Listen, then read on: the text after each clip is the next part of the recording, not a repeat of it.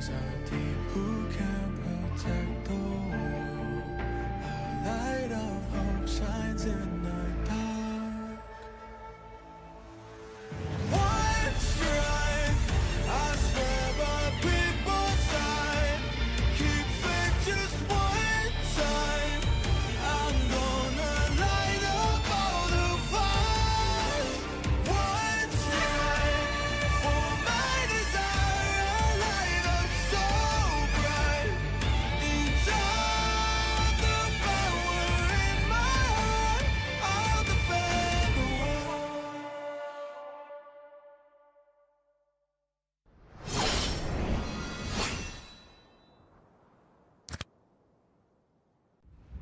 A darkness plagues this world, unseen by mortal eyes. People prayed to the Immortal One to safeguard the sanctity of peace.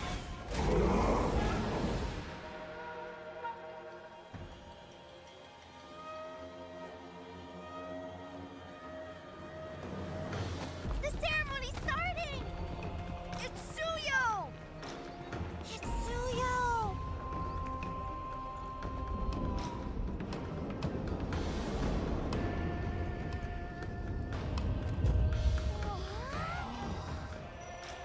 I bear this mask, for this duty is mine alone.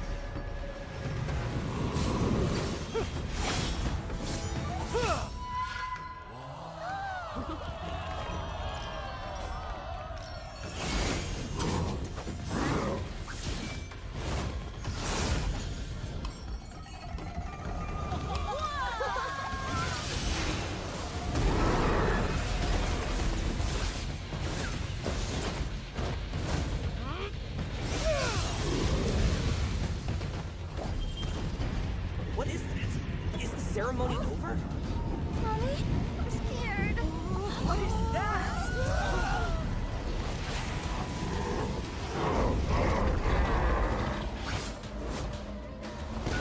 Let's get out of here!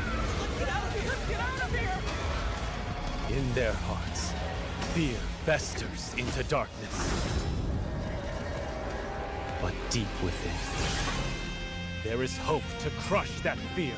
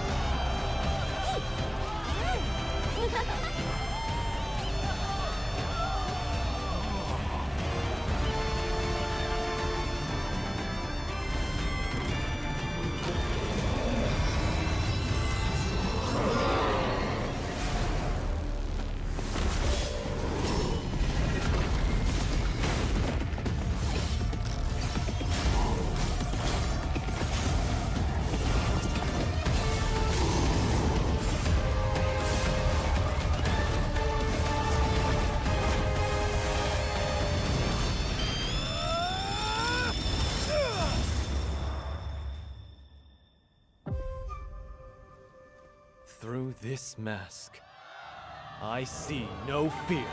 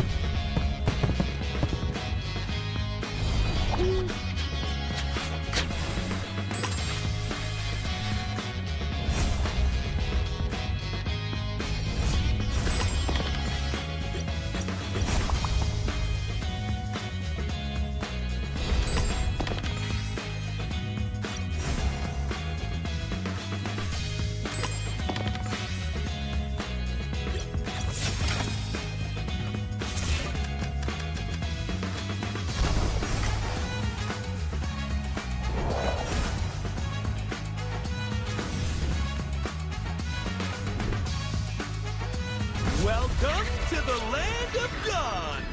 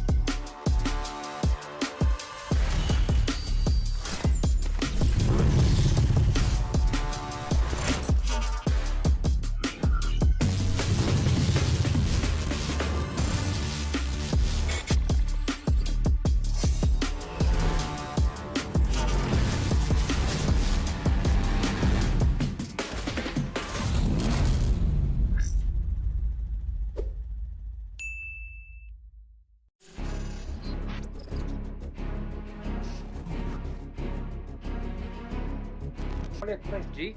-1? Ay, Max. We can, Oh, we can. 4 seconds, 4 seconds. We can -1. G. G? Just fried chicken, just fried chicken. Zia. No pure, no pure. Sige. No pure Zia. Dia, pre. Ay, ay, Bulo mo. Okay, sa akin. Dali mo. Dito. Ay. Help me basic. Yo, pre. Nice. Bigay, tapos to, in the ball to. Sige, sama-sama na kayo, mga tanga. Oh, mga bobo. Ingat. Ayan. First goal, careful to... Yeah, may imo ko, pre. In the ball. Pre, tawag lang ako. Power lang. Nice! Ay, nakita nyo. Ay, gitna.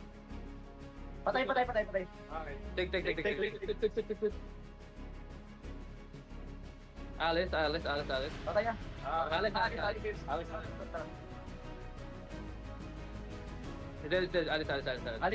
pre. Alice. Bobo! You wanna get it? Yeah, phobia, sir. Ito, pre, oh. Basta, gago! Bobo! Alright.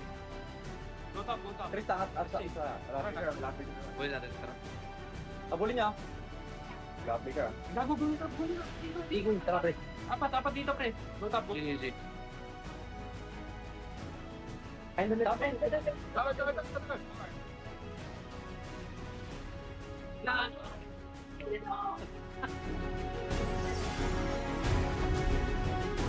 Master.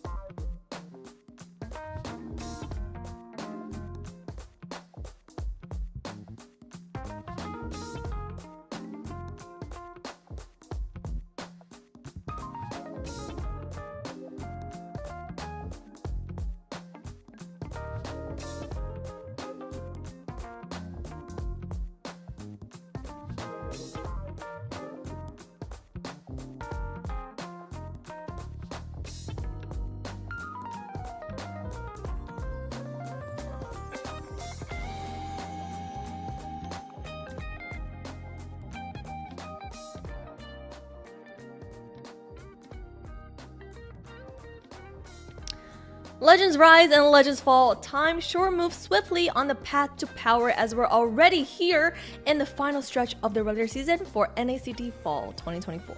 With C9 in a definitive lead and BTK tied neck to neck on points with Godspeed, the moment has come to separate the contenders from the pretenders.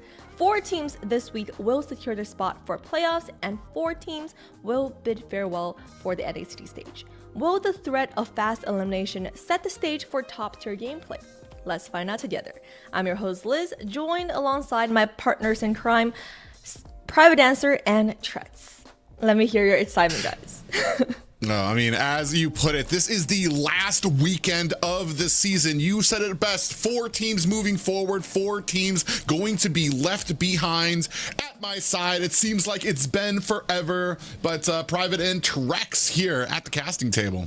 It has definitely been a while. It's been, I mean, it feels like it's been extremely long, multiple months on end. We missed the first week of it, but I'm super excited to close out this final week with you, man. We got some great games ahead of us, and we are leading up to playoffs. And we are sure super happy to have you guys both back. And now let's take a look at the tournament format. This season, we had the Swiss rounds, 3 rounds of Swiss rounds for the regular season. And looking at the points that the teams have secured, it looks like Cloud9 has secured themselves a pretty safe spot right now. Yeah, a very comfortable lead by Cloud9. As Trex put out there, BTK not completely out of the woods yet, actually tied with who they're going to be facing here tonight as we take a look at some of the standings. Yeah, I mean, so much on the line right now. I think it's a lot closer than a lot of people can see, honestly, because BTK up against Godspeed tied up 5 points, and that's going to be where we're really looking at that number 3, that number 4 spot. And honestly, even Maple Leaf isn't completely safe. We have some of these lower contenders like Gosu Nighthorde looking for a 4-point win tomorrow to possibly catapult them into the number 2, 3, or 4 slot as well. So all of these teams need to get as many points as they can on the board this weekend.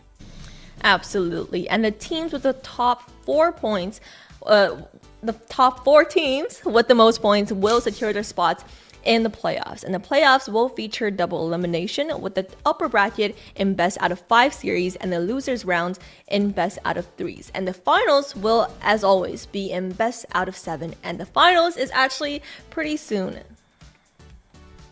Yeah, as we said, 50% of these teams will not be joining us next week. It's going to be pretty much a farewell, a swan call for some of these teams here tonight. Yep, it's going to be bittersweet, but that is the way the cookie crumbles. And yeah, we're going to be jumping into playoffs next weekend, which is crazy. It feels like it's moving so fast, guys. Yeah, and today's games are sure exciting for all the viewers. For the first match, we have at 4:30 p.m. Eastern Standard Time, Cloud9 versus MLC Maple Leaf, the top 2 teams based on points right now. And the second match of the day will be between Godspeed versus BTK, who are tied in points on 3rd and 4th. So this will really be the series that determines whether or not we actually see a future BTK versus Cloud9 down the line to this season. Yeah, as you said, it's actually a very important match for BTK and Godspeed that will round out our night. But beginning the night is going to be Cloud9 taking on one of my favorite dark horse teams, the Moonlight Club Maple Leafs, who have shown some promise going up against what many are considering the powerhouse in North America right now. Most definitely. I think Maple Leaf needs this game as much. I know a lot of people are probably favoring Cloud9 here, but I don't think people understand how important this game actually is for Maple Leaf because, like I said, there's other teams that might have easier games future on in the weeks that have a lot more possibilities to collect 4 points and jump ahead, you know? So there's a lot on the line here for a few teams in today's brackets. And there are a lot of online for all the players as they are looking at a $25,600 total cash prizes and 1.5 million diamonds. Total of $50,000 value prize for all the players. Yeah, a lot going out around there. Like I said, this is what everybody is fighting for. That 1.5 million diamonds means that every single team that participated, even in the qualifiers, left home with a little something extra. However, all these teams now looking for a little bit of that $25,000, a little bit of diamonds, but of course also that chance to represent North America in the upcoming M Series. Yeah, right now one road leads to glory, right? One road through NACT can take you over to Malaysia, have a chance to redeem NA on the world stage because God knows we need it right now. So excited to see how things play out. Yeah, and this is the path to power, everyone. For all the viewers watching at home, you have something special as well. We have on the screen a giveaway code as well as a QR code to Steve Xian for 31 tournament chests to one of these skins. That's a lot of tournament chests, and it's open for everyone in the world. Yeah, moving up with the times, we got ourselves a nice little QR code to make it easier on you guys. But just like she said, only 31 tournament chests to go, so you need to be very quick. When I look at these codes, I try to pronounce them as one word, like Meku Nevik Nechos. Yeah, that's the code, guys. Go for it. Yeah, and we hope you got that down, guys. But yeah, very exciting series today, and we know the first match is going to be between C9 and MLC Maple Leaf. So let's take a look at the lineup for Cloud9. For Cloud9, we have Naz on the XP lane, Best Player in the jungle, Mark Cutie in the mid lane, Cold World on Roam, and Captain Basic on Gold lane. Yeah, when I talk about powerhouses, I'm talking about the entire shebang when it comes to a team here. You're talking about an organization backing them. The manager, G the Echo, has them all in a boot camp at his residence, so they're all able to hear each other. They're able to play together, and these guys have been doing so well. And as we've said, they have nowhere to go but up. Yeah, definitely just on an upward spiral right now, climbing, getting better. A lot of players of this team have been proving themselves time after time, and I think they're going to be able to keep doing that.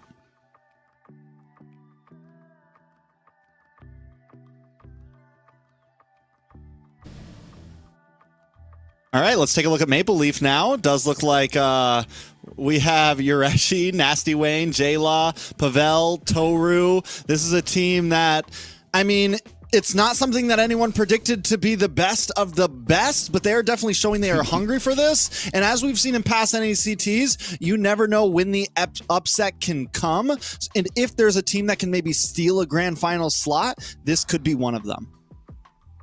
Yeah, it's been a very big road for a lot of these players here. Some big names here, Yureshi, Toru, formerly known as Gina Godmode, who's been kind of on the bench for the last few seasons. I've been excited to see him in the gold lane. And then the comfort coming from Area 77, who have kind of been a very consistent player when it comes to teams in North America. So it's going to be very exciting to see how well that this team can stack up to what many are saying might be the possible best in North America. Most definitely. Liz, how you feeling about those teams? I'm feeling great. My mic was muted just was it? For a little bit, but we saw how the powerhouses of NA have shown their face, and I love the player poses. So yeah, very exciting.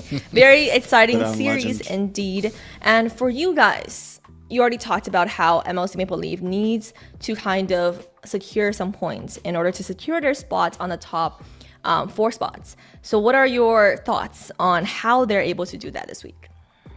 Well, and this is something I talked about, I want to say, in MLC Maple Leaf's first series. When they went on their last match of that series, they went with an off-the-wall pick of a Sun. And I'm wondering, now that we're here at the last weekend of the season, will that pick, will that eventual loss come to bite them in the butt here when it comes to trying to make it into the top 4?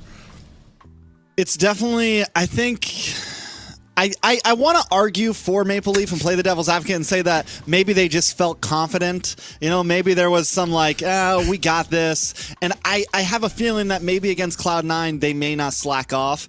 I still think it's going to be a very hard game, and there's definitely zero room for slacking off at all. There is zero room for even making honest mistakes, let alone, let alone doing it on purpose or cheesing or anything. MLC Maple Leaf has to come into this the best they can. And let's see who our casters voted for their predictions. It looks like even Private Dancer voted for Cloud9. I mean, you talked a lot about how MLC Maple Leaf is your favorite team, or was one of your favorite teams. So what happened here, Private? Well, I want to say last week really made me a believer in what Cloud9 is doing and how well they have come together. We talked about Nats, we talked about Cold World coming up right now. I want to, Cold World has been a huge piece of the success of Cloud9, and dare I say, maybe starting to climb that mountain of the number 1 or 2 position of Rome here in North America. Yeah, I mean, and if Private Dancer's a believer, I'm a believer as well. I got a good feeling about Cloud9. I mean, honestly, I do think both of these series, there are possibilities for some games getting lost or games going other way. At least I hope so. But again, it's going to be a hard route for a Maple Leaf here. Yeah, looks like we're all believers this week. And some changes, like you guys mentioned, we do have the new hero out for grabs this starting today.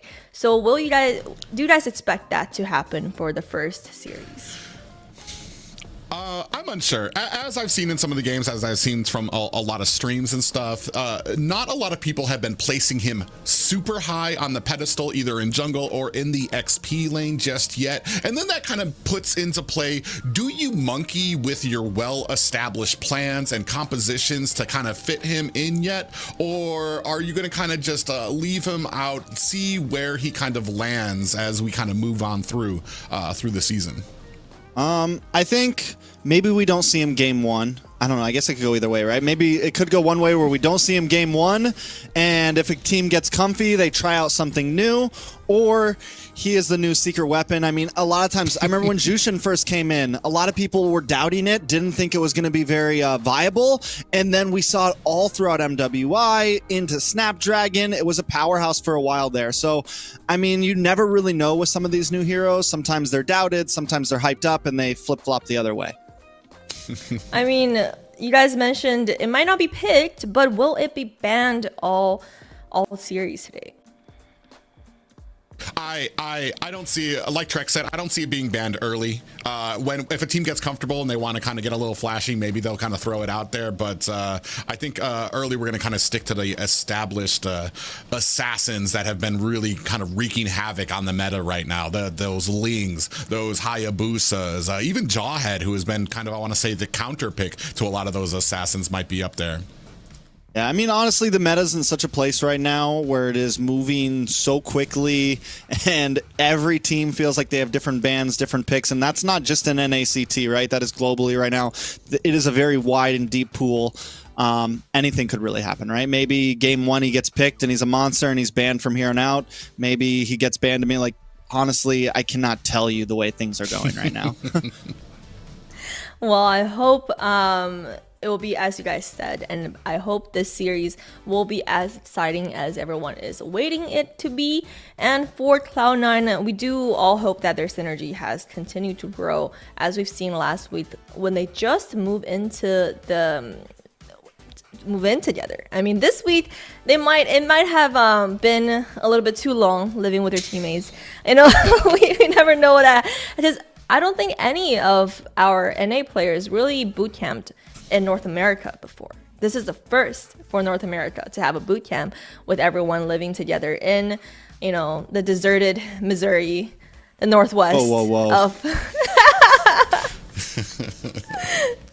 What do you guys think? Yeah, it's actually, you bring up a great point too, is like there's boot camping and then there's living together for a while. There's fighting over toothbrush, wondering who ate some of your food a little bit. Maybe there might be some kind of clashes going on. We'll see how that develops here in this first series. Those are, you know, it's like when you move in with your girlfriend for the first time and you start to realize all the things you dislike about the person. You know, how, you know, they leave their shoes on when they come home, or how Cold World never brushes his teeth in the morning, or, you know, Basic takes up mirror time for 3 hours a day. Like, these are things you cannot predict, and anything could happen. For all we know, they're at each other's throats. But I got a feeling it's a boys' house. I got a feeling these guys are duding it up right now. They're having fun, probably. They're eating steak every night. They're working out. They're living. living, man. And I mean, it sounds like a good time. I wish I was Cloud9 right now, you know? Do you wish you were Cloud9 or do you wish you were GD Eichel right now? I mean, it is G's house. It looks like he's having a slumber party with all the players, and that's why they're a little bit late, but draft is ready. So let's jump into the draft, guys. Man, I can't tell you how excited I am. Right off the bat, I was gonna sit here. I was gonna give some time to talk about chat? the Jawhead coming from Maple Leafs, and immediately Cloud9, they already knew it, taking it off the board. Yeah, Jawhead gone, Ruby gone, couple assassins off the board, but this good top pick, man. We saw it kind of fall short last week when Shark picked it up, but it is a pick that has been gaining a lot of momentum around the world, and I'm wondering, you know, who's going to really master it over here first, and Cold World picks it up. I'm excited to see how he plays it and how they're able to make it work right. Yeah, and if anybody, Cold World's become one of those just, if anybody can figure out, it's going to be Cold World. With how he was on the Cho last weekend, just a phenomenal player. Stuff that I've just never seen from him. Well, not never seen from him in the roam position, I want to say. He's played multiple different roles here in North America, and just the IQ of that player is huge, and that's exactly what you want when it comes to a roam player. A big thing on my mind here is the Ureshi taking on Nath's XP lane here. How is that going to match up? You've got both people with MPL experience. I want to say Nat's probably with the more recent, more thorough experience coming over from PH there. And I'm wondering how Ureshi is going to be able to deal with that in his lane. Yeah, I mean, if we had to like headline this match right now, it's definitely like the battle of the Filipinos right here. Like you have C9 and MPL both, as a lot of us know, heavy PH players, I mean, a lot of them have lived in America or were born in America, whatever, etc. Either way, there's a lot of Tagalog going on in both of these VCs right now, and they're going to be going on. So it's definitely going to be exciting to see the matchup, Nats versus Ureshi, Nasty Wayne up against Basic, all around. I want to look at these drafts a bit more. We got Roger and Jungle, possibly, maybe flex over to Gold. But either way, I'm really surprised the R-Lot has not gotten picked up early. This was a heavy favor for C9. Nats is a monster on it. MPL, on the other hand, also do not pick it up. They go for the Roger instead. So this is something I think big chance does get banned out. And if it gets opened, does MPL force this Edith in the EXP? Or do they bring it over to the Roam so that they can steal away this R-Lot from Nats? Well, and that's kind of interesting pickup there too for Roger, which really hasn't been featured as a ban for most of them. So it might not have been my choice for something prioritized before the second banning phase, because it's not something that's usually taken off the table unless maybe they're looking to flex it into the gold lane, which it really hasn't shined in this season at all. We do see Alice getting taken off there, which is, that's another thing too. The gold lane right now has been, I want to say, crazy, just up in arms. You can play basically anything in the gold lane depending on what you're going up against. It's not just marksmans. We've got fighters in there. We've got tanks in there right now. Alice, we've seen Harith, we've seen Lunux in there as well, Ruby. So there's a lot that can really go into that gold lane that can really kind of set fire for your composition into that mid and late game. But there goes the R-Lot ban. Yeah, there are phone calls happening right now, people arguing who the best gold laner is. I think that is definitely a truth. The R-Lot is going to get banned out. MBL gets first pick here. If they want to keep the Edith in the EXP, they already have a decent one. It definitely works. C9 maybe falls back onto something like the Terizla. Hylos also still open. Definitely a very viable possibility. Still plenty of options. And that's the thing about the hero. It's like some of these bans, you look at it and you're like, there's still so much they can pick if they want. When it comes down to gold lane, though, I feel like just overall, MPL has a lot more flexibility coming into the second phase. They can still pick up a gold laner, they can still pick up a jungler, they can still pick up a roam, they can still pick up an EXP laner. To whereas C9, those three picks are there. They need a gold laner and they need an EXP laner.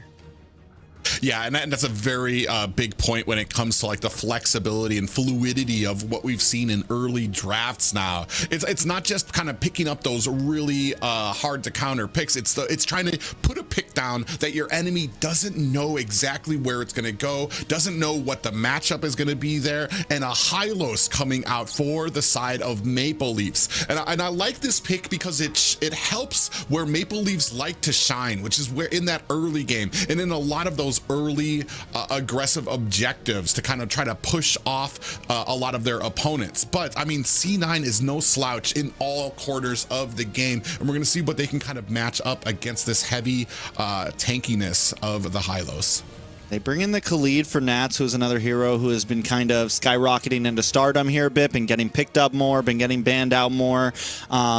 I think it's decent. I think we get a good answer to the Roger. One problem he's going to have to deal with, some of the crowd control coming from this Hylo, some of the crowd control coming from this Edith. Then they lock in the Claude, going to be a nice comfort pick for basic. Overall, C9 feels kind of well-rounded, and it really matches well with the playstyle they've been bringing, which is a more spread out attack style, a more angular attack style. We're not jumping at you all as a group, and it's going to work great going against something like a Hylos. You don't have to worry about everyone getting caught in this glorious pathway. You don't have to worry about everyone getting caught by something that MPL wants to bring. So MPL now has to think about how are we going to attack that. They bring in the carry as their last pick, something that's going to give them a secure end game, and that is going to be a Roger in the jungle private. Yeah, and so this is, like you said, the Roger in the jungle. Basic's going to go ahead and pick up the Claude. Toru is going to be picking up the carry. Two different kind of play styles when it comes to marksman, and even when it comes to the players themselves. I want to say Basic usually tries to favor that split pushing ability when it comes to his picks. Here, he's going to need to be a part of those fights once he gets the Trinity build. And dare I say Claude maybe actually comes online a little earlier than that Trinity build, but we're about to get set here for the first match. Trex. Yeah, we're going to be jumping into the first match. Like I said, a lot is on the lines here, and I mean, if you're just jumping in, if you're just starting to view, this is the last week here. At least a game. Winning 2, winning 3, winning 4 is a huge bonus, but if they get a game, it pretty much secures them a number 2 spot here, maybe number 3, kind of depends on how the next series goes, but still, they can, I mean, losing all 4 here could be bad for Maple Leaf. So it's very important about how they jump into this. Taking a look at some of the emblems. Warcry on best player, looking for some scaling. Nat's going to pick up the concussive blast, going to help him clear lanes. And what I see from Cloud9 is a lot of movement, a lot of speed, really going to kind of play into their macro play style. Yeah, they're really kind of hoping to kind of keep it a lot of pressure here, especially in the early game, which is where I've seen Maple Leaves shine here. Now starting a rotation at the bottom, you can already see this jungle started cleared out there. Nasty Wayne looking to contest. Best player finds himself in the wrong side of a pop-up. Nasty Wayne putting some damage on and now being chased by Mark Cutie and Cold World. And oh, they actually might be able to make him pay. Big pop-up there comes in. Best player, Cold World finds himself a kill onto Nasty Wayne. Pavel looks like he's next on the list, surrounded by 3 players, and that is going to be 2 for the pockets of Cloud9. And just for good measure, Nats rotates all the way down to mid just to make sure, yeah, we're definitely going to get this kill. And this is something we're going to have to watch out for. Nats coming from the top to the mid, having the passive of that Khalid just adds even more speed to the team. Now, Maple Leaf, they have a good pick pressure composition with the combo of the Roger and the Edith, but I think they bit off a little bit too much to chew, a little too early there. Their possibilities are definitely there to get some, one-man pickoffs, find early game snowballs, but don't get too crazy. They need to kind of slow it down here, maybe give up this turtle and reevaluate.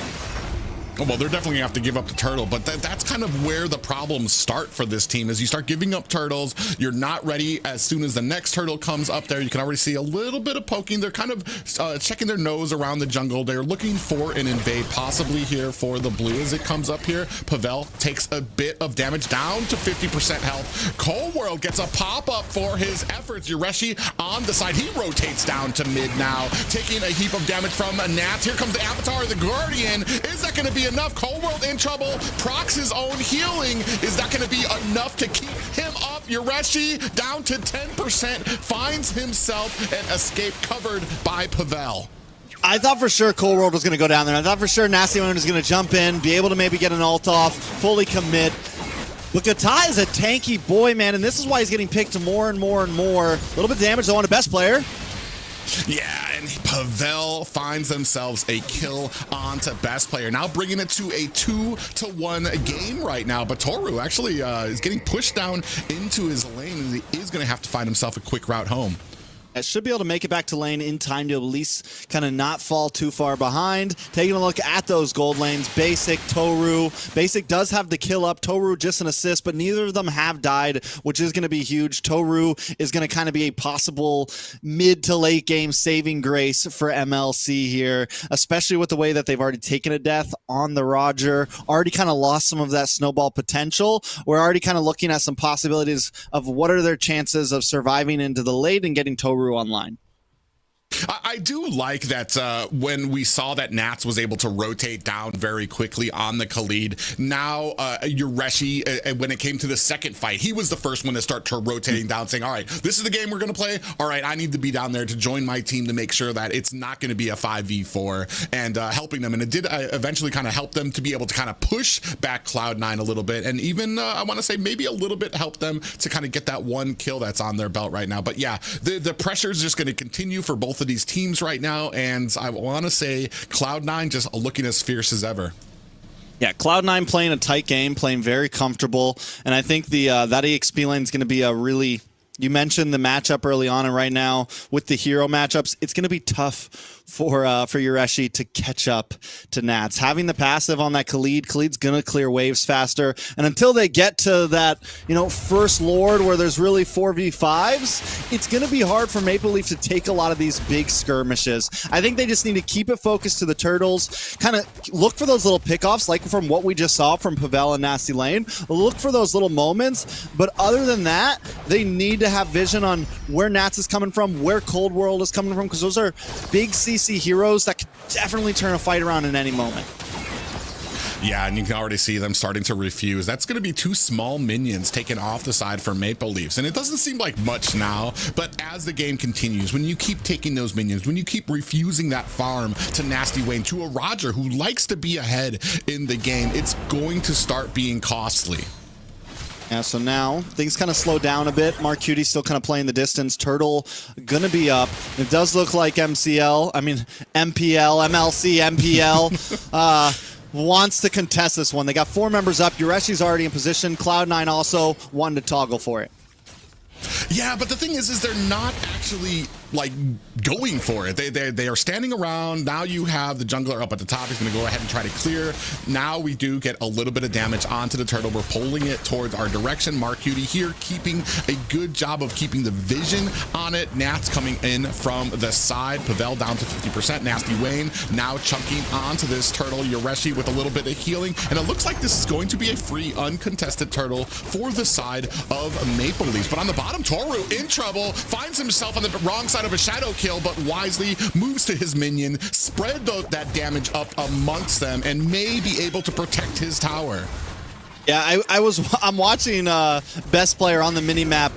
He kind of gives up that turtle. He starts making his way down to gold. They make the big play in the gold lane. They get a lot of gold plating into Basic's hands, giving him even more of an advantage. And not only that, but take down a nice chunk of tower. So honestly, feels like a fair trade for Cloud9. And looking at the gold, it's maybe even more of a fair trade. They're now jumping up to almost 2K gold lead, 1.8, something around those measures. So Cloud9 feeling comfortable, holding good map control, and coming into every moment with a plan.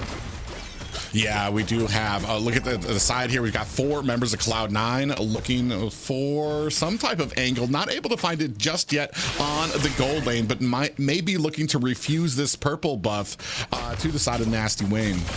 I'm waiting for the big pincer, right? Because the Avatar of the Guardian, the AOG, the Gatot ult is very, you know when it's coming right away. But where I've been seeing a lot of teams succeed with it is kind of forcing them to move one way with a couple members. The AOG comes behind them, so you're kind of sandwiching them between these two picks. And Cloud9 does have the opportunity to do that using the Raging Sandstorm, using Mark Cutie, and look, Toru. Yeah, Toru in trouble here. Gets taken down by 4 members of the side of Cloud9. But on the opposite side of the map, too, you still have Best Player, who is pushing and able to find himself a tower in the opposing lane. And the split push strategy has been something that Cloud9 has been so successful in, and one of the key parts of the strategy that was able to beat BTK. And Nasty Wayne, though, does find a tower in the mid side, so Maple Leaf doesn't completely come up short-handed. They're definitely slowly bleeding out here, but finding that mid tower is going to give them a little bit of space, a little bit of breathing room when it comes to some of these neutral objectives in the river. Going to give them a little bit more movement around the map, but now Nasty Wayne might be in trouble. Oh, yeah, he is already going to use that Lycan pounce. Out comes the glorious pathway from the Hylos. It's not going to be enough to save them, and that's going to be your retribution down right before this last turtle. And there's that AOG I was talking about, right? Whenever you're trying to run away, that's when Cold World is going to bring it in. So you just have nowhere to run. You're either walking into a huge knockup or you're walking back to the two guys that are trying to kill you. And Cloud9 using it very well. MPL now in a space where, you know, we're on the back end. We're behind what's getting close to the 4K gold mark here. Where are we at? What do we have to do to kind of survive this? And again, it's back to when can Toru get online? Because at this point, Nasty Wayne, 0-2-1, doesn't have a lot of options. When does their power spike exactly hit that they can actually take a fight? Yeah, and that's the problem here, the longer, and you right now what you have is Toru, who's kind of joining up in a lot of these fights. They have to start grouping up because they can't be isolated out there alone, because Cloud9's going to find them, he's going to be able to gank them, and that's a problem for Toru, who still needs to get farmed, still needs to find some of these minions on the outside there. A little bit of an aggression coming in here as Yoreshi finds a Nats. Nats is going to go ahead and use that Sandstorm to get himself out of harm's way. Nasty Wayne, oh, I thought best player does not have the shadow kill there, so still able to push back Nasty Wayne. And Nasty Wayne not feeling very nasty today, man. He's having a rough time. It's 0-2-1. J-Law, though, taking 0 deaths. Toru in trouble. Yeah, there goes the blazing duet. Toru goes down. Nasty Wayne coming in from the side. Big pop-up lands. That's going to be enough to take Naps down. Cold World looking for an escape. Finds himself a stun. Gets taken down by J-Law. Nasty Wayne here, but look at the damage coming off from Basic. Able to find a kill onto Nasty Wayne. Popped up by Pavel. Mark Cutie putting on the damage while Basic puts on the finishing touches. From the side comes best player with a shadow kill. J-Law alone to tell the story of what happened to his team members. For just a split second, it feels like Maple Leaf has a chance there, and then it is crushed. They find 2 members, putting them at 3, but right now, Cloud9 are just on a roll and taking a look at Basic's items. He's got the Trinity locked in. 8K gold, 9 minutes in. He's feeling himself, and now he can really get groovy in these fights, right? He can really get involved in all of these fights. He's leading out of all of his teammates in gold, and normally it takes a bit. Normally Basic's more of the slower play to marksman, hanging out in the off lanes, but this time he feels very involved in these team fights. Yeah, best player going to go ahead, clean up a very fresh Lord there. Pavel finds a kill onto Cold World. The rest of Maple Leafs looking to make Cloud9 pay. Diving deep in was Nats, and he's going to be able to flicker himself out to safety. That's going to be more than enough to kind of push back Maple Leafs, maybe make them rethink their strategy as they were running through the enemy jungle. I mean, Maple Leaf does find a kill there, and in a situation like this, everything is a win. Every little kill that you can get that you don't lose something for is definitely a win. Cold World does come back up right in time with the Lord, so Cloud9's still going to get a solid push out of this, but Maple Leaf at least gains enough ground there that they can find some positioning on this defense. The question is do they just stick to this very huddled up, grouped up type of strategy? Which, yes, I kind of want to say they do because of how far behind they are, but at the same time, you're giving yourselves over to the macro that Cloud9 wants to bring, so it just feels like a lose situation. Well, and that's the brilliance of some of this strategy. Yoreshi does find a kill on a best player who missteps, kind of diving into that tower, and a good, I want to say maybe a little bit of an opportunity here for Maple Leafs, but I want to say the biggest part of this strategy is the split pushing coming from best player. There's not a lot of people that can contest with that. You're gonna have to deal with the shadow kill. We do have the blazing duet coming in from Basic. Glorious pathway is out. Yoreshi miraculously finds himself an escape from all of that damage as Nats fending off the 3 members of Maple Leafs as they try to, they are successful with getting that high ground tower. Nasty Wayne looking for an opportunity. He's gonna find a kill onto Cold World as Mark Cutie and Nats running for the hills. I got MPL's finding some rhythm, man. They're hitting that spike. That spike that maybe was supposed to come at 8 or 9 minutes is now hitting at around 11 and a half, 12 minutes. But the damage is getting there. Even with Nasty Wayne being at 1, 3, and 5, the damage is getting there. Toru as well, taking the 2 deaths. He finally gets the Trinity build locked in. He's a little bit late to the party, but it is there. And not only that, taking a look at the tank, the one who's holding the front line, taking a look at Pavel, taking a look at Yureshi, you have a nice, strong front line that can give Toru space to move. So MPL finds a moment to maybe do something. Oh, do have a shadow kill out there. Is going to be able to take down Nasty Wayne, and he has been having a big trouble on this game right now. We're starting to put our pressure up onto the top lane. You can see minions there coming in with the quad. Shadows is best player. Out comes the glorious pathway to push back Cloud9. I'm not sure if that's going to be enough now. We still have minions coming in through the mid. Maple Leafs preparing for it.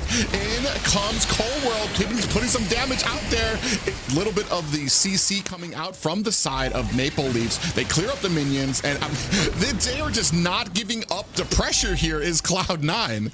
Yeah, I think it is time that they kind of need to, though, right? They need to kind of slow it down the way. Conceal play. Yeah, conceal play. They're looking for something onto Mark Cutie. They don't find the pop-up. They do with the flicker. Is that going to be enough to take down Mark Cutie, who's going to be able to dash away? Now they find themselves in a bad way with the flank coming on from Cloud9. In the middle of it, Nats gets picked off by Toru. The Trinity build doing its job on off-screen there. Basic finds a kill onto 3 members of the Maple Leafs. This could be looking like a final push. It's just J-Law on the Aurora left to try to defend this core from 4 members of Cloud9.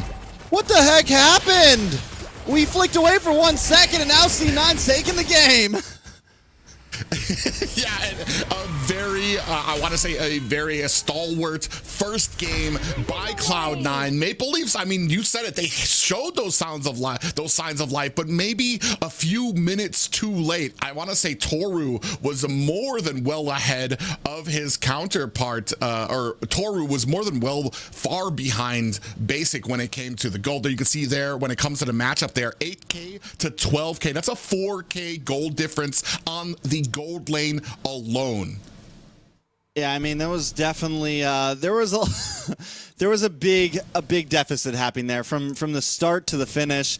MPL, I think right in the beginning they come into that game thinking we're gonna get aggressive, and it kind of bites them in the butt, and then from there on it's kind of over. Taking a look at some of these items though, best player decked out completely. Taking a look at Basic as well, completely decked out. That's 2 members with full items, both your major damage dealer, and that was all they needed. You know, for 1 minute, all of MPL was up, standing. We moved the camera down for a second, come back, and Basic has a triple kill all of a sudden. I wish we got to see what happened there, but literally, MPL is just wiped off the map in a matter of seconds.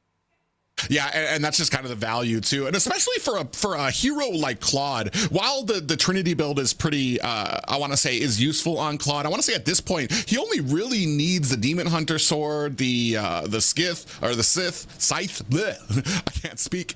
To really start doing damage, and the fact that he was 3K ahead by the time he had his Trinity build just kind of puts into perspective how well that this team was doing.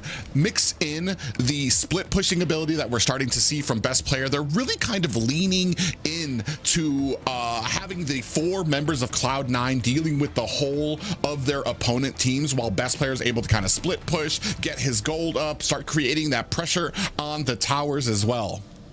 Yeah, I mean, and MPL just wasn't able to really keep up there. I think maybe come into the next game with the same type of idea, execute a little better, or take that laning phase a little bit slower. But once they let Cloud9 really get online, it was just too little too late. And in those small moments where they did kind of have some opportunity, I think, again, pushing a little bit too hard. And here's that first big kill that we saw, that first moment where everything just started, the big whiff happens, right? They go in for this invade, and it completely turns around of them. We're here at 8-9 minutes now. Cloud9 holding a big lead of about 3,000 gold, multiple towers. And MPL, they have some moments. They're willing to flip the coin. They're willing to take the fights. But every time Cloud9 gets the turnaround, and Basic never really gets taken down, he's always able to keep his distance. And though he's not the most flashy attacker, he's still able to whittle them down consistently.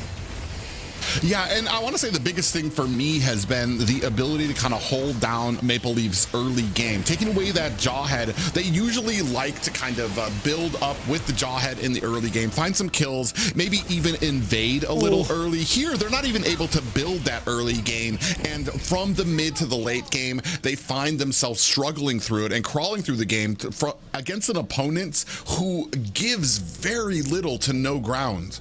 You know, we got to see at that time. We actually, because we flicked away in live, but they still had the replay of what happened there. And I think he didn't have his Blazing Duet for a second. He was like standing there, and then he's like, okay, I'm going for it. They were all about 10% health, and he's just able to clean up. So well played by C9, man. Very well played. I don't think we count MPL out just yet, but you said something earlier when we first started the live, and that was, you know, once you lose one game, moral starts to drop a bit. 2, 3, that's when it just really starts to decrease. So MPL needs to make a statement soon, or else by game 3, game 4, it's definitely going to be trouble. Yeah, and we were talking about it too. Just because right now they're kind of sitting at third place, taking 4 losses here tonight, even if it is against a team like Cloud9, could be detrimental to their hopes of making it into the top 4. They're sitting at, I want to say 5 or 6 points right now. If you leave home with no points, especially with other teams still yet to play, we were talking about Nighthorde, who still has a very good chance of kind of coming away with some points there. It could be detrimental. We'll see if the side of MLC Maple Leafs have what it takes, especially here now that they're going to have the first pick. They're going to be able to kind of delegate against Cloud9 and see if they have something else in store. Yeah, I mean, I will say this. Maple Leaf was able to kind of keep up in laning phase a bit there. Even though they made that mistake, it wasn't like they were just completely lagging behind. Mid lane was able to kind of keep pace with Coldworld and Marcuti. They weren't just standing still. They were making movement around the map, and even when they lost out on something, they took that mid tower early on. They found a turtle. They found some success in what they were doing. So I think it's just, you know, pushing it a little bit farther. I think they came in with a game plan, and it just didn't exactly work out. They weren't able to get to that late game when they needed it, and they weren't able to succeed in the early game pressure that they wanted. So if they can tighten up a few things, I definitely think they could get a win, because C9 did make some small mistakes. We saw best player dash in, almost get taken out. But enough of last game. Let's talk about the draft. We got Fanny, Valentina ban. The Valentina ban, I think, is crucial. Marcuti's been a monster on it. I think it's gonna pull off wonders, especially if they pull something away from Marcuti here in the beginning phase. They do have first pick, so a lot of opportunity for MPL.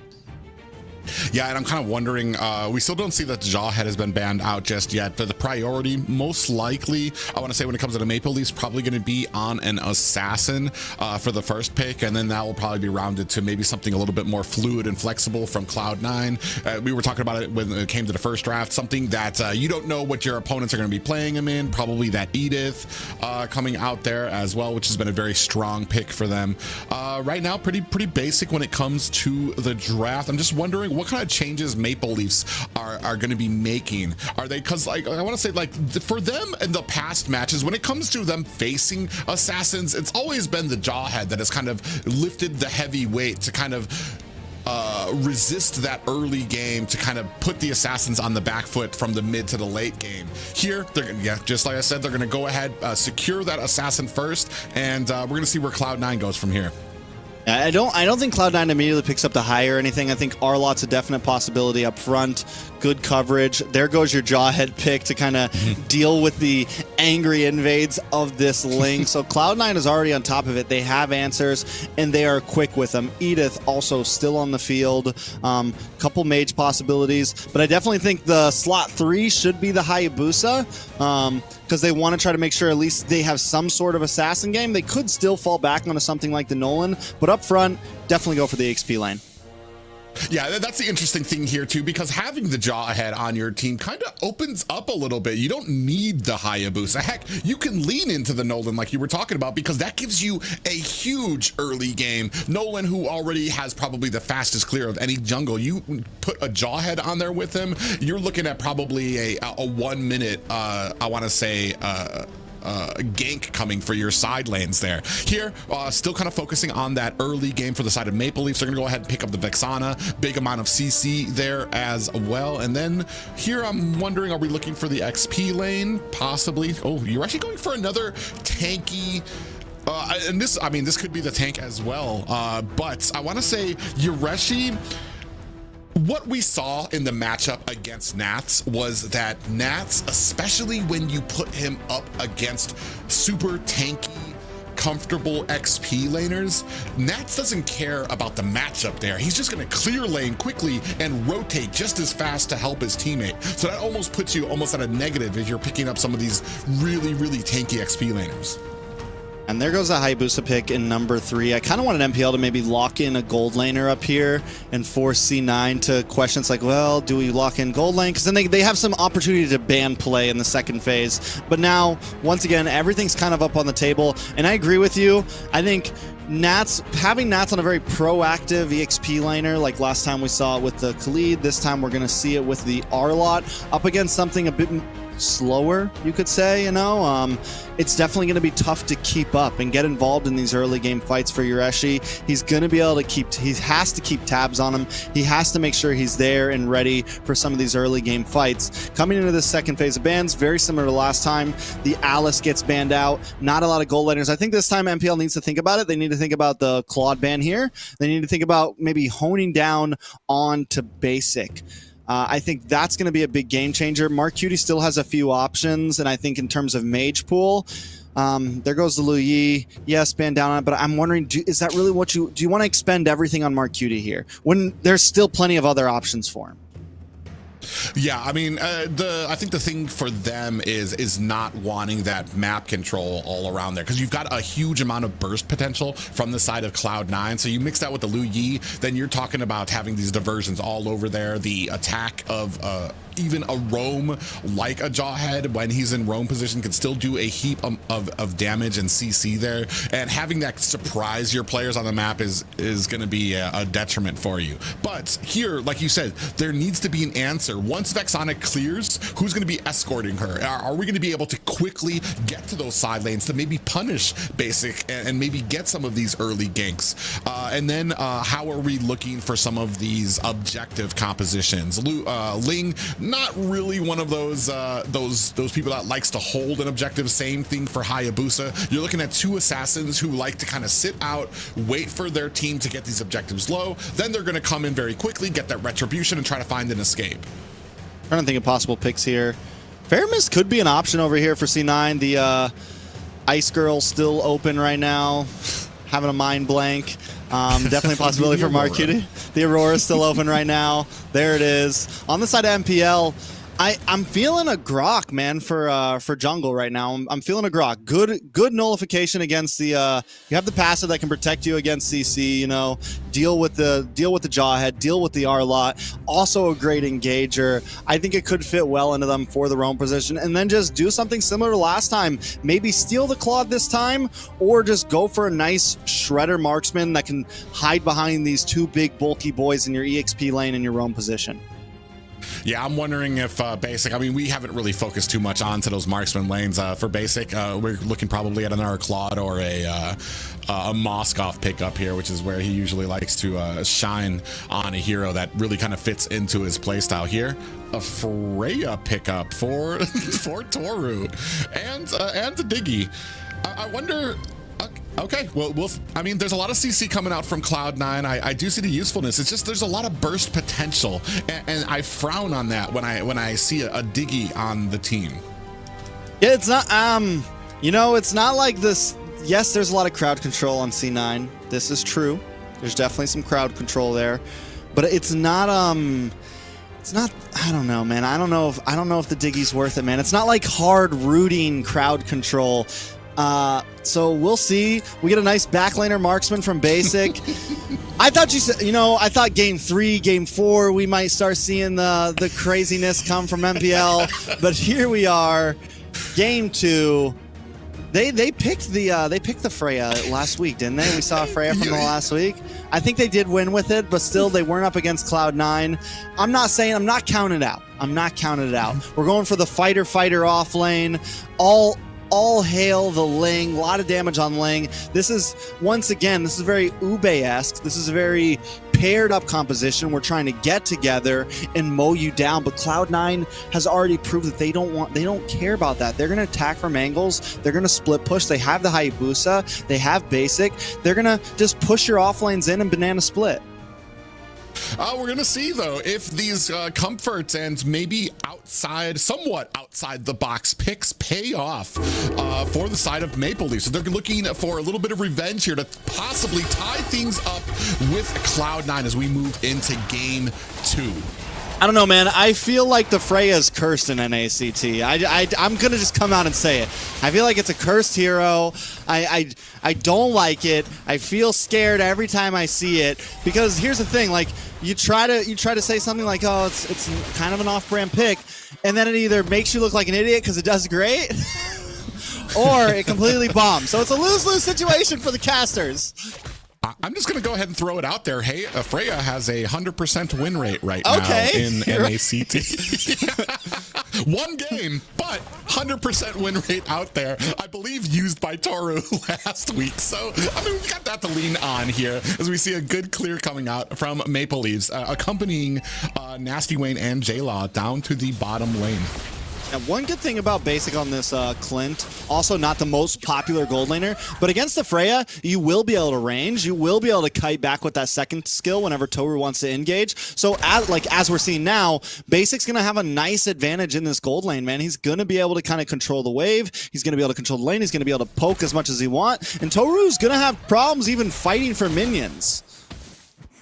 Yeah, and not just that, but like right now, Pavel, I mean, he's trying to give some support up there because he knows Toru needs it, but he's kind of keeping himself away from the rest of the team. He's not putting those bombs down to get vision for the side of Maple Leafs. We do have that first turtle about to spawn in 8 seconds.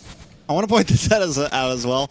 Both trio mids are like taking the long route around this mid area because no one really has visions.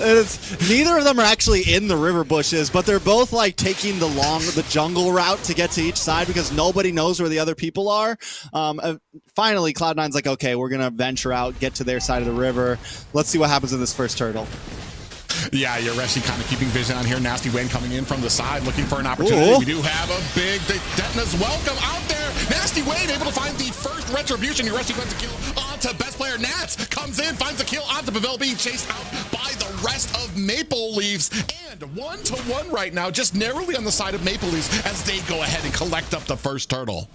Hey, big dubs for the Maple Leaf. Not only do you get a turtle, but you get a kill on the best player, the jungler. That's going to be huge. The kill does go into Yoreshi's hands. Maybe not Nasty Wayne's hands, not exactly who you want it to be, but still putting the kill into Yoreshi hands on an EXP laner that's going to be more of a slow roll is going to be huge and helpful for MPL. We're already seeing him start to cut lane. He's being the more proactive EXP laner right now. He's going to be able to rotate ahead of Nats in game number 2, which is going to be crucial as we move into the 4 or 5 minute mark. Yeah, and this is just kind of an amazing adjustment. Oh, as I say that, J-Lo gets caught by 3 members. Shadow Kill is going to chase him down, even with the flicker expended. And that's going to be a flicker down for J-Law. And another kill for the side of Cloud9. Oh, Yoreshi gets caught with a final slash. This might be all she wrote. Cold World closing in from the rear. Detna's welcome is out, blows it into Marcutie, but comes the kill from the Cloud9 mage, and that's going to be 3 in the favor of Cloud9 while the rest of Maple Leafs work on this top tower. Right, he bought a little bit of time, and then up in the gold lane, with the help of Pavel being up there, and not only that, once that level 4 comes in for the Freya, you can start getting a little bit more aggressive against the poking marksman. You get a little bit of shield, you do a bit more damage, and now Basic actually getting pushed back. And I was just about to say, you know, it's kind of dangerous for J-Law. That's why we see J-Law get picked off, because Pavel's really hugging this gold lane. But it might pay off in terms of Toru. We saw some of the items. Gold not too far ahead for MPL, but the fact is they are ahead. Here comes the time journey to go ahead and save Toru from that well-placed final slash coming out from Nats, who's all over the map. You wouldn't even think Nats was an EXP laner when you look at some of these fights all over the map, especially opposite side of the map. And that's going to go ahead and clear things up for this next turtle. Basic gets clobbered onto by Nats. Wayne looking for his Tempest of Blades, going to go ahead and find a kill. Toru picks up another kill. I want to say maybe at the detriment. That's a second kill that's been taken away from Nasty Wayne. Coldwell comes in there. And that is a freeze coming out from the Aurora. Nasty Wayne is down. Best player off screen finds a kill onto Pavel. At first, I was going to say it was a fair trade. At first, I was, ooh, wait a second. Hireshi. Yeah, he tried to get over that wall. If he would have gotten over that wall, that would have been a brilliant play. And it would have even been able to stun Mark Cutie. But this actually now might be the death of Yureshi here, leading the kills for Cloud9 to 6-2 right now. Best player looking for an escape finds one after taking down the tower at top. You know, I was going to say that it was almost a really good, fair trade for Maple Leaf, getting basic for the turtle. But then Nasty Wayne gets cut off, and then the dominoes start to fall, more members start falling, and now Cloud9 sitting with the lead. Ooh, we do have that ultimate coming out for Toru, best player from the side, and Pavel's gonna have to use that time journey. Is it gonna be enough? Nats and best player Coldworld and Mark Cutie coming up for reinforcements from the side. J-Law over here trying to put on the CC. Is it gonna be enough to save Toru? It is not, as Mark Cutie and company find themselves 2 more kills. I mean, we are starting to see Freya. Freya for a moment was looking scary, but now Freya's dead. Cloud9 back in control of the map, back in control of the game. For just a moment, Maple Leaf, we thought we had something there, but now Cloud9 showing they've hit their spike. They're at about 6 minutes. Basic's getting more involved. Nats is back to his usual, I'm all over the map all the time type of mode, and Cloud9 is back in the zone. Maple Leaf has to disrupt that, maybe hold back for just a second, maybe even give up this turtle. But Yureshi keeps getting caught off. Yeah, there's 4 members now logging on to Yureshi. Final slash goes out, pushing him away from the tower. Oh, Coldworld actually caught up there. Look at all the damage coming out from J-Law there with that Ancestral Guardian. Nats brought back with the reverse time. They are chasing after him as best player coming up from the top, looking for the flank, comes in, finds a kill onto Pavel with the quad shadows. He didn't even need his shadow kill there, as he's going to go ahead, turn his attention to this turtle. And here's where we're starting to see the problem with the Diggy roam right now. It's a little too squishy. It goes down a little bit too fast. And with Yureshi not really ever being with the team, he's kind of continuously off doing his own thing, getting caught off, it seems too much. Him taking that many deaths, not being able to be as tanky as maybe you want him to be. We're starting to see the cracks start to happen in the composition. Yeah, and that's the unfortunate thing here, though. But I want to say making good use of this lane pick. Yureshi... Well played. Well played. Was that Deadness welcome to ice nullify. No, he used the Deadness welcome to nullify the crowd control and then flickered. That was actually super clean. That was clean. I'll give him that. And now you can see that Maple Leaf's going to go ahead and put some pressure under the top as the jungle for the side of Nasty Wayne getting invaded here. That's going to be a purple buff, or going over to the side of Cloud9 now. MPL though, getting some towers. Like, we saw this in last game. They're doing it well in this game as well. Oh, hold on, Yureshi.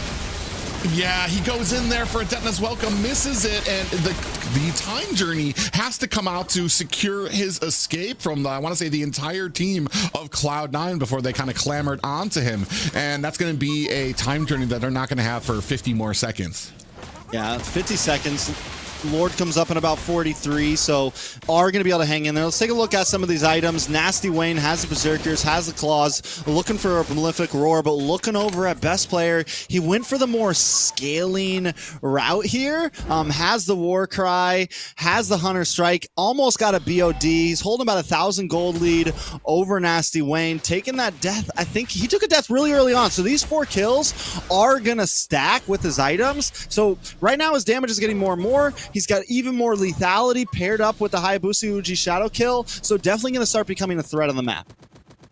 Yeah, and then that kind of brings out, when does this time journey come out? You've got so much CC from Nats, from Mark Cutie, and then the potential for that shadow kill coming out from best player. When are you going to be using this time journey? Because it feels like if you try to block one, you've still got 3 or 4 other answers coming from Cloud9 that would actually make use of it. Nasty Wayne.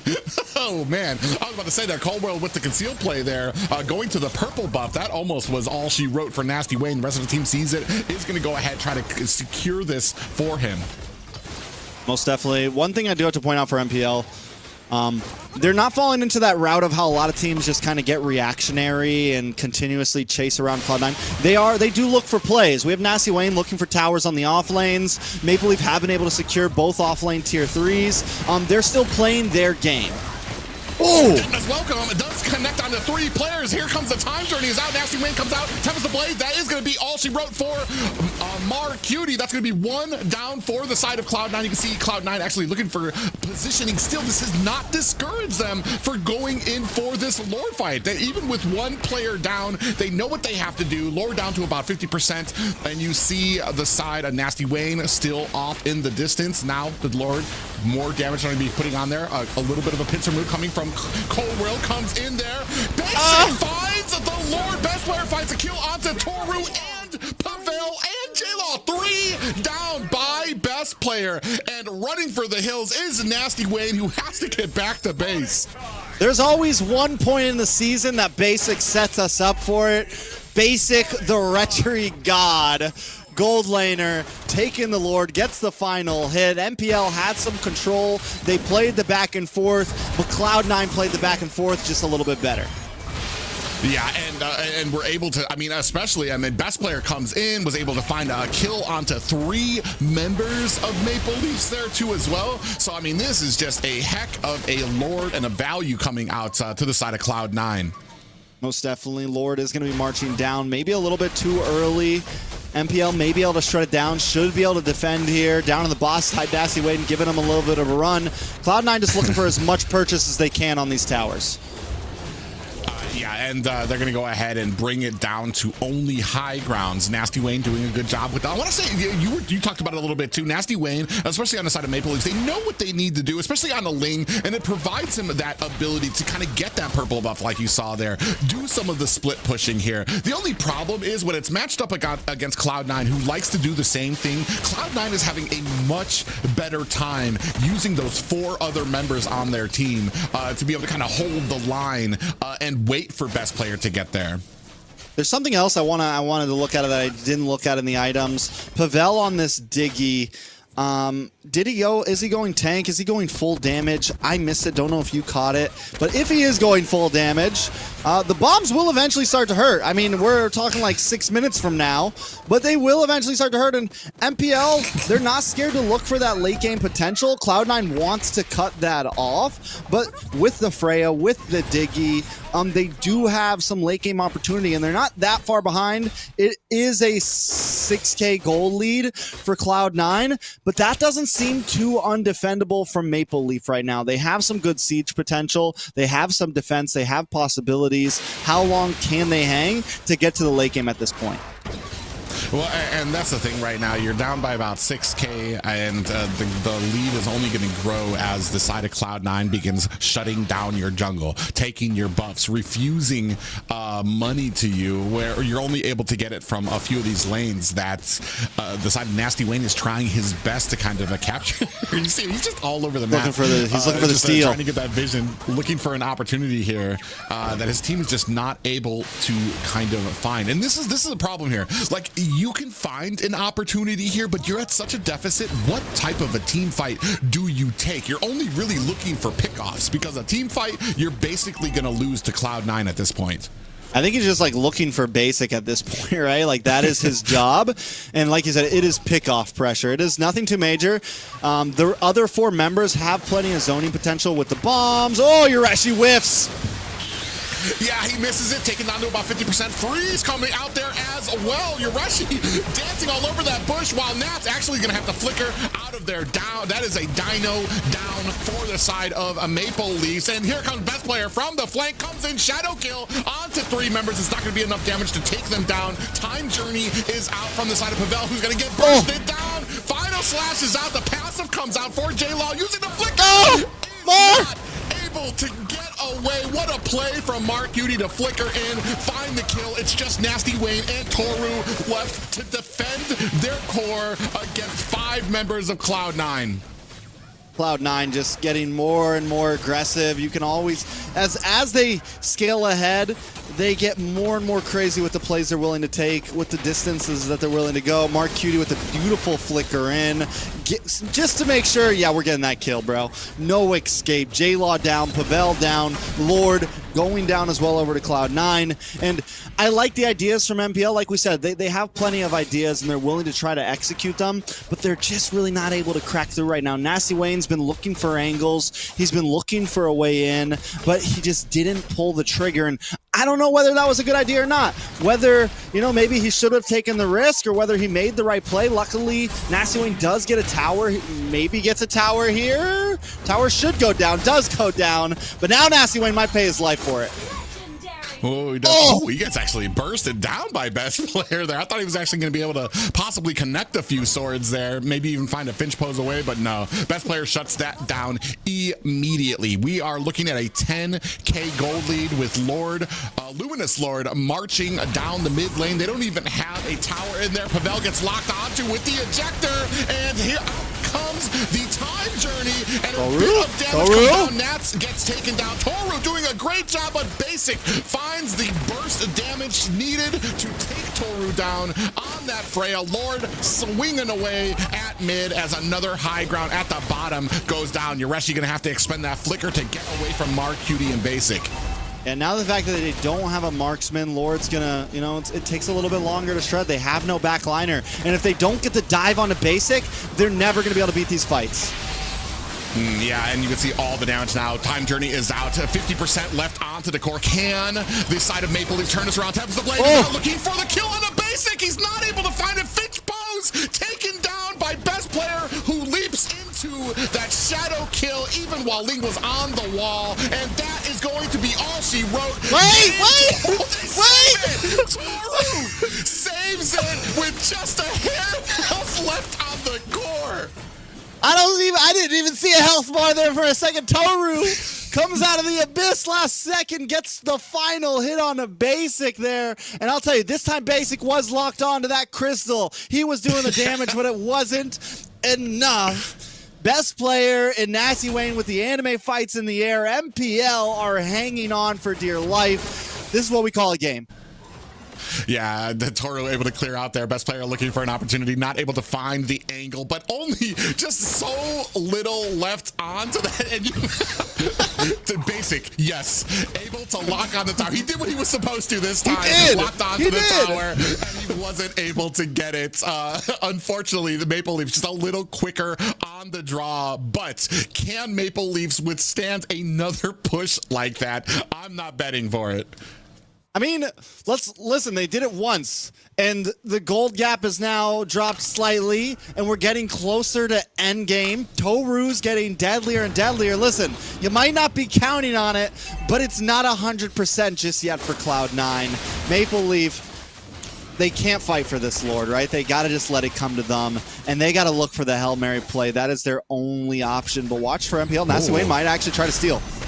Oh, yeah, he comes in with the Tempest Blade just a hair too late. Nasty Wayne's going to have to get out of there. Time Journey is in. We whiff the Mark Cutie down. Nasty Wayne finds the kill on the Mark Cutie. Cold-World is able to take down Nasty Wayne. Toru trades that kill as well. Toru in trouble.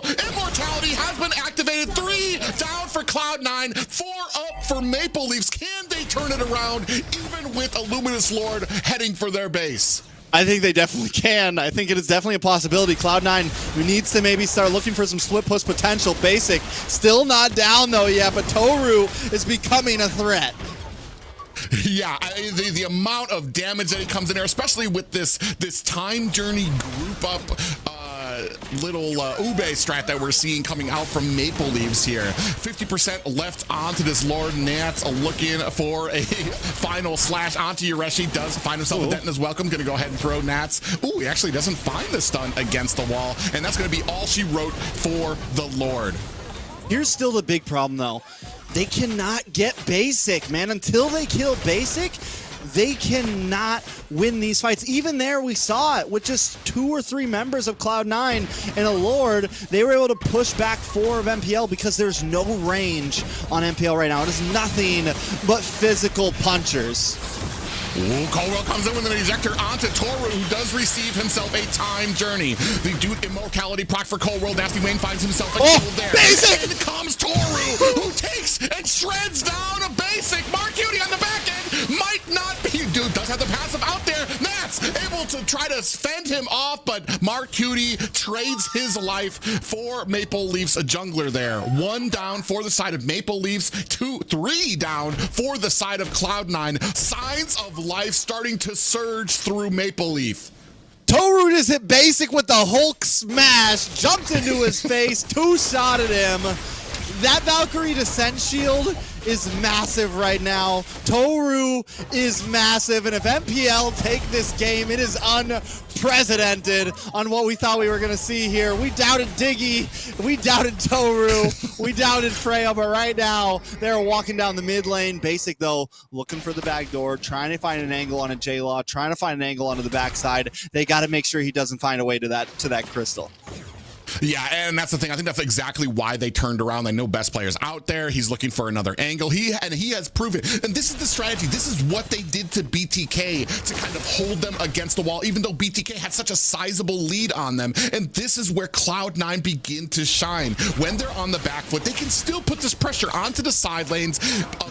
A best player by himself can start pushing these lanes.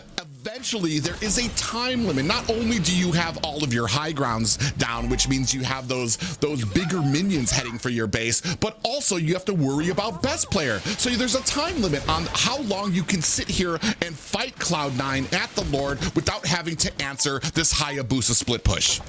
I'd love to see the item soon. I want to see what route Pavel went, how he's looking right now.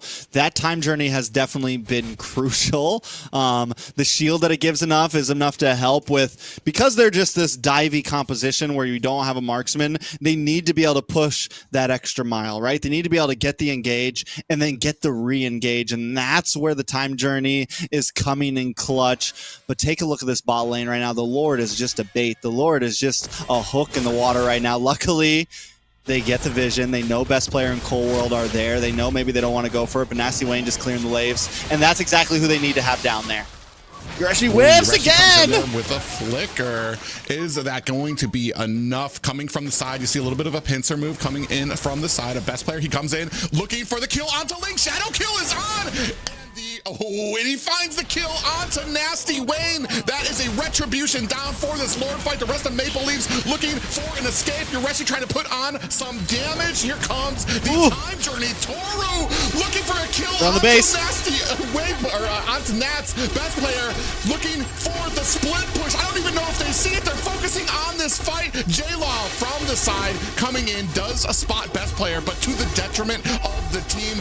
Basic finds a kill onto Yoreshi off screen. Look at best player zooming around the map with that quad. Shadow Nats is in, putting on the damage to J-Law, and Pavel might be down. Here comes best player putting on the damage. That is going to be game 2 going to Cloud9. A valiant effort, a great game by Maple Leaf, but in the end, it was just too much. Having all those towers down, MPL, I mean, I don't know. What's the decision there, right? Do we even contest the Lord? Do we try to get them like we got them last time and let them take the Lord and look for the counterattack? In the end, there was no decision that really felt right. Cloud9 played the better game, but hell, MPL put up a fight. Yeah, a much bigger fight here. It almost feels like, and like you were talking about earlier, they're not afraid to kind of lean into a late game composition where they'll really begin to shine, where the combination of the time journey and the Valkyrie's descent from Toru is going to be enough to kind of carry him to push through the entirety of the rank to try to find a basic on there, the added shield that you get there. However, against the awe-inspiring, just, I mean, how well put together Cloud9 is, there's always a plan, even when they're on their back foot. The pressure that Cloud9 is able to exert throughout the map, not just on the team fights, but in the split pushing. There's so many different things that you need to worry about, especially going into the late game against a team like Cloud9. Can we just talk about, too, how Nats took about 100% more damage than the Rome Cole World. Nats was in and out of those fights, absorbing so much. And even, I mean, it was huge in that early game, was a huge moment in that early game. And then lastly, Basic, man, with the positioning, knowing his job, knowing his assignment, played a great game, played extremely crucial moments, because that was, it felt like towards the end there, MPL got just, it was, blinders were on, we got to kill Basic, and yes, that was their job, but in those final moments, the most important thing was keeping that crystal up and knowing that Cloud9 was going to go for the split push. And even though it felt obvious to everybody, they still fell into it. Yeah, and we can see here a lot of a few mistakes still coming out there from the side of Maple Leafs here. And the problem in the early game with that Diggy is the amount of damage that Diggy can take is not really a lot in the early game, and he's very susceptible to the burst down. And I want to say that kind of that early game is really the problem for Maple Leafs when it comes to a lot of these engagements, giving up a lot of ground for a lot of these turtles, and then you get to the late game where now you're fighting tooth and nail. You do find yourself a little bit of offense, but it's just not enough. Eventually, Cloud9 pretty much suffocate you. Yeah, and another thing to point out, Nasty Wayne had a little bit of trouble there, had some okay plays, but also another player, man, another one we've been talking about, Ureshi, man. He had some really good Detona's welcomes, but he also had some big whiffs, man, some big, not just losing the ult, not just losing the flicker, but losing both. Right there we saw one. I mean, in a lot of moments, he flickers in, pops into Detona's welcome, and does not connect. And that is two huge resources where, I mean, honestly, they're lucky Toru came online in the end there and was able to do what he did, because without Toru and Pavel, the game would have gone down a lot faster. Yeah, and that kind of comes out to like, is there another option maybe in that XP lane? I know recently Terizla just took a huge hit from the Nerf hammer, and that used to be your prime damage reduction, get the set on a team to really start off a lot of these engagements. Here, you're leaning on the Detona's welcome, and you talked about it. I mean, and especially because it is only a single target, really, that you can, well, I mean, it's a single target where you can scoop them up, but you can, we've seen him be able to flicker into 3 members to get the stun out there as well. It just, it didn't pay off for them, and like you said, they whiffed a few of those opportunities. They came out ahead in a few of them, but eventually all of those little mistakes start adding up and that's what we talked about here at the beginning of the cast, is those little mistakes against a team like Cloud9, even honest mistakes, even ones that aren't built on confidence, like choosing possibly a Sun into a Hayabusa or something like that. Here, those little honest mistakes, Cloud9's gonna keep collecting them up and making you pay. Yeah, and I mean, that's the difference between, you know, a ranked game and playing on the big stage, right? It's those small moments are the game changers, right? Missing an ult, losing a flicker at 22 minutes in is huge, right? That is the moment that completely ends the game for you, right? That is the moment that completely changes everything. And it would have been the same way if you land that ult. It is a thing that can make you win. So when it's all on the line, when the pressure is on, do you fold or do you stand? And right now MPL seems to be folding a bit. It's game number 3, and like I said, they got to get some points on the board if they want to hold a decent position in playoffs. Well, I mean, if I'm gonna play devil's advocate here on whether, I want to say from the first game to the second game, I want to say I like Maple Leafs' second game more than I like their first game. So if anything, for me personally, they're starting to find a little bit of rhythm. They're not like completely like getting taken advantage of like they were in that first game that I want to say felt more like it was just all Cloud9. Here, there were a lot of answers that Maple Leafs tried to kind of put out there. It's just, it wasn't enough here. Possibly here, moving into the third game, this is kind of do or die to get that 50% out there. Maybe get 2 victories of your own. Maybe take this to a bonus 5th game, which we have yet to see here on the weekends for these guys. Maybe this is where Maple Leafs are starting to shine as we get into the later games, as they start learning more about their opponents, as they start finding some of the answers. And take a look at those bans, Private. That is 3 assassin bans on the side of MPL. Hard focus on to best player here. We're just throwing it out. Fine, you can have the Phoveus, but we're getting rid of these heroes. They pick up the Julian. So C9 in a position where I think they need to pick up the Noland here, probably. Go for the Noland. Because if not, I got a feeling the next 2 bans, they go for the Lancelot.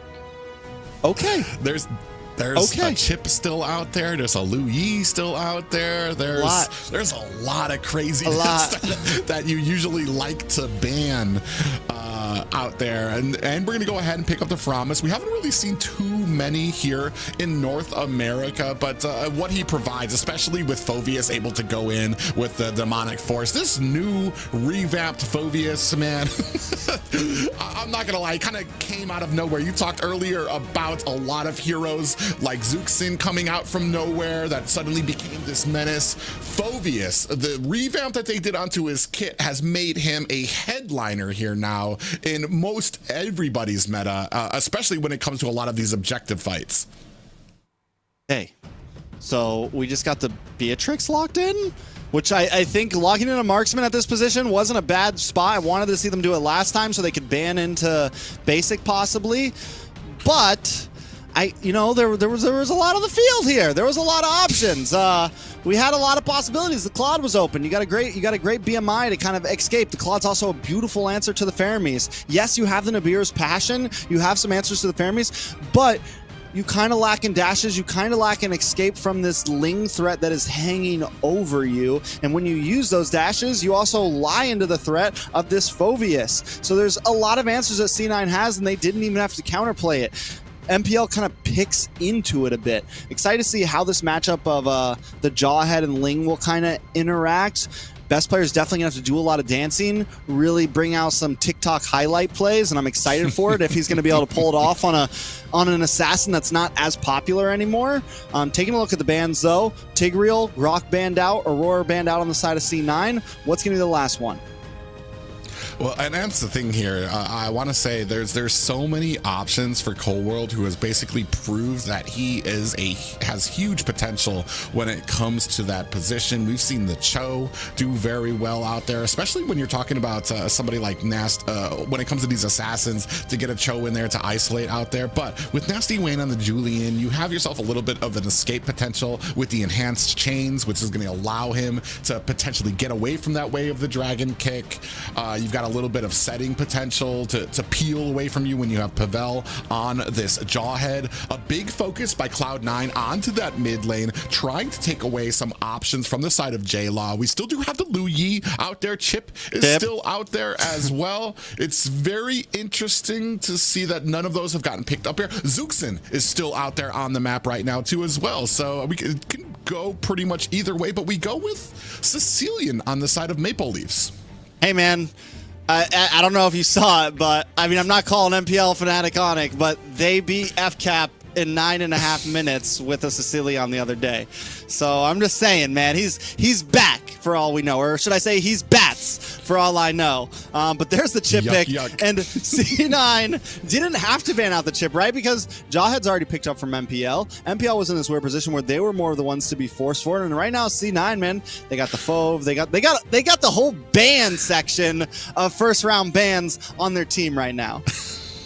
Yeah, I was just about to say that. These are mostly just the bans you see through a lot of drafts just sitting on their team right now. You're going to be able to go in with those teleporters. You're going to have the CC and the answer of the demonic force coming from Nats coming in there. And then if perchance Maple Leafs turn around some of those teleports and are able to get the advantage, you've got the Nether Realm coming out from Mark Cuban that's going to be able to keep his team up there as well. It's all going to kind of come down to, I want to say this early game is so important for the side of Maple Leafs if they can make something happen here, because I want to say if the edge goes over the Cloud9, there's very little through the mid and late game that Maple Leafs are going to be able to do. And we'll see what they can do, because once again, they bring something a little different to the land of Dodd. Now, Cloud9 also brings some different things, but more in the hand of you don't see these picks all the times because Phoveus and Chipped get banned. Best player on the Lance, going to be interesting. Excited to see, how some of these heroes turn out, because they're not heroes we get to see all the time. Yeah, and that's something I'm really actually excited about because we don't usually get to see the Faramus. We don't usually get to see the Chip out there. Heck, we don't usually get to see the Lance out there. And best player who's just been, I want to say he's one of my favorite when it comes to when the conversation turns to mechanical assassins here. I'm definitely interested to see what he can do on this Lance. But ladies and gentlemen, game 3 about to begin between Cloud9 and Moonlight Club Maple Leafs. Moonlight Club fighting for their survival here in the NACT. The Maple Leafs, the Canadian boys. Let's take a look at these emblems right now. We do have the Concussive Blast on to Cold World. We haven't gotten to see a Chip play in so long, like you said. Impure Rage on Marcuti. Best player picks up the Quantum Charge. I feel like one thing about the Lance is the farm is a little bit slower currently. It's one of the reasons why he's not picked up. So maybe this helps a little bit in terms of movement. Maybe this helps a little bit in terms of some of these fights and some things that the Ling might be lacking a little bit. Might be able to help out. Cloud9, though, I honestly feel like Cloud9's comfortable in these matches, and I think right now we're in testing ground for Cloud9. Maple Leaf, though, still needing points on the board. Yeah, you can see actually the rotation very quickly bringing Nasty Wayne down to the bottom here. I'm wondering if Nats understands. Yeah, he's doing such a good job of kind of keeping that distance. He knows he doesn't have vision of that top bush, and at any moment, Maple Leafs can come in there for the gank. So he's kind of keeping himself very close to this tower so that he doesn't make a mistake. And that's just a lot of that experience starting to show in this XP laner. Yeah, he takes his time. He's not rushing. He's not on a super proactive EXP laner that we see him on sometimes. A little bit more slow moving. He knows exactly how he needs to play. A little bit of action, though. Cold World. Ooh, they almost turned that attempted gank from Pavel there against him as you get the Phantom Steed actually pulls Pavel back. So a little bit of a reverse there, but no worse for wear. Still 0-0 on the board for Maple Leafs and Cloud9. Yeah, Pavel's going to keep on playing the distance. Marcuti looking for the Shadow Stampede. I mean, in terms of mid lane right now, nobody exactly winning out. Nobody making any huge rotations to the off lanes. I mean, we're 2 minutes in and it's 0-0. But up in the orange buff, a little bit of aggression on a best player trying to slow him down. Yeah, he's going to be able to take this orange buff, or actually Wayne takes himself the turtle. The orange buff does go over to best player there, but a good job of Pavel trying to stick on to him, make him pay for it. Nat's coming in here. Nasty Wayne is going to find himself an escape there. Turtle goes over to Maple Leafs. No worse for wear are either team. I mean, honestly, gold stays about even. Nothing too crazy. They're both kind of bouncing back and forth. Cloud9 holding a small lead, but that's going to change any second. I think this is the slowest of the 3 games we've seen so far. Yeah, especially when it comes to both teams kind of coming to or looking for a kill or looking for some type of advantage here. They're both very respectable of each other's power when it comes to some of these rotations, when it comes to the objectives as well. Both teams know when to get the objective, and as soon as the objective is over, both teams disengage from those fights very quickly. They're looking for the bully onto the gold lane. Cloud9's onto it. Cold World making his way up. It's still a while until Turtle comes. So I'm kind of waiting. When do we think the big boom happens, right? When does the balloon pop? When does the pressure become too much between these two teams? Maple Leaf knowing it's like, all right, we have a very late game composition. We have this Sicilian. We have this Beatrix. We have a lot of opportunity if we can finally, you know, not be 7K behind at 13, 14, 15 minutes. So unless Cloud9 forces the fight, I don't think Maple Leaf is going to try to, you know, flip the coin at all. I think they're going to take their time, get what they can, and just hang out. Yeah, but is that really the wise? Because I want to say there's still some late hitting potential too, especially once you move. Ooh, Basic's going to use that entropy to get himself away. Pavel very close. Actually might be in trouble here, but Coldwell's going to find himself a little bit of stun. Do we have the portals going out? No, Pavel does not find himself an ejector. Nasty Wayne from the side puts some damage onto Cold World, but with that being the Roman, I mean, it's not going to have too much of an effect just yet. 2 seconds left before this next turtle fights. You can see the whole of Maple Leaf. They have 4 members here against 4 members of Cloud9. Black Dragon is out trying to zone out the rest of Cloud9. Nasty Wayne finds himself a second turtle, but Yureshi still putting some damage here onto the purple side of Cloud9.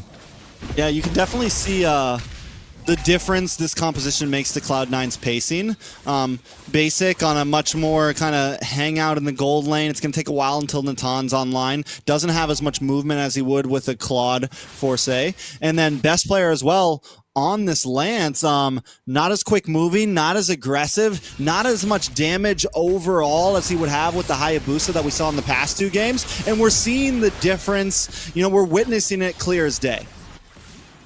Yeah, we do see that War Axe finally being picked up there by a best player. Definitely one of the slower when it comes to farming of the assassins he likes to kind of pick up there. Cold World actually gets ejected to the back of the line of Maple Leafs. No worse for wear. He's going to find himself an escape. Both teams, this is you were talking about before, this is the longest we've gone without a single kill for both of these teams. Maybe in NACT in general, honestly. We're up 5.5 minutes and nobody has gone down. This is not something you see every day in NACT. Honestly, overall, ever since Assassins got brought back into the meta, games have been, you know, a bit more aggressive early on. People are looking for plays, looking for snowball, looking for action.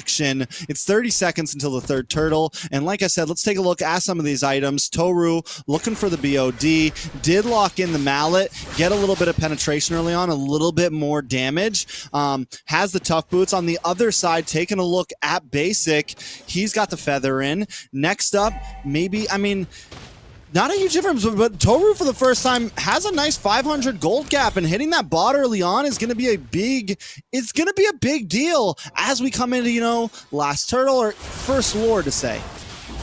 Yeah, one thing that's interesting here that I've noticed from Cloud9 is that Mark Cutie is allowing best player to come into his lane and take all of his minions, which is putting him up right now 4,400 to 3,700 on Nasty Wayne, even though I want to say Nasty Wayne has gotten 2 turtles there. Oh, Basic does find a kill onto Toru here at the bottom lane from the side. Nasty Wayne coming in, trying to make Basic pay. I don't think Basic's going to be able to find an escape, and another Nats comes in with a demonic force on the Pavel, does take a couple tower shots there, and unfortunately Maple Leafs unable to make them reply in kind. Now the balloon has popped. Action finally down. A lot of damage on a best player. Yeah, the Black Dragon is out. The Nether Realm as well. And Yoreshi dives maybe a little too deep, goes and finds himself an escape in the portal, and now running for the hills against 4 members of Cloud9. Does possibly find himself an escape. In comes J-Law with the ultimate. Is it going to be enough to take Nats down, who ran a little too far, trying to chase that kill? And Yoreshi in trouble here, finds a pop-up onto 2 members, and that's going to be all. That's going to be taken down for the side of Maple Leafs. Looking at a 3-2 lead right now, Cold World. Basic, Mark Cutie against Pavel and Nasty Wayne, who are going to go ahead and clear up this lane. All right, so I like to think in my universe that Yoreshi did not notice the portal and just accidentally walked through it. Just totally was like, oh God, where am I? Still, MPL though comes out, I mean, maybe not completely on top, but they do take a tower on the top side. Gold still even. So right now, Maple Leaf does hold the lead, and now they're looking for another pickoff on a Cold World. Yeah, on the Cold World, this is the Roman, and they're going to go ahead and burst him down quickly. That is 4 on the side of Maple Leafs, looking to potentially put this push onto the bottom lane, and they're going to go ahead and find themselves another tower. They're actually doing very well when it comes to the macro of this game. I mean, and we said it in the past 2 games. It's something that they do well in. Cloud9 just kind of has done it better in the past 2 games. Maple Leaf doesn't just want to fight. They're consistently looking for off lanes. We saw them try to hang on by using these strategies in the past 2 games, but now they have a lead, right? Now they have a composition that works well against Cloud9. And speaking of compositions, J-Law on the Sicilian is starting to output more and more damage. We're 9 minutes in, and he's becoming deadlier and deadlier. Yeah, especially once you start getting those stacks up where you can just like letting loose with all of that dragon. Speaking of which, 4 members out there.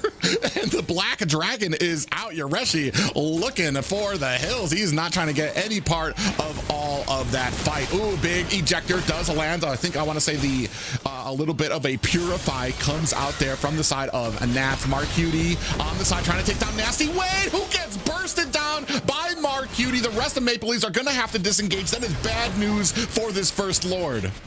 Most definitely. Nasty Wayne going down right at a crucial time like this, having a 20-second clock. C9 comfortable enough that they can probably rush this Lord. Toru with the snipe out, though.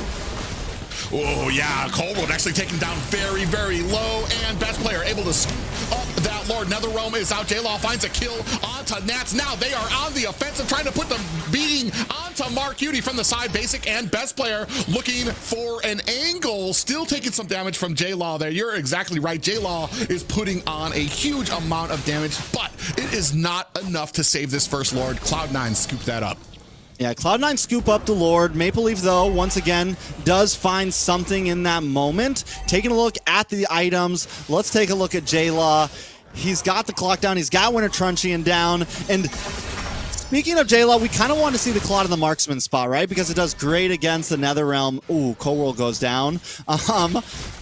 But the Bat's Feast kind of supplies the same thing, right? You get this nice spread damage to multiple members. You pair that up with his first skill and the Winter Truncheon, and you're really able to melt down what the NetherRealm brings. So good answers by Maple Leaf. Oh, look at all the damage. Pavel goes in and he almost gets chunked down. Toru as well. Lord crashing at the top lane. Best player in Nats playing at the front line there, trying to push off the rest of Maple Leafs. They're going to decide against this fight. They might be able to save the tower here. Maple Leafs do, as minions start spurging through the mid lane. Thorned Rose comes out. Yureshi is going to have to jump back, and just a hair of health and an ejector, an attempted ejector on Nats, who finds the Purify again. Yeah, so now Cold World kind of to this point where I just hang out. I sit by my portals. I don't force anything. I play the game slow, and Cloud9 finding some rhythm, but the engage possibly from MPL. Yeah, Black Dragon is out. Nat's going to dive deep in with that demonic force. NetherRealm is there to keep him up, but J-Law puts the finishing touches. That's going to be one down for the side of Cloud9, and with that, Cloud9 immediately back off from this mid tower. But there's only a hair of health left on that. Yeah, and the Sanguine Claws have been a great stopper for Nats when he tries to jump in. The Sanguine Claws have been a great stopper for anyone when they try to come in. And there goes the toss on the Cold World. Yeah, but that's the robe, and that's a lot of abilities being put on there. Best player comes in from the side and does use a Phantom Execution, looking for Toru, finds its mark, and that is going to be a marksman down for the side of Maple Leaf.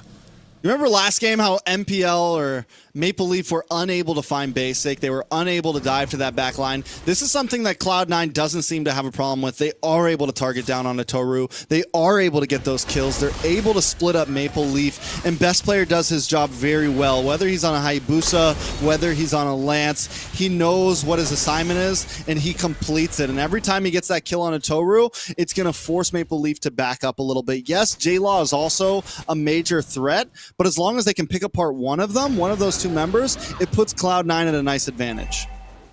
Yeah, a huge advantage when you're taking down one of two huge amounts of DPS for either team there. And we're going to go ahead and start on this. You can see Basic starting to put some damage on to the Lord. And I want to say we're going to start paying attention to the marksman's position here. Basic pretty front and center when it comes to the Lord. Toru kind of still hiding out in the bushes right now. I think that getting caught there by Best Player kind of put a little bit of fear into him about his positioning when it comes to a lot of these fights.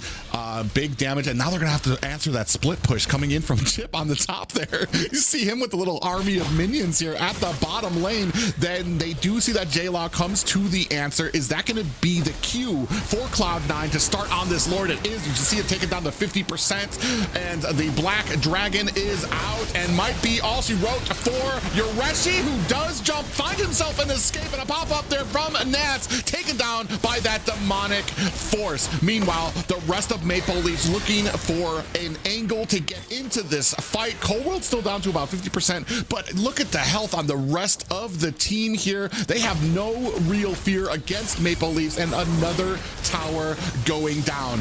Oh, Pavel gets pushed in, Cold World, and another realm is out. Meanwhile, we're still continuing to put the damage onto this Lord. Pavel and Nasty Wayne looking for an angle. They don't find one, and that's going to be the Lord going over to Cloud9.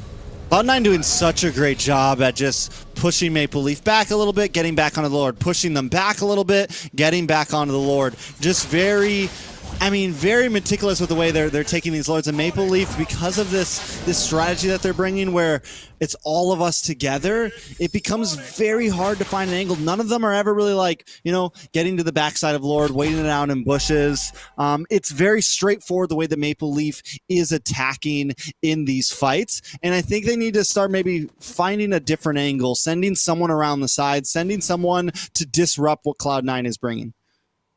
Well, and I want to say too, I think they're leaning on this Black Dragon a little too hard too. The only point that the Black Dragon, Yureshi's able to come out with the Black Dragon is with a clear amount of distance between him and Cloud9, which gives Cloud9 a huge amount of time to respond to it, and they back up really very far, and it's unable to really let Yureshi shine. If he dives in on them, he's going to be way too far away from his team for them to be able to support him. And I just want to say there's got to be another answer, like you're talking about, maybe another angle that you can come in to try to find maybe some of these marksmen on the side, maybe find basic on that Natan the same way that Cloud9 is able to find Toru. As we have the Lord crashing down at the bottom, is going to go ahead and chunk down the tower. That's going to be it for the bottom lane. A Lord being held at a standstill while the pressure kind of continues up at the top lane for the side of Cloud9. Toru did just get in the Hunter Strike, so a little bit more damage, a little bit more speed too. You know, you proc the passive, you get a little bit more ability to move around during these fights, but a lot of damage on a Nasty, instantly taken out. Yeah, and just like that Nasty Wayne, I want to say when it starts getting to the later game, he really starts misjudging the amount of damage that can come out from the enemy side. There's been another time, especially in the last game, where he got caught there, and it really proved an advantage for the side of Cloud9. Now the realm is out, big pop-up on the 5 members. It is just Toru who gets taken down. Pavel unable to stop, but watches his core get taken down. That is game 3 going over to Cloud9.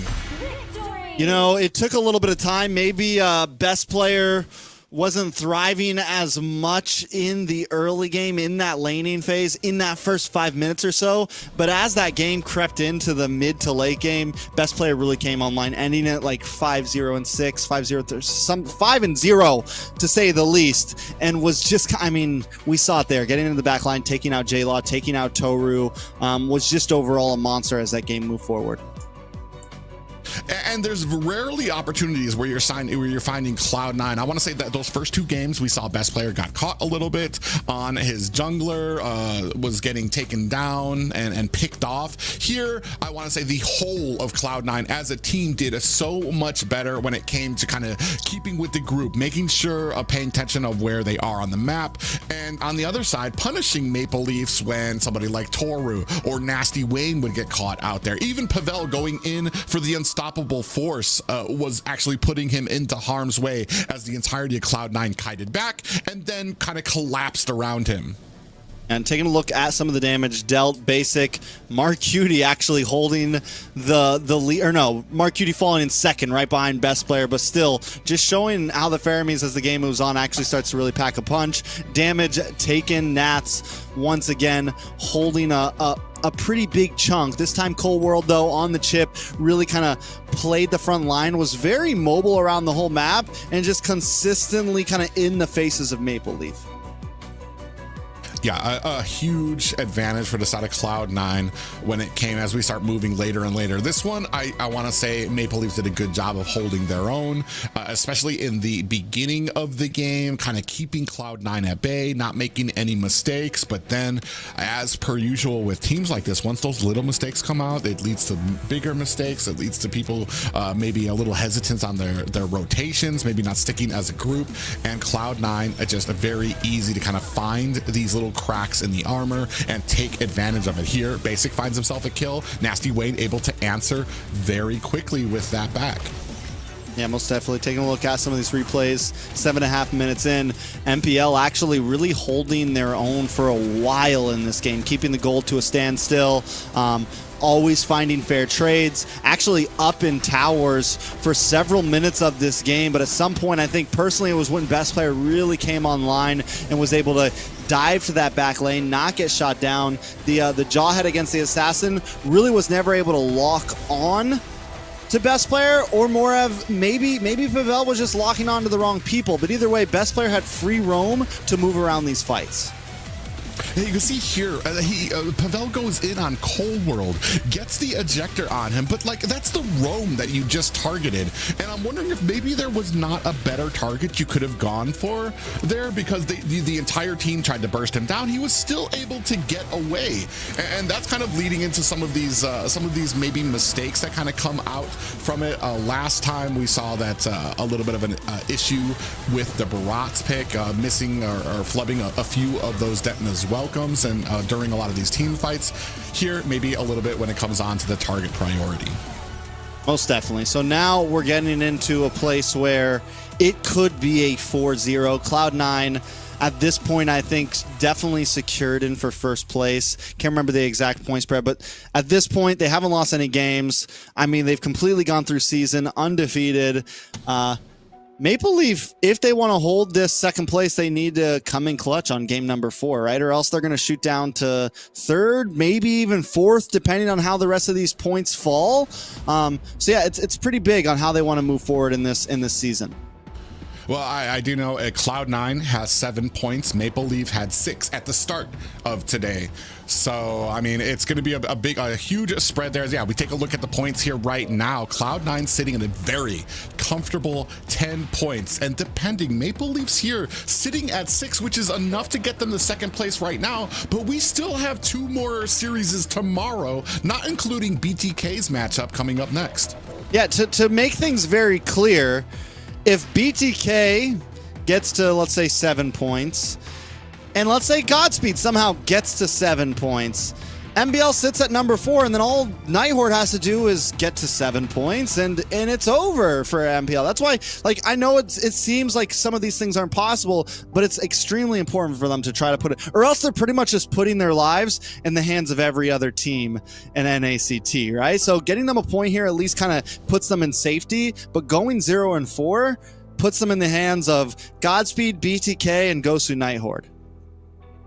Yeah, and it's anybody's game when it comes. Well, not anybody's game. There's clear favorites, clear people who have a decent amount of points up there on the board. Gosu Nighthorde's only at 4 points right now. They're only 2 points behind Maple Leafs, who has the possibility of being completely shut out of points here tonight and staying at their 6. That would mean that Gosu only needs to go 50-50 with their opponents, Gosu Nighthorde. So I mean, and if they win, they're going to go ahead and give that big old boot to the side of Maple Leafs here. So this next match possibly very important for the side of Maple Leafs, even though this series has already pretty much gone over to the side of Cloud9. This last match, that's where they're really gonna have to show what they're made of. They need to get a victory here to kind of get even just a little bit of comfort room when it comes to their placement here for the top 4.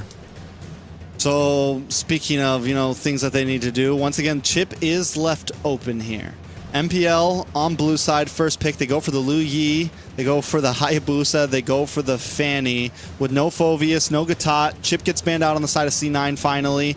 I mean, maybe just pick up the R lot here, pick up something comfortable, pick up something simple. There's still, I mean, Ling is open, but honestly, Nasty Wayne hasn't been like the most amazing performer. They go for the Ruby instead.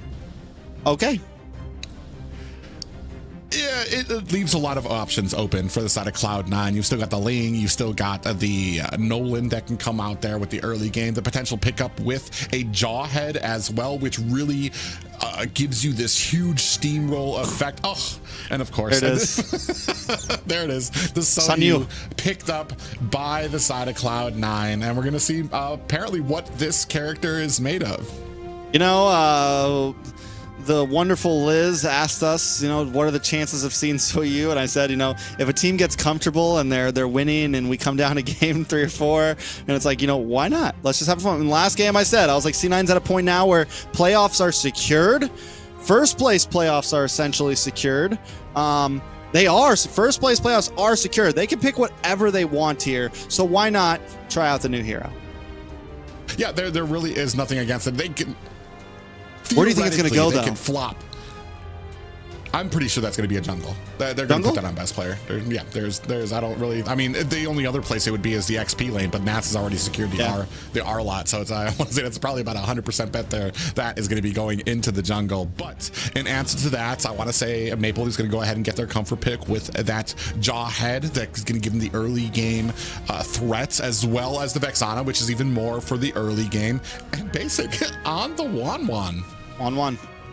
All right. We C9 is in a place of feeling good about themselves. I'm not counting out the 1-1. It hasn't done amazing in NA. We've seen a couple okay games of it in other places, but it's definitely not like the marksman. You know, it's not the marksman, and it's not. And I feel like right now in current meta, it is tough to get all those stacks, man. It is tough to get that crossbow of Tang off. You have so many heavy CC frontliners, so many peelers in the meta right now. You can go against teams that are just ready for you to get close to them, ready for you to try to dance around them, and they have answers to that. So it's definitely, if Base can get off some crazy crossbow of Tangs here, it'll definitely show some skill. Yeah, I mean, we even saw it in the last series when it was Zia on the 1-1, and Zia's pretty much made a name for himself on the 1-1, and Basic was able to do a good job of, as soon as Zia got the crossbow at Tang, it only hit one member, and it was able to take that member down, but Basic quickly created that distance so the crossbow Tang didn't pass on to any other member. So I want to say, even when it's a great pick, it's just a lot of people have answers for it now, but with it on the side of Basic, I want to say that they're feeling very comfortable. Cloud9 very relaxed here, so this is a composition that they're probably going to kind of, I want to say, lean back a bit and try to take advantage of Maple Leafs. This is really going to be on Maple Leafs to kind of prove their worth here right now, especially with Cloud9. I want to say taking a little bit more of a confident path in their draft. Most definitely. I'm excited to see, so right now with the Suyu, we know he has this like fighter stance essentially, which does a bit more damage, can get some nice reduced damage, more reduced damage than even Terizla gets with like Body of Smith and all of that. Also has this assassin mode where he's a bit more quick moving, has a higher movement speed. So I'm excited to see how best player, being how he's gotten really comfortable in some of his mechanics, especially over the past season, is going to play this, how he's going to dance around. I think it's definitely going to be interesting seeing this on the Land of Dawn, how it plays out. Nasty Wayne going to fall back to this Ling once again. We get the Cho pickup from C9. We are dive heavy on the side of C9. Yeah, and that's something you're gonna need, especially when it comes to synergy. Your entire team's gonna need to be on the same page. If you're diving in, your team needs to dive in. We cannot have any more opportunities wasted where one person dives in, the rest of the team gets backed up, and then that player is isolated, especially against a team like Cloud9 and Cold World is going to be sitting here on this Cho too. And I want to say I was absolutely impressed with his Cho last week as well. And it basically, for me at least, putting him up there with North America's greats. Yeah, Cold World was getting some insane pickoffs against BTK with the Cho. I mean, the dude was diving in, and that was a point when Cold World and Mark Cutie just felt locked in together. And I think Nikagura a bit different, but still you have a lot of pick pressure. One big way of the dragon is either going to secure a big yin yang overturn, or it's going to secure a crossbow of Tang, something along those measures. So Maple Leaf has to be ready for those dives. They have to be able to read them. They do have the Ruby, they do have the Jawhead, they have plenty of stoppage. If there's a time that they're going to take a game, I think this is definitely when they can make it. Yeah, ladies and gentlemen, while Cloud9 has secured this series, the story is about Maple Leafs. If they can get a victory here, they will have some breathing room moving into the next week and the playoffs. If they lose this game against Cloud9, it could spell doom for their chances of making it in the top four. Yeah, there's a lot of possibilities. There's definitely a lot of possibilities for Maple Leaf. And, we talk about Cloud9 all the time, but like you said, I couldn't have said it better myself. We already know they're in. This story definitely heavily favors on Maple Leaf, and if they can pull something out here. But right now, it's looking bad already. Cold World and Mark Cutie just in the face of Pavel, bringing him down to about 10%. Nasty Wayne has not performed the greatest in these past 3 games. Everyone needs to kind of step up to the plate here.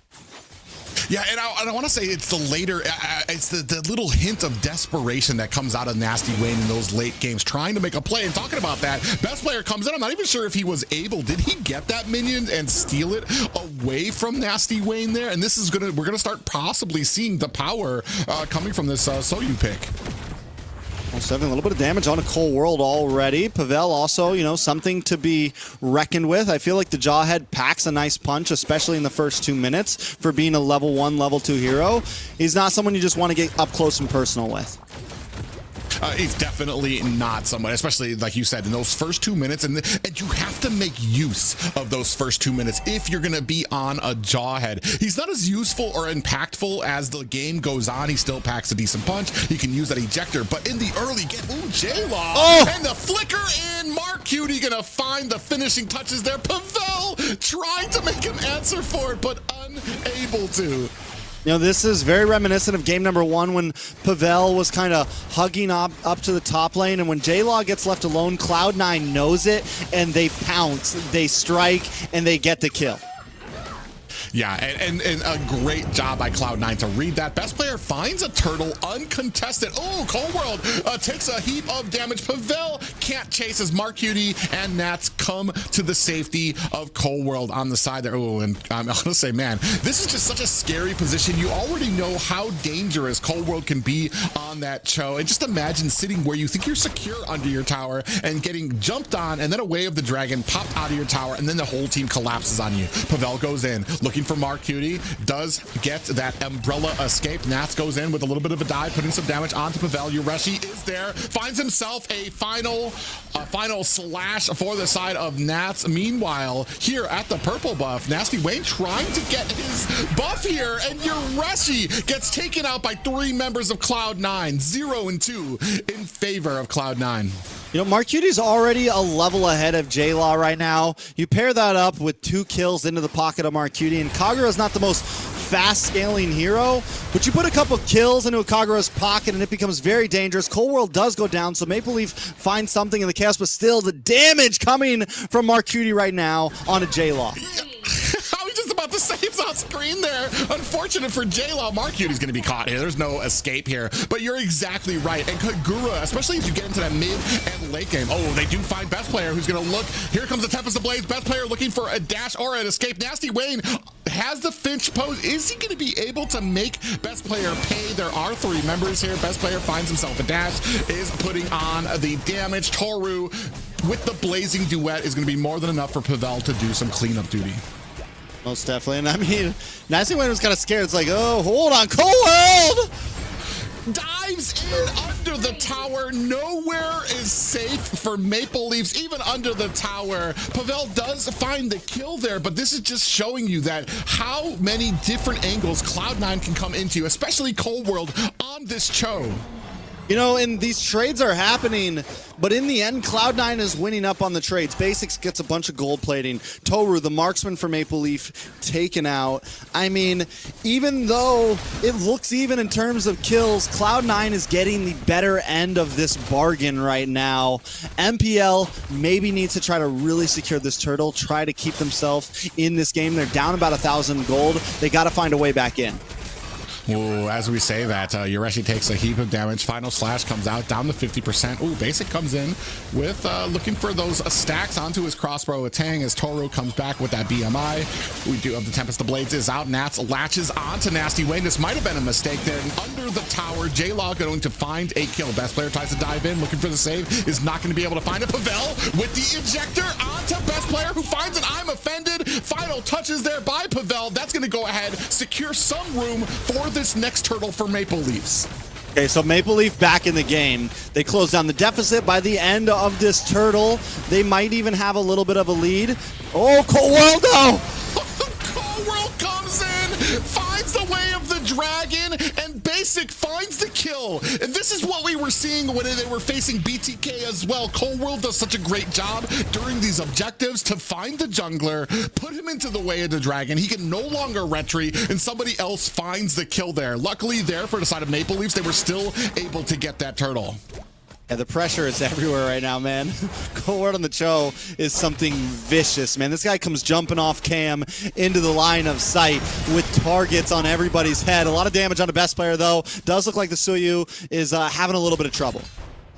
Yeah, a little bit of trouble there. I want to say, oh, and here comes the Violet Requiem coming from Mark Cutie. Has the Umbrella escape. Nasty Wayne trying to put on the finishing touches. Mark Cutie gets taken down. 8-5 lead for the side of Maple Leafs. Cold World and Basic coming up from the bottom. Pavel looking for an angle. Doesn't really like what he sees. Is going to go ahead and back off. What I like about Cold World here, too, is he's not stingy with the Way of the Dragon. Like, even there, he's looking for it. If he doesn't get the angle, they just back off, right? But he's always ready to use it, and he's consistently creating space and just having that threat out there, having that possibility of knowing you could get kicked any time and brought back to the enemy team definitely starts to get in your head a little bit, and Cold World keeps that hanging, dangling at all times.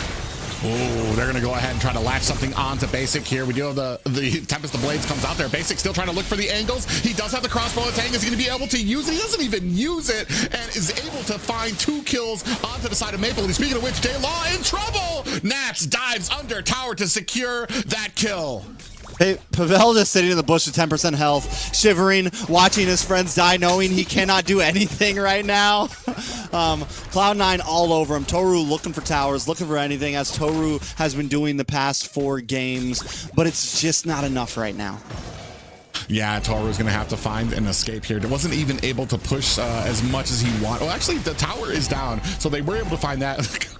Oh, God. The disrespect. TikToks there. He is feeling confident. He's like, I will take a tower shot to the face just to get this recall off right now. Oh, there's another one, though.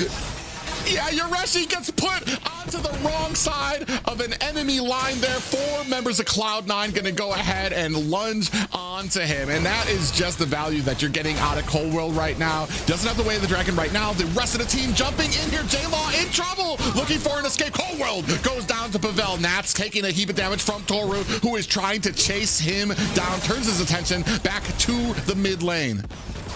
All right, man. So 25K, 22K, about a 3K cold lead over to Cloud9 right now.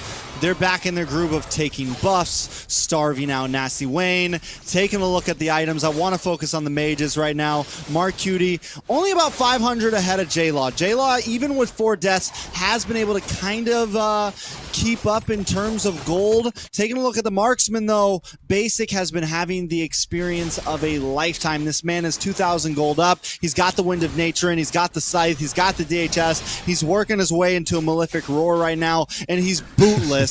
He's shoeless, as we always see with the Wan. I was just about to say there, bootless, bare feet just slapping against the battlefield there as we see Nats get taken down by the whole of Maple Leafs. From the side comes Cloud9 looking for a flanking position. Basic finds a kill onto Yoreshi. Tempest of Blades is out, dashing by the side. Nasty Wayne looking for the kill onto Basic. Is he going to be able to find it? Basic actually wards him off with some of that auto attack damage, and Pavel running back as well. I mean, the movement from the Wan, man, the dancing around, the ability, if you're able to really pull it off well, it definitely works. And for the same reason that, you know, you're going against all these fighters could be a problem, for that same reason, it's, you know, everyone's grouped up, going against the composition that MPL brings, going against the playstyle that MPL brings. The Wan actually surprisingly does pretty well, man. He can just kite, keep his distance, and look for those marks. Well, even then, too, we found a big amount of problems there. Oh, and Pavel finds a kill onto best player. Maybe a little bit too far in the enemy jungle there without the team helping out. But yeah, when it comes to right now, Maple Leafs have found some issues getting to the back line of the side of Cloud9 and being able to get Basic down. There have been like 1 or 2 opportunities that they found. Nats diving in onto Pavel, putting on some damage. Yoreshi there with the cleanup. Ooh, Cold World coming in. He's hunting. Somebody in the bush they would be able to pick out, but not able to find it just yet. You know, that's what I mean. He's not stingy with the skills, man. I'll wait to flicker for the possibility. Whether that's a good thing all the time, maybe not, but here goes the kick onto Pavel. Kicks it the wrong way. It's okay. We still get zonage over the Lord Pit, and this is what I mean, man. He's all over the place, and even if only half of them make the play happen, it still feels like it's worth it. Yeah, I mean, I want to say too here, I mean, the best player not having the best. Oh, we do have an ejector that goes on to Cole. Big pop up with the Ancestral Guard. J-Law gonna find the kill there. That's gonna put a big threat off of the table for the side of Maple Leafs to potentially take themselves a Lord. But you still have the whole of Cloud9 to contend with. Nasty Wayne looking to kind of come in, look for an angle, followed up closely behind by best player. 50% left on the Lord. Nasty Wayne comes in, trying to bring some damage. Plays a duet. Pavel finds a kill. J-Law finds another. Best player finds one onto Yureshi and Pavel. And the Lord has been reset. Toru unable to hold aggro. Nasty Wayne and J-Law, the Ling. Nasty Wayne able to find the finishing blow. Finds himself a Lord. Okay, MPL back in the game, maybe even more than back in the game, maybe in control of the game at this point. They find a Lord, they find multiple towers, they find a gold lead. They find everything you want to turn the scales. There's a player I want to focus on, though, and it is Pavel. This man is 9-1-6 right now. All tank items, just stealing it all. The Cookie Monster right now. Taking everything for himself, but that's okay because it's working, man. And right now, with the way that some of the players have been playing, this is maybe what they need. An aggressive player who's going to get in the face of Cloud9 and who's willing to take the risk for the biscuit. Yeah, I was actually kind of wondering there when I saw the kills, like what kind of stacks does Pavel have on that Thunderbelt right now? Because that just does an immense amount of true damage that can come out there. And I'm not sure, I mean, it's working for them. Yeah, oh, we do have an Husband's Blades coming out. Best player gets his clock cleaned as more pressure starting to mount at the bottom. Yureshi looking for an unoffended, does miss. Wave the Dragon under the tower with the Ancestral Guardian trying to pave a way for an escape. Nasty Wayne finds himself a tower. Nats picking off Pavel. J-Law and Nasty Wayne find themselves a tower. This could be the push that Maple Leafs was looking for to put and turn the tables on Cloud9. Minion wave coming in from the mid. Top and bottom waves coming in a moment. Coldworld looking for an opportunity. I guess it was just, a final slash does go wide from Nats, and the rest of Maple Leafs gonna back off. I gotta say, right now, Gosu, Nighthorde, Godspeed, the other teams, they're grinding their gears right now. You know, they're like, come on, Cloud9. Come on. Just make it the 4-0. Make it easy for all of us. Give us a chance. But right now, Maple Leaf has taken the game. They've played it solid in this final moment. They brought a draft that can work against what Cloud9 brought. Best player goes for the Suyu. And honestly, it's not playing too great. Best player not having, the funnest time right now. Basic doing okay, 2-0-8. But best player, 6 deaths. Just walking into a Yureshi Ruby, walking into a Pavel Jawhead. It is becoming a problem. Yeah, and I want to say when it comes to what best player likes, when it comes to these assassins, the Suyu lacks a lot of this escape ability that you get on the Ling, that you get on a Lance, that you get on a potential Hayabusa, and the speed of which he can try to push off some of these side lanes. So I want to say you can still see best player fighting with the same type of strategy, but this character just doesn't meld well with that. Yeah, so let's see how they play this out, right? Because Cloud9 definitely, Cold World, all he needs is one big pick, and it could be the game changer. Yeah, and Coldworld actually gets caught up there, going up in the front line there with that conceal play. The whole of Cloud9 looking for an angle. Unfortunately for them, Pavel was right up in front, saw it coming, able to get the ejector onto Coldworld to shut that down. However, right now, they're really focusing on this Lord. They know that they don't have their jungler there. Big final slash comes out there as well. Lord down to 10%. Basic finds a kill onto Nasty Wayne. That's a retreat down for Maple Leafs. The whole of Maple Leafs either need to find a kill or disengage from this Lord, and it looks like they're gonna disengage. And in just a moment, the balloon pops once again. Cloud9 ends up on top, tying up the gold, taking the Lord. Should give themselves some momentum back. And I was just about to say that MPL seems to have found some answers to Cold World. It's like, fine, you can dive in. We bait out your way of the dragon, and then we use the Jawhead to toss you back into the team. But where the big mess up happened for Maple Leaf there is Nasty Wayne jumps into the back line when I don't think he really needed to do that game, man. I think he could have just played around the Lord, looked for the retry. Instead, he jumps in, gets kicked in the face, and is suicided down. Yeah, and that's a huge issue when it comes to a lot of these engagements. We do have a final slash is out. Oh, totally bursted in the back line. Even with a blazing duet out there, Mark Cutie finds him with a Violet Requiem. Only 4 members left for the side of Maple Leafs trying to defend this in there. Basic takes a lot of damage coming from the CC of Yoreshi. Best player comes in, takes down the bottom high ground tower. Mid high ground, next on the list, Mark Cutie trying to put the damage on there. He's going to be able to get away, dashes himself to safety, and a little bit of an ejector there for best player. Top lane, Nasty Wayne.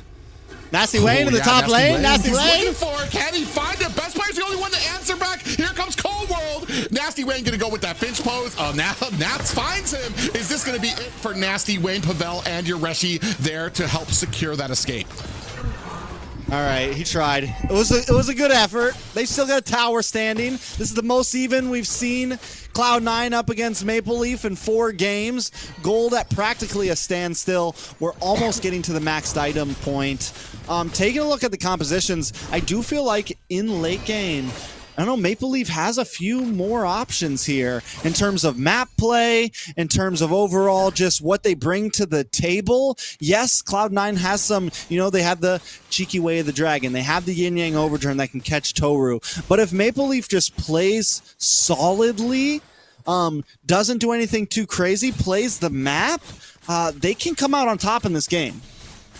Yeah, well, it just depends on the placement of Toru, of J-Law. When it comes to Marcuti, who's now at a point where he's going to be one-shotting them with that Violet Requiem. So if they can find the target there, it really comes down to the spread there. And we've already seen right now, this is where Nasty Wayne needs to settle down, take a deep breath, because this is the part of the games where he usually gets caught a lot. And he needs to really just take that deep breath, figure out what he needs to do. And what he needs to do is not diving into the deep lines of the team just all willy-nilly. He needs to kind of keep his distance, trust his team to create these opportunities for him, because if he's the first one to die, it immediately discourages his whole team. They're fighting basically for a useless lord, because they're not going to be able to compete without a retribution. Yeah, we'll see exactly what happens here. Best player taking his time to get to this. I think this might be a chance for Maple Leaf to rush this. They still got to be careful, though. I want to say there's still a conceal in the pocket of Cold World right now, ready to go at any moment. Toru might be in a bad spot. Cold World, I mean, look at both. I love the. This is where Cloud9 wins out in so many things. They're positioning on the map. They're willing to stay spread out. They feel comfortable spread out, and they're always looking for different angles. So it's hard for a team like Maple Leaf to know where they're coming from, and there's a conceal play. Yeah, it does. Cold World is going to go ahead and find himself in a kill play. Pavel does expend a little bit of a flicker there, so that's a conceal play down for the side of Cloud9. Do we potentially have one for the side of Maple Leafs? Yoreshi takes a heap of damage at mid, still trying to clear this out and create some type of room that best player might have to answer for. Off the lanes, you can see Nasty Wayne doing a good job split pushing there. Maybe going to go ahead, come back to the Lord to see if they can try to burst it down. And Cloud9, they mess up the conceal play, they mess up the play, but they immediately reset to positions, right? Basic moves up to the top. He's kind of falling back to orange buff now. Cold World finds the tri-bush on bottom side of river, a beautiful position of where he needs to be, and the rest of his team knows he's there, and here comes a possible kick. Yeah, at Cold World, I see him itching for it. He's going to go in onto Yoreshi, but Wave the Dragon is out. Yoreshi goes ahead, finds himself an escape. Pop up from the Lord, does not connect on anybody, but now they've lost that L-Bush. Mark Cutie sitting in there. Pavel pushing through mid is looking for... Oh, J-Law gets caught there. Does have the Winter Crown, but it's not enough. He's going to get taken up and taken down by Nats. In comes Nasty Wayne, looking for an opportunity. Is he going to be able to find one onto Mark Cutie? Nats finds him and makes him pay. He gets taken down. Yoreshi running for the hill, procs his immortality, but that is not going to be enough to save him. That is 4 down. It's just Pavel alone to fend off this push from the side of Cloud9. And I think the team of Cloud9 has just secured themselves a 4-0 victory against the Maple Leafs. Nasty Wayne swatted out of the air like a fly, and Cloud9 swatting Maple Leaf down. I mean, at this point, it is anyone's game for the playoffs. Yeah, a big props here. Cloud9 played a very thorough and very dominant series here against what some might have considered the top three, one of the top three teams in Maple Leafs. Definitely. Cloud9 try something different and they still succeed, just showing dominance over Maple Leaf with a draft that me and you kind of questioned, right? We're like, oh, maybe they're just having fun here. But either way, it works out. And 4-0, man. 4-0. Maple Leaf, they came into that and maybe they just never stood a chance. When we take a look at the stats, the stats don't make it look like it was this hugely overpowering game for the side of Cloud9, but there's just little things you notice during the game, especially you brought it up, the positioning on that last Lord, going in for a conceal play, they miss it, they immediately reset to the same positioning, they know what they need to be doing, they've been scrimming, they've been practicing, and it really shows in how composed they are during these games, and even when they make a few whiffs.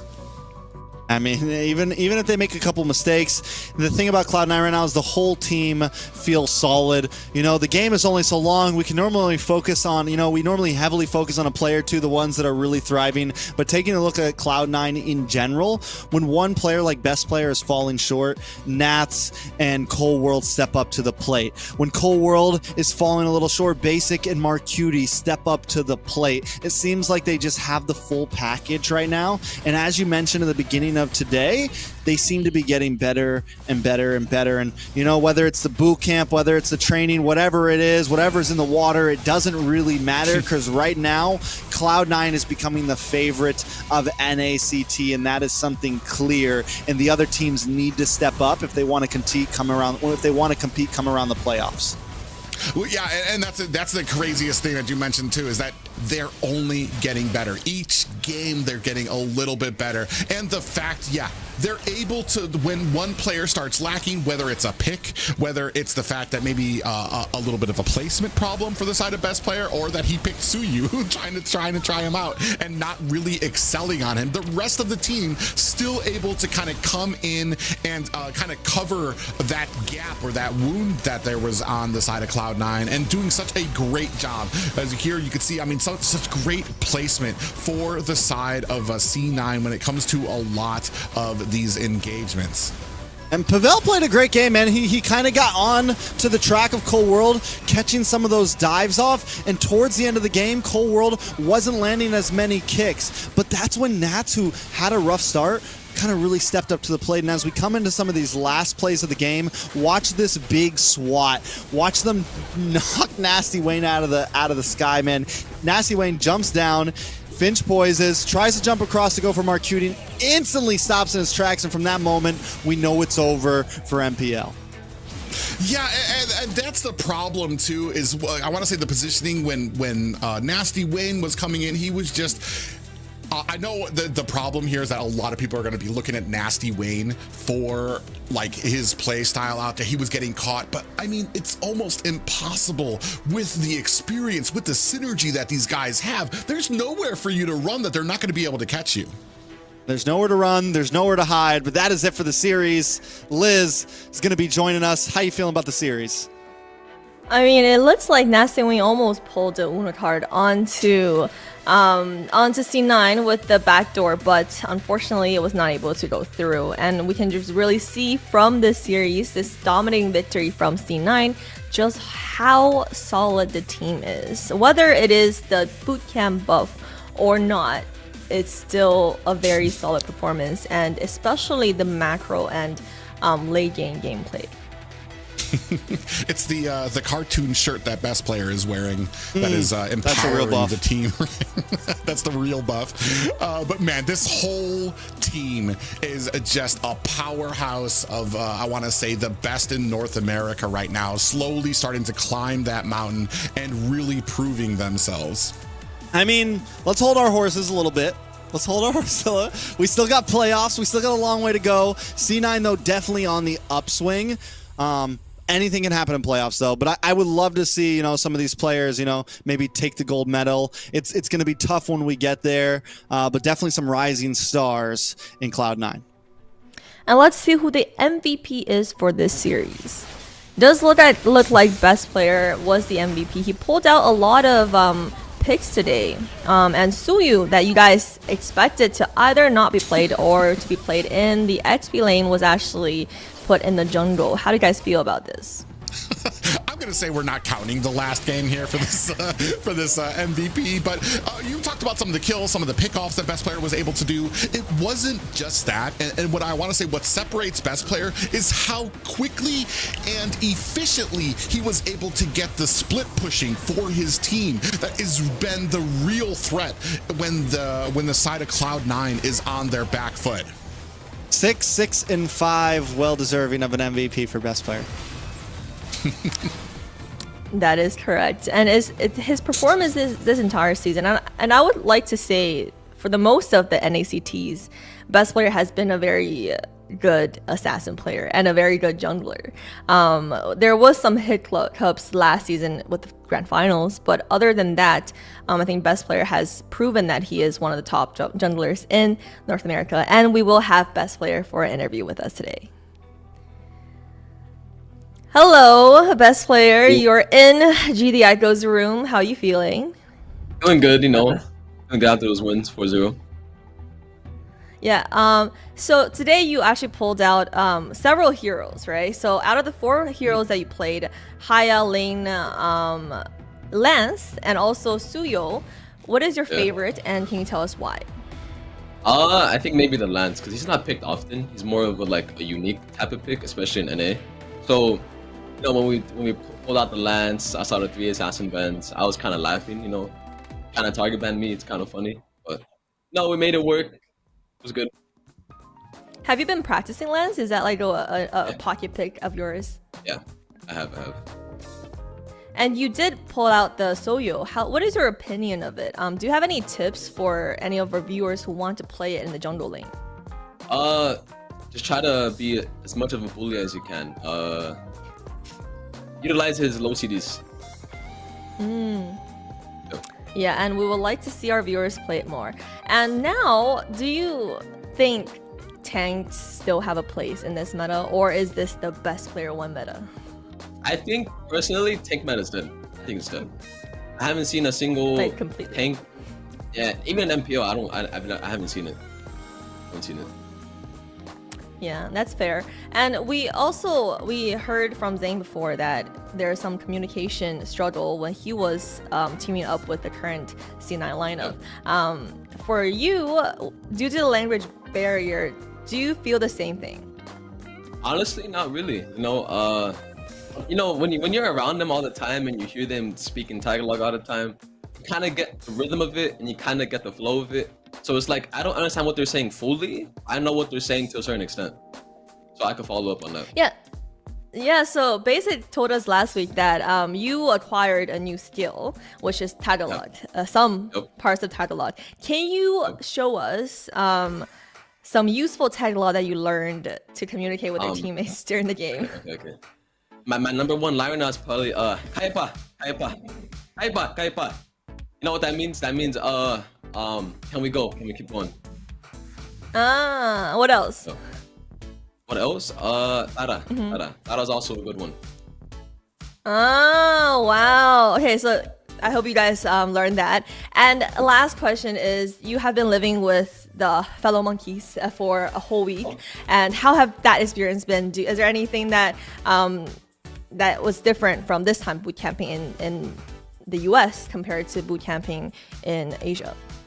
I mean, I would say boot camping in the US is a lot more comfortable. It's fun. The whole squad, I love them all. They're all really chill. I with them all, so it's good. Yeah, maybe we'll see a best player gym arc soon. But yeah, amazing performance. Maybe. Amazing performance, best player, and you guys are already in the top spot for this playoffs. So we're excited to see you guys continue growing as a team in the upcoming weeks. Thank you. I can hear Private just laughing in the background. Can you tell us what you're laughing about?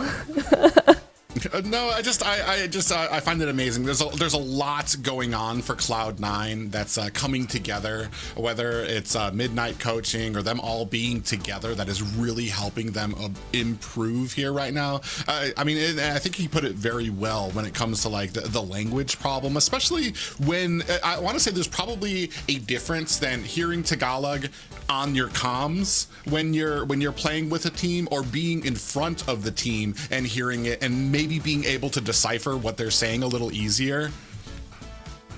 Yeah, I definitely think Basic, he seems like he's having fun, man, and I think that is also going to be a huge difference maker, right? When you are having fun doing this, when you're with a bunch of people that you're enjoying being with, it keeps morale up, and whether you believe it or not, it's going to make you play better.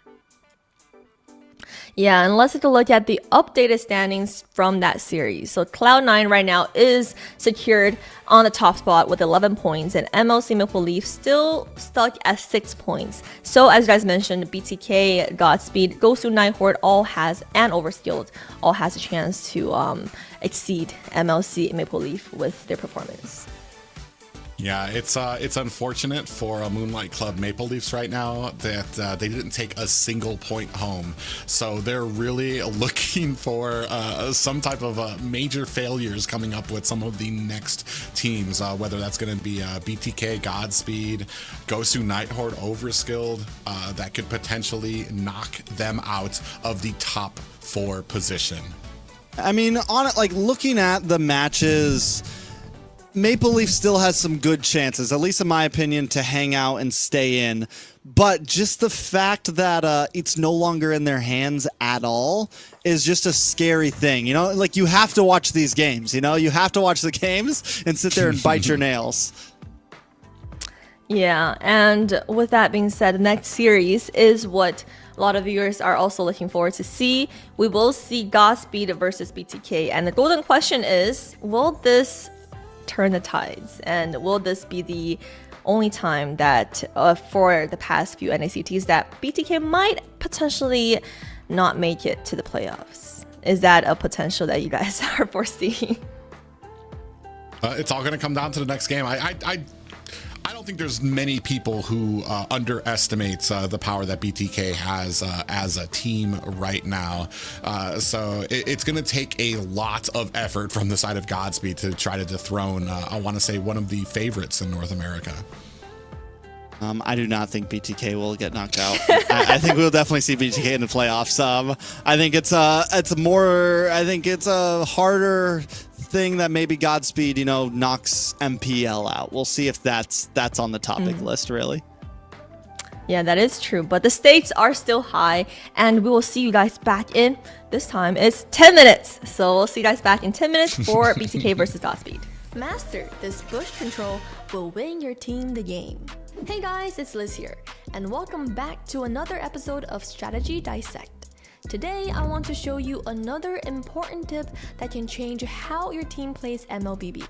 I call it the Lord winning bush, and we all know what Lord means in MLBB. I mean, hopefully. Directly speaking, it's the mid bush close to the Lord side. Around 9 minutes into the first game between C9 and BTK, Lord spawned on the top side. Notice how Shark was able to walk into the Lord winning bush initially with Hoon's help, but he quickly wandered away a few seconds after Valentina walked inside of the bush. This effectively gave up the Lord side of the map control to C9, which resulted in C9 taking the Lord without much pressure. Now let's go back a few seconds.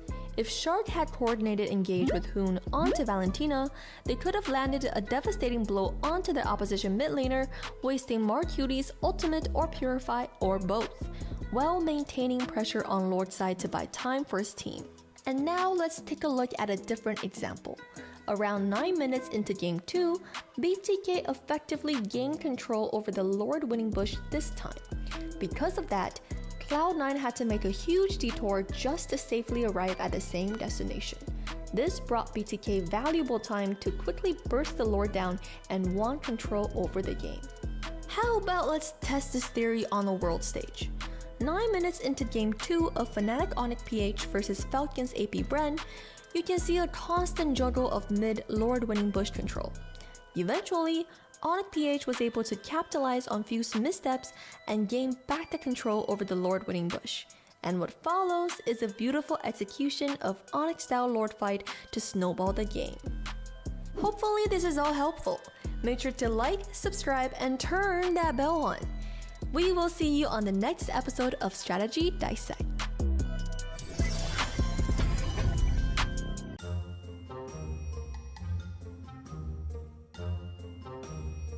So right here, me and Hun just tried to go back, but we got popped a lot.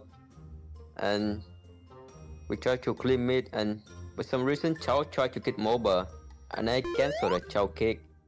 So right here we don't have any skill, so we tried to defend Nolan blue. But for some reason the Lucy tried to kill Nolan behind, but he missed, as you can see. And right here we know we're gonna win, because the Tyrael have all. And look at me, 2-man all, they cannot do anything. And look at Nolan. He think that Lucy is Nicolette or something, so he can one-shot her. But that's my cutie, so that's the whole different story, I guess. Unlucky. So right here, they did a good play with Macuity. He buy a lot of time for his team, so carry can boost top free goal. We waste a lot of time for him. That's a good play for Macuity. And right here, nothing happened. Yeah. We let the top wave come to our bay. That's fast, and we don't have any clear. You know, we need the one to clear the top, and we tried to send Antula to make the Nolan, but we forgot that the Antula. So, but next time I think the 4v should go there to matching the Nolan next time. Yeah, and Antula just come to team fight with us. 4v just stay with Nolan 1v1. So the Nolan cannot split anymore. So it's better for us. Remember to watch us the game BTK this weekend. We lost the first day, but it's not the playoff, so don't worry. We will come back stronger. So make sure to watch BTK this weekend. See ya.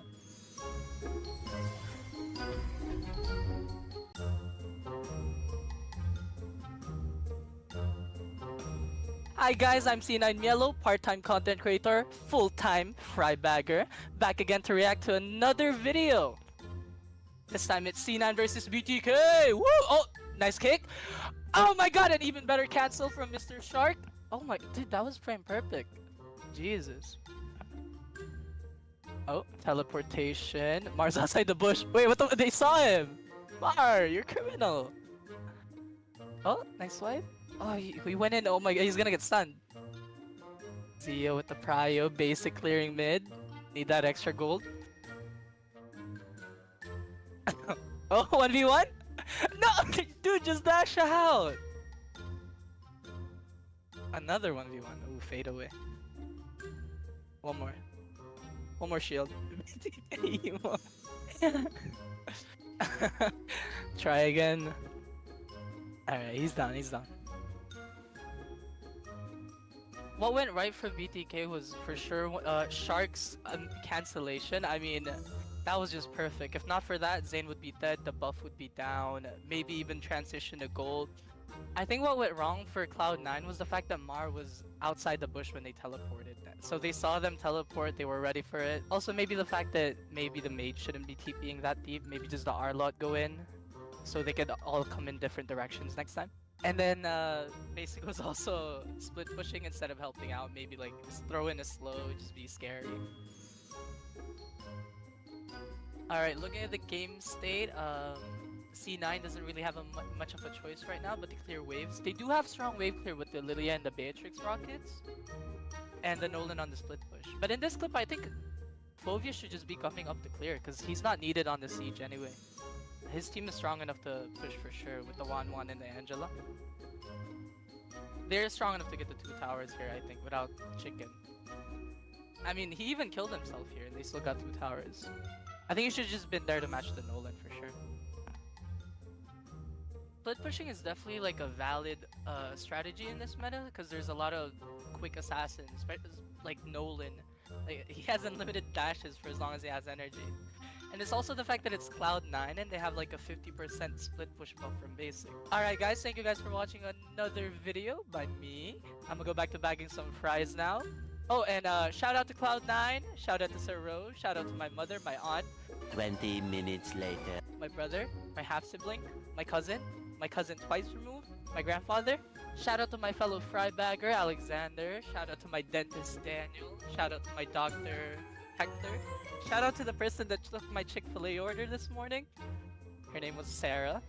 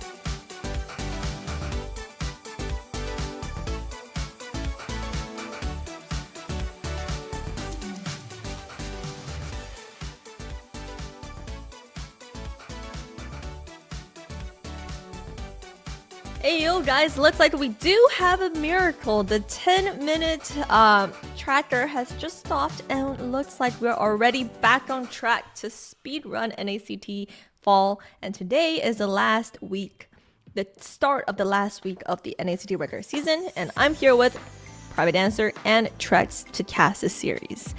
Godspeed versus BTK. First time we don't have a more than 30-minute timer. And look at our standings right now. So Cloud9 is on the top spot, and BTK and Godspeed, who we'll be seeing next, is neck to neck on points 5 and 5.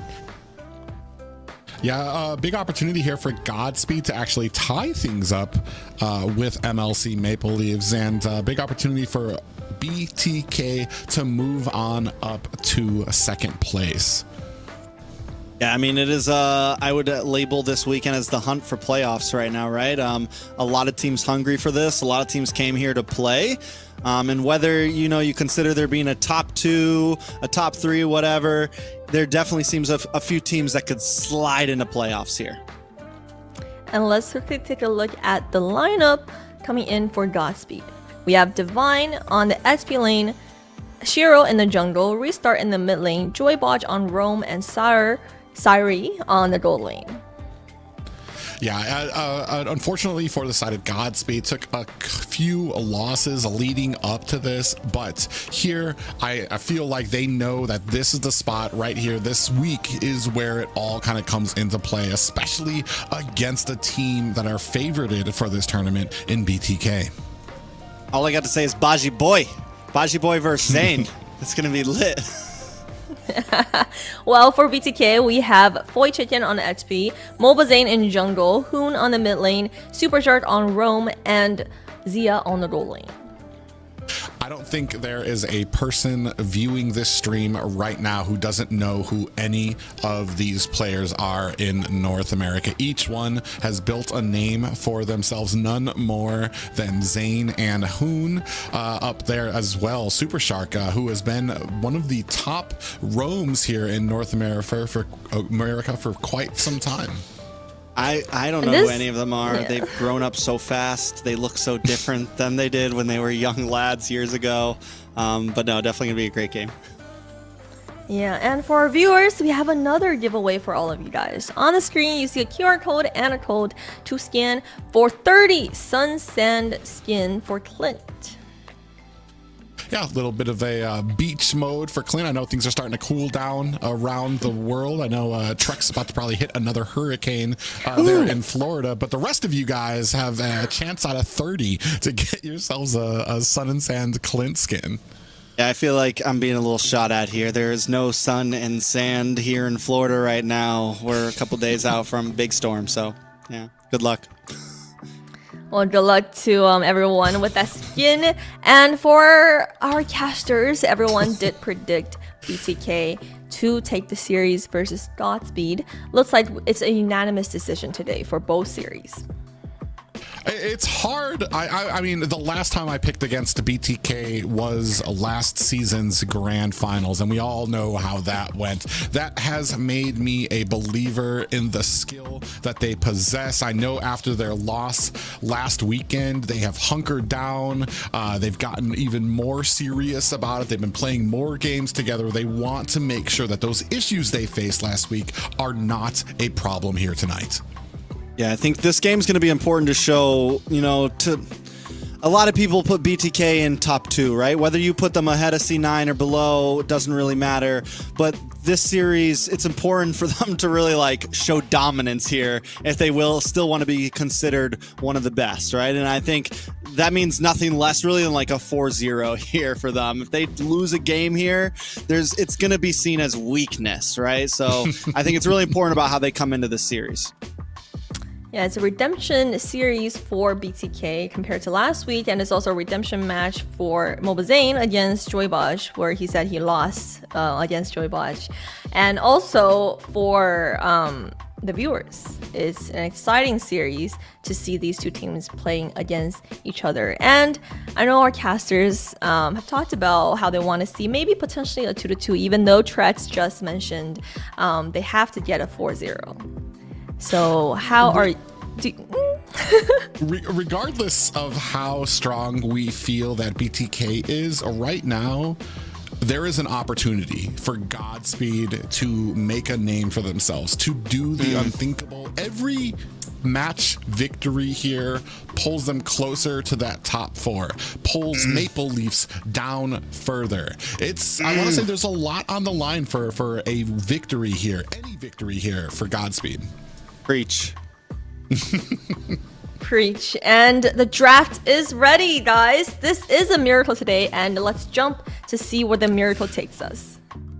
An on-time match for BTK. Say it is not so, Trex. We're going to be looking at a Ling ban on the side of BTK and Alpha taken off the table by Godspeed.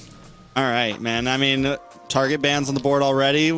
One of the only times we see Alpha in that first set of bans is when MLBB is on the opposing team, and Godspeed are not going to waste any time with it. How these bans are going to evolve over the next 4 games definitely could change up. I feel like in a lot of series in NACT so far, we've seen a lot of evolution in drafts just from going through the 4 games and seeing new seeing new picks come in, seeing picks that are now problems, and I feel that's where the state of the meta is. It normally starts on something and quickly turns into something else. High-low span does come in from BTK, and the fact that both teams are, you know, taking this ban phase slow shows how much that both of these teams know how much is on the line here. Yeah, the big thing for me is how, especially the roam, Joybaj, I mean, he used to be on BTK. He knows a lot about Zane, how he rotates and stuff, but he's going to be sitting across from one of the best roams in North America in Shark. Is he going to still be able to get that vision, know where Zane is all the time, also be able to protect his jungler from some of those rotations? I mean, Shark is just so quick, so fast, so much knowledge and genius when it comes to his positioning, his playmaking ability. It's going to be a matchup I'm really key on seeing here. Then you bring up a great point in talking about Joybaj there, and something we have to point out though is, you know, when we talk about BTK, sometimes we talk about Shark, sometimes we talk about Zia, sometimes we talk about Zane. When we talk about Godspeed right now, all the talk is on Baj, and what we need to see from Godspeed, I think, for them to really step up and, you know, take a game, take 2 games, who knows. Everyone else on the team needs to be ready to make a name for themselves today, right? Everyone on the team needs to be able to step up back into the bans, the high-lows, the Arlot ban coming out from BTK. I got a hint we might be hinting at, you know, White Chicken picking up the Edith up front. Last time we saw him pick the Edith and the Arlot was open to Natha's hands, it was a problem to deal with for White Chicken. So I think this is kind of making sure that White Chicken can have a decent game. Yeah, especially when it came to Fried Chicken versus Nats. When it comes to just XP lane versus XP lane, and we're going to start off with XP lane pickup there. But when it comes to XP lane versus XP lane, I want to say there's very little that can be done against an Arlot in the first place. Put that in the hands of somebody who's actually very strong. You've got some fast rotations. He's able to join the team fights very quickly. Meanwhile, you're still trying to clear out your lane there. I do like this pickup. This is going to be very early amounts of damage from the side of BTK. And we'll see exactly what happens. The Bane does get picked up for Godspeed. I like the Khalid pick. I think like we said last time, Khalid's slowly coming in more and more. Thinking Edith could be solid for the side of Godspeed. They go for the Ruby, so we're already seeing this, you know, a tight composition starting to form with Godspeed, and we know from watching BTK they like to have these grouped up fights, and it already looks like that might be what Godspeed is trying to bring as well. Yeah, I mean, I want to say this Bane works very well. It's got great potential when it comes to objective pushing. Plus, I want to say this has become one of those really top tier picks for Zane as well, because it means he doesn't really have to worry about objectives, or he doesn't have to worry about those early turtle objectives. Gets farmed very quickly and is able to take it where his team shines, which is to get those objective pushes out there. The team fighting, you're exactly correct. We've seen them even pull out Eves to really have that nice little tight box with the real world manipulation to kind of close in around the enemies. Here Hoon's gonna go ahead pick up the Valentina, and now we see the Edith come in. So there's this question, like I most likely the Edith is Rome, but I just want to throw out the possibility we did see Shark's name swap up to the front there, pick up this Khalid. I'm just saying the possibilities out there. Maybe we see a Khalid Rome. I think we saw it last night in MPL or something like that. So you never know. I mean, it's got the potential, the amount of damage that he can output, how quickly he can traverse the map, his ultimate being this huge team CCing ability, and then his ability to regen very quickly around there means he doesn't have to go back to base as quickly, and he can still continue to be a nuisance. I mean, heck, for all we know with BTK, this could go into the marksman position to be able to whittle down some of the marksmen that we see out there, and to take advantage of the way that first ability from Khalid, it doesn't really take any CC. Like it's basically negated, or CC is negated by this. Yeah, you know, Godspeed now banning into these marksman slots, taking out the carry. But the thing is Zia has shown a lot of potential, not only on like marksman gold laners, but we've seen him on the Alice, we've seen him on Rubies, we've seen him really expand, and that's something that BTK is like almost comfortable leaning into. Having Zane pick up something like the Nolan, the Julian, you know, having him pick up this damage jungler, the Roger maybe, and then putting more heavy offlaners in. And with the way they're looking, having this Khalid, having this Edith, it seems very feasible for BTK to fall onto a draft like that. Yeah, and you took the words out of my mouth. Zia has been one of my favorite marksmen for a long-standing season ever since he picked it up here. And the biggest question on my mind at the start of this season is with the expansion of that gold lane, was Zia going to be able to fit well, picking up a bunch of these fighters, the Alice, the Ruby, the Lunux in that position, and he's shown that it doesn't matter who he has in that gold lane. He's going to be able to use any of them very well here, especially moving on into a lot of these team fights. We do see Harith, a big focus there onto that gold lane as Harith is taken off by Godspeed. Most definitely. So now we come into these final picks in the second phase. Godspeed, they already have a roam. They have an EXP laner, possibly gold lane Ruby, also very possible. They can still slot something into EXP if they want. We need a mage though. We need a mage. Lu Yi's open. Big possibility for that. We still have the Aurora. We don't have the Vexana. So I'm just wondering which way do they go here? Do they pick up your mid laner and wait for counterplay and the EXP or gold? Well, and yeah, and that's the thing too. We're going to need to make sure that whatever it is, we still have the protection. One of the biggest problems for Bane is that early game. If the enemies start showing aggression, if they start invading, you need something there to be able to protect him, to allow him to get fed. It's one of the biggest problems we see with Bane, where he right from the early game, he's able to get one buff, then the second buff, they're already all over him, and then once that starts happening, it's very hard for Bane to come back from. Here, another Sicilian we're going to see taken up there by Godspeed. And honestly, the Sicilian here, I kind of like. You have great kiting. You have something that can, you know, deal with the run-in from the Edith. You have the Bat's Feast, which can kind of kite against the Khalid. And whether, you know, you probably pick up Purify here or something like that. Maybe the Flicker. I think I would like the Purify here to add even more kiting effect. And again, the Khalid just kind of sits behind this Bane, sits behind this Ruby, sits behind this Gatot in this little box and gets free shots. And you have so much peel on the side of Godspeed with the Deadly Catch, with the Ruby, with the taunts from the Gatot. You have a lot of option, and here comes the Jungle Roger and the Lunox Gold from Zia. A lot of magic damage on the side of BTK, but it will be made up if Mobazane can get some snowball in. Yeah, and that's what they're really banking on. Mobazane, especially on this Roger. I mean, it just kind of takes me back to M3. It's one of the heroes that I honestly don't know why he doesn't play more, because I feel like he's absolutely magical on this hero. Mix that with Lunux, who's going to be able to kind of avoid a lot of these kind of ganks that are going to be coming in through the gold lane with that Brilliance ultimate. And finally, we do see the Kufra pickup for Joybaj. That is a box right there on Godspeed, man.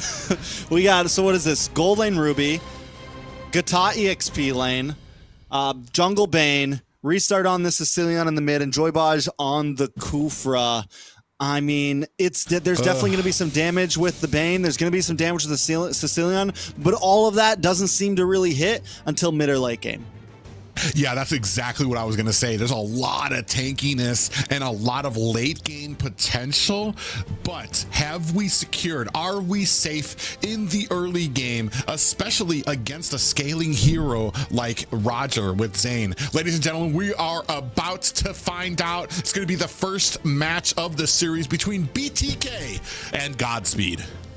Yeah, I mean, and not only BTK and Godspeed, Joybaj versus former father Mobazane. I'm waiting for the big alt play, but you mentioned, can they get through? Will they be able to handle the early aggression of BTK here? The thing is, they're also tanking I think the truth is, as long as Restart can stay in a safe position, there's not that many targets for Mobazane, and there is plenty of peel to slow him down. There's plenty of peel to stop the dives with the Ruby, with the Kufra, with everyone. And there goes Joybaj already on the Shark. Oh, Shark actually taking a heap of damage, is going to be able to find an escape. Godspeed, I'm not sure. I guess playing it safe, not really wanting to chase down Shark, put themselves in more harm's way. Most definitely. Now, Shark will have to go back to base. Should give Godspeed a little bit of advantage when it comes to clearing this mid wave. Going to be able to move around, but Restart's going to take that time, go back to base, get some mana, reset the skills. And I think it's going to be a pretty slow play from Restart. It's going to be a pretty slow play from Godspeed overall. Joybaj might be looking out for these knockups, but it's going to be more of, you know, delay. If they get a kill out of it, that's awesome. But again, more of delay. Joybaj. Yeah, and Okay. that's kind of for me, the slow play is going to be a huge problem when it comes to some of these first objectives. Are we just giving them away? Do we have a way to actually contest them? We have a duo down here on the Fly Chicken who's going to back up to his tower. Meanwhile, the side of Godspeed, they're going to go ahead and retreat to it, looking for some good position. 10 seconds left on this turtle. I mean, they do have Deadly Catch, right? They have Deadly Catch. Bane is not a, you know, a schlump in terms of taking objectives. And with the amount of CC, oh, wait a second, Baj in trouble. We'll be able to flicker away. But with the amounts of CC they have, it's not like they actually have to get multiple kills to take the objectives. They just have to, you know, set up some of these crowd controls correctly to be able to get the retribution off. So it's definitely a possibility for them. It's just, can they execute it? Yeah, Bat's Feet has already been used by Restart, and does look like Joybaj is in a little bit of trouble here. Mobazane getting some good positioning on this turtle for members of Godspeed, looking for an angle that they can come in with. Divine from the top, Fly Chicken and Hoon from the bottom. Avatar the Guardian does catch Divine. We do have, a nice Sandstorm comes in with Joy. I believe that was Godspeed who was able to get the turtle. Now we're fighting a Shark in trouble. Mobazane very low too as well. Joybaj goes down, taken out by Divine. Fly Chicken finds a kill onto Divine as well. 2-1 in favor of BTK with the first turtle going to Godspeed. And you talked about it. That Deadly Catch able to play a pivotal role. Yeah, Shiro definitely able to get the turtle, but also the damage of BTK also playing a pivotal role in getting the bounce back, right? So it pretty much comes down to an even trade. Gold at a standstill. Sire low. Zia able to get the kill. That darkening alt of the Lunox does percentage health damage. That's a huge win when it comes to taking on a Ruby in that gold lane. And unfortunately for Syri, I want to say just not really respecting the damage that was going to come out of it. Most definitely. So now we're sitting at 3-1. Game still pretty even. That's exactly what Godspeed wants. So Fly Chicken. Ooh, goes in, Restart, expends that flicker to get away. Actually able to back off against a 4-man gank from BTK. Divine in the bush. Ooh, looking for an angle here. Does find a little bit of a taunt now, putting some damage now onto Mobazane, who's gonna have to back up. You are looking to see if Godspeed is gonna want to go in against this purple buff. You see 2 members, Divine there as well as Shiro, but Mobazane very cleanly able to pick up his purple. And one more thing to point out with Godspeed's comp, right? It's Shiro kind of, you know, they're taking their time. They're not forcing fights. But while that's happening, Shiro making his way to off lanes, getting off some nice gold plating, using the Deadly Catch to damage towers. I mean, Godspeed came with a very clear plan here. It's BTK's job to thwart it. BTK definitely more... Oh, Joybaj should be able to get away. But BTK definitely more... have a lot more angles to attack, have a lot more possibilities of plans. It's not as just straightforward, but still, man, I got to give it up to Godspeed for coming in like this. Yeah, they're actually not doing as bad. They're not having as many issues as I thought that they might in the early game. Shark comes in with a big flicker play, followed by the Sandstorm. Is that going to be enough? Mobazane finds himself a kill onto the turtle. Syri finds a kill onto Mobazane. They are trading right now, 4-2 right now. Zia finds a kill onto Divine. That is a 1-for-2 trade, and the turtle going over to BTK. All right, so here's the big answer to Godspeed from BTK right now. Mobazane does go down, which is, again, a beautiful trade for Godspeed, losing Turtle. They lose EXP lane and Turtle. Gold a little bit into the favor of BTK, but overall, the big answer, Fly Chicken with this Raging Sandstorm has been able to lock down Shiro, and he's done such a good job at it.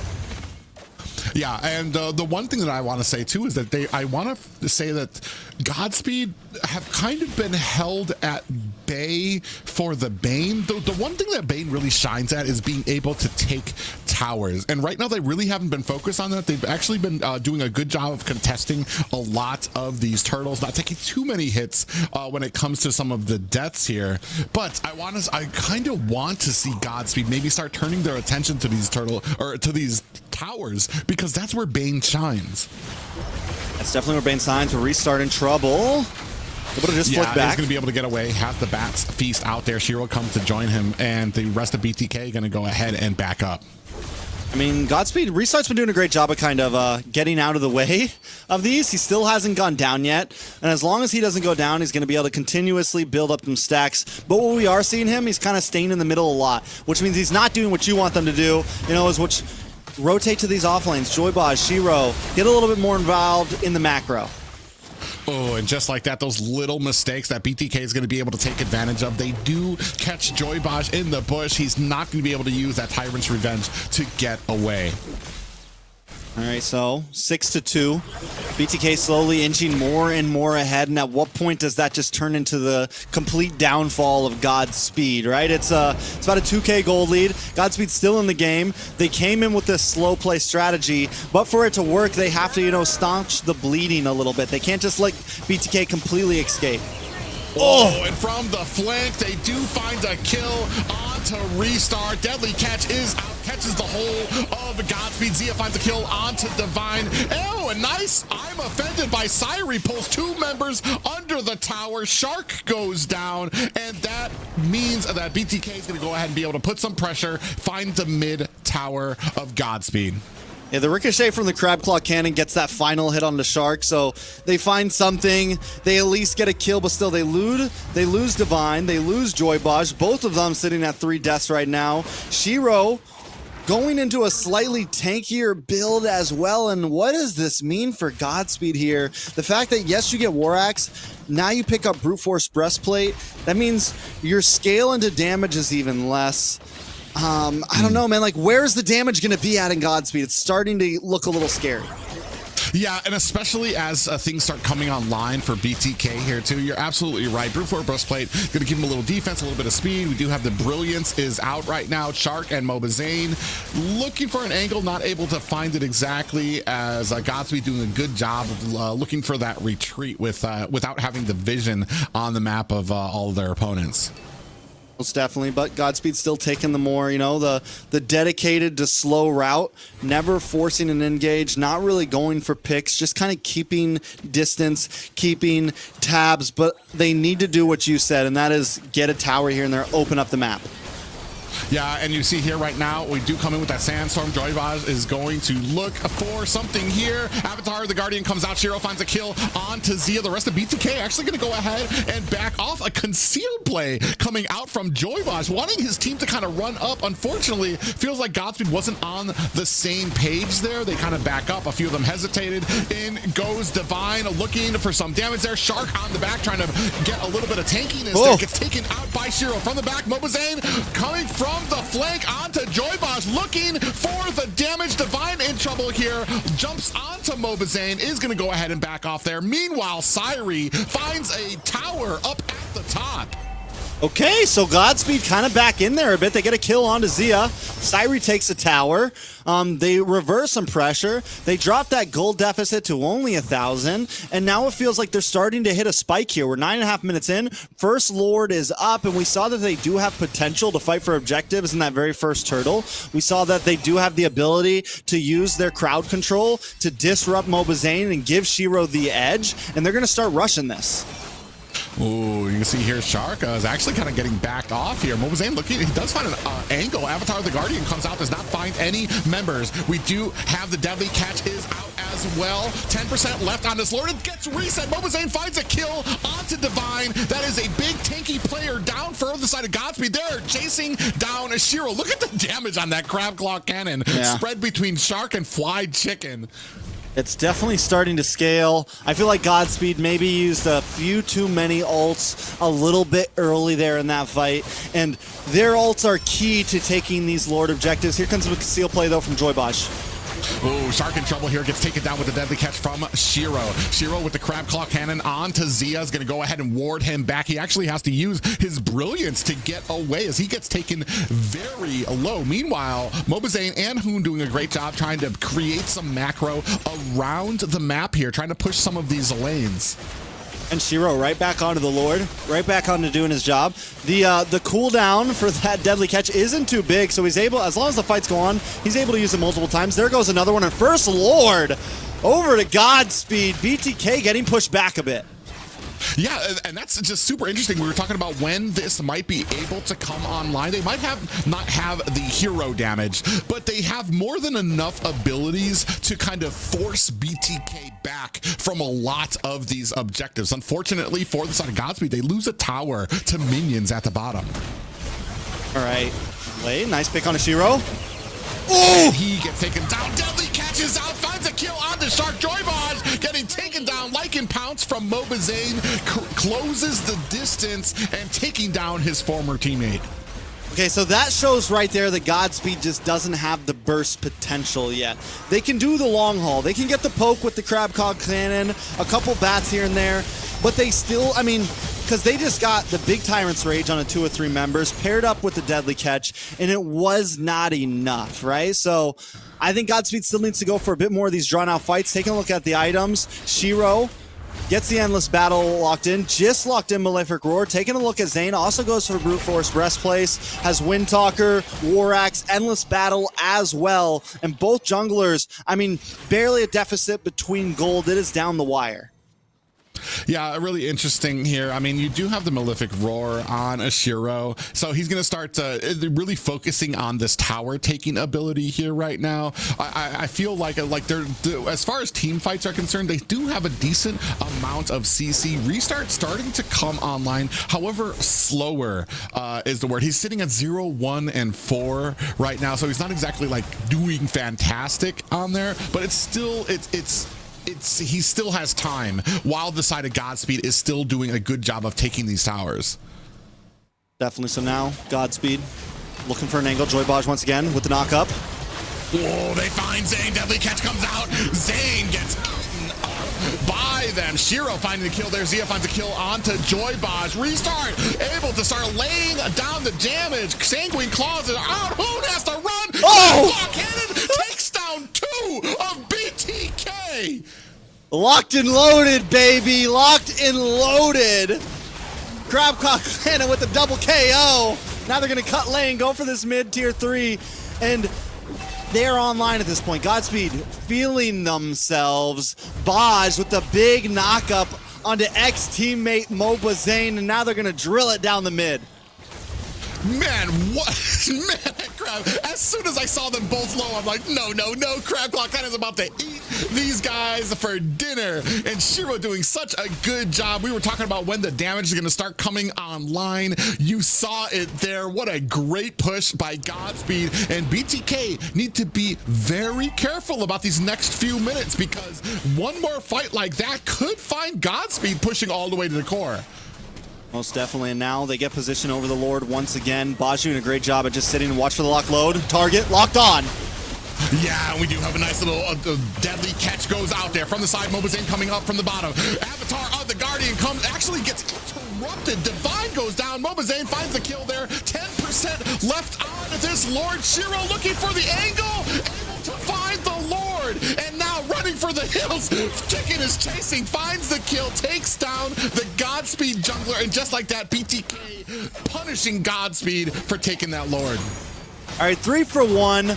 Lord to the side of Godspeed. They did get it at a decent time. Lord does come out here, so it's 10 seconds on the clock, 25 for Shiro. Godspeed probably won't be able to get too much out of this. So honestly, does feel kind of like a win for BTK in that trade up. Man, we're going back and forth. It's 45K for each team in gold right now. I think as long as Godspeed doesn't overextend too much, kind of stays with their more slower play style, they can still come out on top.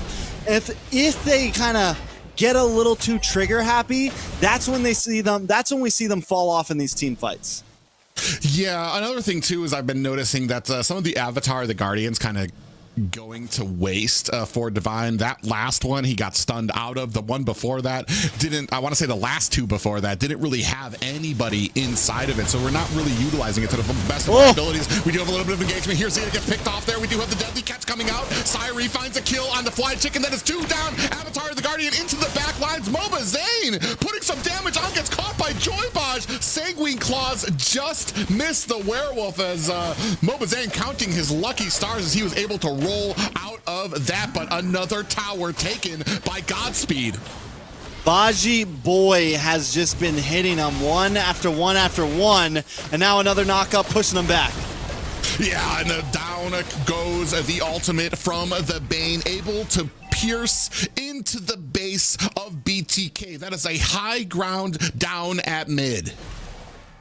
All right, what does this mean right now? Godspeed in control of the game right now. Inhibitor down in the mid side.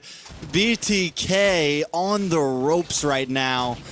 So BTK, I think, you know, we've seen Fried Chicken has been such an important member of this composition right here. And I think a lot of it's going to come down to if he can find that right angle and get the big play on to restart. If he can find that angle and get the big stun on to Shiro. And also Zane, I think he needs to come into these fights a little bit later, especially around the Lord Pit, because Sire and Baj are just all over him, man. Last Lord, he was trying to find a way in, but the bouncing ball came out. Sire locks on, and he's just stuck. He can't move.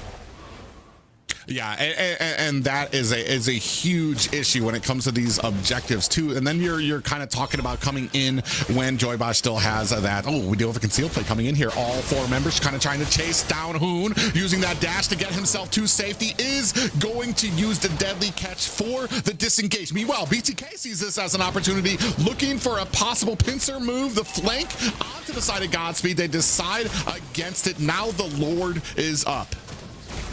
All right, Lord up. Godspeed with control. A little bit of damage on the Da Vinci. Looking for White Chicken, jumping to the back. Yeah, Divine in trouble here. Oh, Avatar the Guardian does get interrupted. Divine in trouble. Almost gets bursted down. Syrie comes in here holding the whole members. The brilliance is out from Zia. Avatar the Guardian comes down, is not able to save his team member. That is 1 down for Godspeed. From the backside, Fly Chicken laying on the damage, has the winter crown to be able to protect him, and finds himself an escape. And just like that, I want to say BTK kind of turned around the advantage for this game. All that, and the Lord doesn't even go down yet. BTK take the gold lead. They take the positioning. They have found towers. They found momentum back in it. And Fly Chicken did such a great job. It was off cam, but he zones away Shiro, pushes him back. And now Joybaj, though! Oh. A big ultimate catches 2 members. Hoon is down, and Fly Chicken running for the hills. Moba Zane is not going to have enough to kind of contest this shark with the pop-up onto Divine, who gets bursted down by Zia. Meanwhile, Shiro and Joybaj and restart starting on this Lord. Looks like it's going to be reset for the side of Godspeed. And right now, they're just going blow for blow right now, punch for punch. Godspeed, I mean, as long as Restart stays in a safe position, they got damage. As long as Baj keeps hitting those knockups, they have play potential. BTK needs to do what they normally don't do, and that means widening themselves up. They need to attack at angles. They cannot come at Godspeed's formation straight on. Yeah, right now, what Shark's trying to do is he's trying to position himself in a way that protects his team from Joybaj running in there with the Tyrant's Revenge and like catching the entire team. You've already seen it's been such a huge play-making potential for Joybaj and Godspeed. I mean, just the last time he was able to find 2 members of BTK, take them down. Thankfully, BTK, great positioning, able to kind of withstand it, not allow Godspeed to find this Lord. And I want to say both of these teams licking their chops for an opportunity to potentially take down this next Lord. This is only third. Oh, wait a second, Baj. Yeah, Zane gets taken out. That's a retreat down for Moba's for the team of BTK, and this is going to be a cleanup for Shiro. Shark running for the hill, still has his immortality. Going to use that flicker pop up. Divine gets popped up there. They're able to to find a kill, able to find the Lord there. What a great taunt there. Divine goes in, gets the taunt onto Mobazane, and then you see the track marks of the Avatar, the Guardian, CC Zane down again, and then that's all she wrote for the BTK jungler. Lord coming in from the mid side. BTK need to be able to defend this. You see tuning of the band. Zia goes in. Zia's actually down. Shiro, Deadly catches out. 10% left on the base. Godspeed out of nowhere find a victory over BTK. Victory! What does this mean? What does this mean? All the BTK fans, I think they're blaming Liz right now. I think they're blaming Liz. What just happened? Godspeed comes in with a composition that, listen, man, at first we were like, huh. And I'm thinking, I mean, this isn't bad. As long as they can slow play it, as long as they can get to where they need to, it will work again, especially against the playstyle that BTK likes to bring. And Godspeed, against the odds, man, comes in and takes game number 1. And that means they're that much closer. This is what, like I said, this weekend's all about points, baby. And they just put 1 on the board. Yeah, and I mean, now do we start talking about the potential of Godspeed possibly getting more than 1 point? Yeah. BTK? BTK, right now, Godspeed is ahead of BTK. Godspeed is sitting at 6, BTK sitting at 5. So there's a potential, and now they're tied with Maple Leafs. We're looking at the potential of Maple Leafs getting knocked down, BTK getting knocked down. But man, let's talk about this game here, because Godspeed did an amazing job, especially Shiro on this Bane, the setups by Joybaj, and that last, finally, Avatar, the Guardian, actually lands on something. Divine finds it on the Mobazane, and that really sets up that last hit and that last push for the side of Godspeed. Yeah, I mean, overall, everyone played their part on Godspeed, and this is what we said when the draft first started. We talk about Joybaj so much, and yes, he was definitely a star in that game, but you said it, Shiro played an amazing game, and even Restart, man, the positioning, knowing that he couldn't really be the only player that could get onto him was Fried Chicken, and eventually even that wore off. Godspeed, 17 kills to 18, a lesser KDA, but still taking the game cleanly. I mean, it wasn't even like it was a big comeback or anything. They were almost always tied. Let's take a look at these highlights, though. Yeah, you can see there, I mean, the objectives, especially the first few, Shiro doing such a good job of being able to get them. Here, I want to say they lost 2 for that objective, and Zia absolutely blows up Syri here in the early game. But after that, the Deadly Catch doing a huge amount of work for the side of Godspeed. You know, I want to talk about something because we just saw it there, and we're going to see it if we have the very last big play highlight. Mobazane, and I've been talking about it for the past couple weeks. Mobazane has this habit of always being like he's still playing Fredrin, like this habit of always being the first one on the Lord out of his team, always being the one who has to be close to the Lord. And I think in today's current meta, the jungler really needs to kind of sit back a bit more and maybe be the 3rd, 4th, or even the last one to engage onto that Lord. And we saw, and I think he's getting a bit better. Like even here, he's the last one to come into this fight. He was getting his purple, but in that last fight, he was the only one close to his Lord, and he gets caught off. And instead of playing from behind and being the damage dealer that he needs to be, sometimes he's a little bit too far up. Yeah, well, that kind of has to do with some of the picks that he favors. Roger does not have the same kind of capabilities as using a Ling to use that Finch pose to get in, get the retreat, get out. Roger has one way that's going to be able to get in, possibly with that transformation, use the Lycan Pounce or something like that, but it's not necessarily something that can get him in, get the retreat, and get out as well. Once he gets in, he's looking for kills, he's looking for the retreat, he's looking to do something there before he can eventually escape. Most definitely. I mean, and yes, I think this is true. Like, he plays the alphas, he plays the Roger, but there still has to be some space that he needs to start creating. And I don't know if it's just bad habits die hard or what it is, but this isn't like the first time I've seen it. It's to the point where I'm like noticing it, and I pointed it out a bit ago. And now he's still kind of paying the price for it. And Godspeed, honestly, that game, man, it felt like they just they had BTK's card a little bit. Like they knew the play style, and it's a play style we've been talking about from BTK for a while. How they have a very singular, focused play style where all 5 of us want to try to overpower you. And Godspeed brought a composition that could beat that. So BTK forced to change up. Godspeed bans out the Ruby this time. They are going to be first pick once again. Were they first pick last game? No, they were second pick last game. First pick. So now maybe looking for a trade up. Yeah, maybe even looking to possibly take away that Edith from the side of BTK with a first pickup, Edith pickup.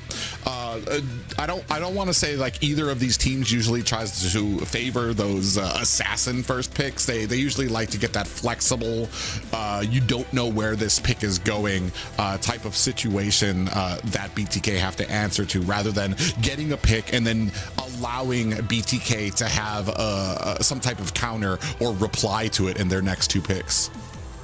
Definitely. So now it's first pick, R-Lot open, plenty of options open right now. Chip is gone, Fovius gone, but knowing the way that the Godspeed drafted last time, I think it's kind of hard to guess exactly what they're going to bring to the table here. They could just first pick the Bane here if they wanted, or something.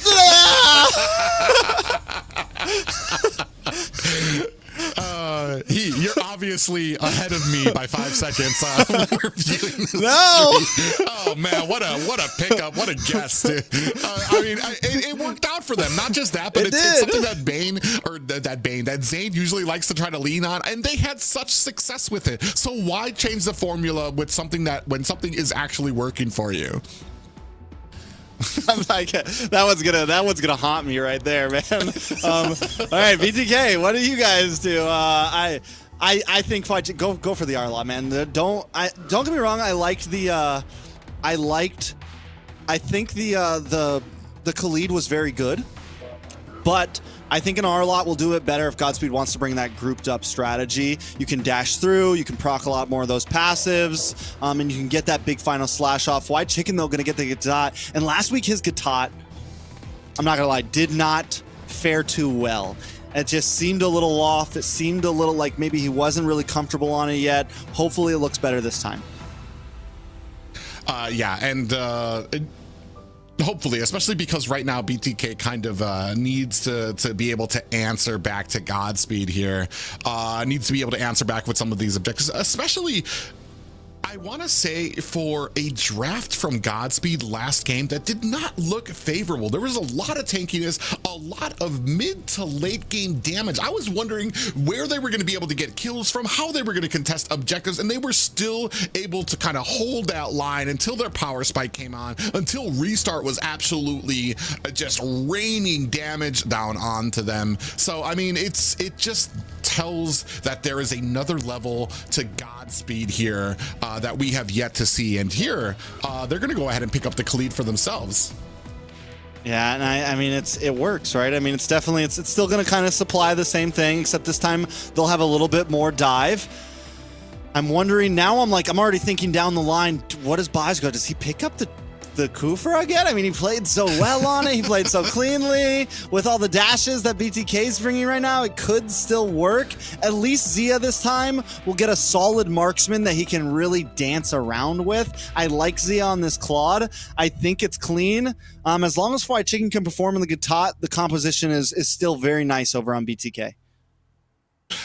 Yeah, and that's going to be the important thing for him, is probably getting him on something that he's comfortable on. The big thing for me is how we're kind of contesting some of these early fights. I do like having the Julian there. You don't need that level 4. Right from level 3, he's going to be coming online and become a menace, especially for people like Restarts, for people like Divine, who might not be able to find escape. Even for Shiro, before he gets that War Axe on the Bane, he's not as tanky or able to escape a lot of damage like you usually like with a lot of these junglers. So it's going to be very important early game for the side of BTK here. Definitely. So now, second phase of bans coming in. Matilda ban does come out from BTK. A solid ban, I think, on the Baj. We've seen him play it. We know it's something that he enjoys playing, but I think Baj is going to pick something a bit more aggressive. I think he's going to stick with things like the Kufra, stick with things like the Cho, stick with things that he knows. I'm going to get in your face, Zane. I'm going to, I'm going to get in all of your faces and cause as much chaos as possible, because I think that's where BTK starts to falter a little bit, when a team really starts to push back on them, right? So if Godspeed can continue to do that, good chance. Restart on the Sicilian also looks great, and Godspeed on the other hand just banning into mid lane here. Lu Yi, Valentina still open, could be a solid ban here. Yeah, that's what I was saying. That's what I was thinking too. With the Lu Yi taking off, Valentina would probably be the next target on my back, which kind of leaves open possibly the Aurora or Lilia for the side of BTK to go ahead and pick up. Yeah, they take off the Tigreal there for the side of BTK. I do like. I was talking about Joybaj with his Kufra. It was a huge amount of sets there for the side of Godspeed. Always finding like multiple numbers for BTK there to be able to kind of take them down. A big surprise there. Hoon gonna go ahead and pick up the Valentina, which has been kind of a mainstay here in the meta. Now looking for something in the marksman lane for Godspeed. Yeah, I'm wondering, do they keep it simple with the Kufa, or do they go for something like the Cho for Baj? I feel like the Cho's nice, but also you leave your team a little bit too much with the Cho, whereas Godspeed has really been bringing this more tighter formation, so I don't know exactly if the Cho will fit perfectly, but I think the Kufra was phenomenal. It's going to be a little harder to hit here. Claude is not as easy as a target. He's got the Purify, he's got the BMI, a lot of answers, right, this time to the type of strategy that Godspeed wants to bring. They do still need a marksman as well, unless they go for exactly what they did last time.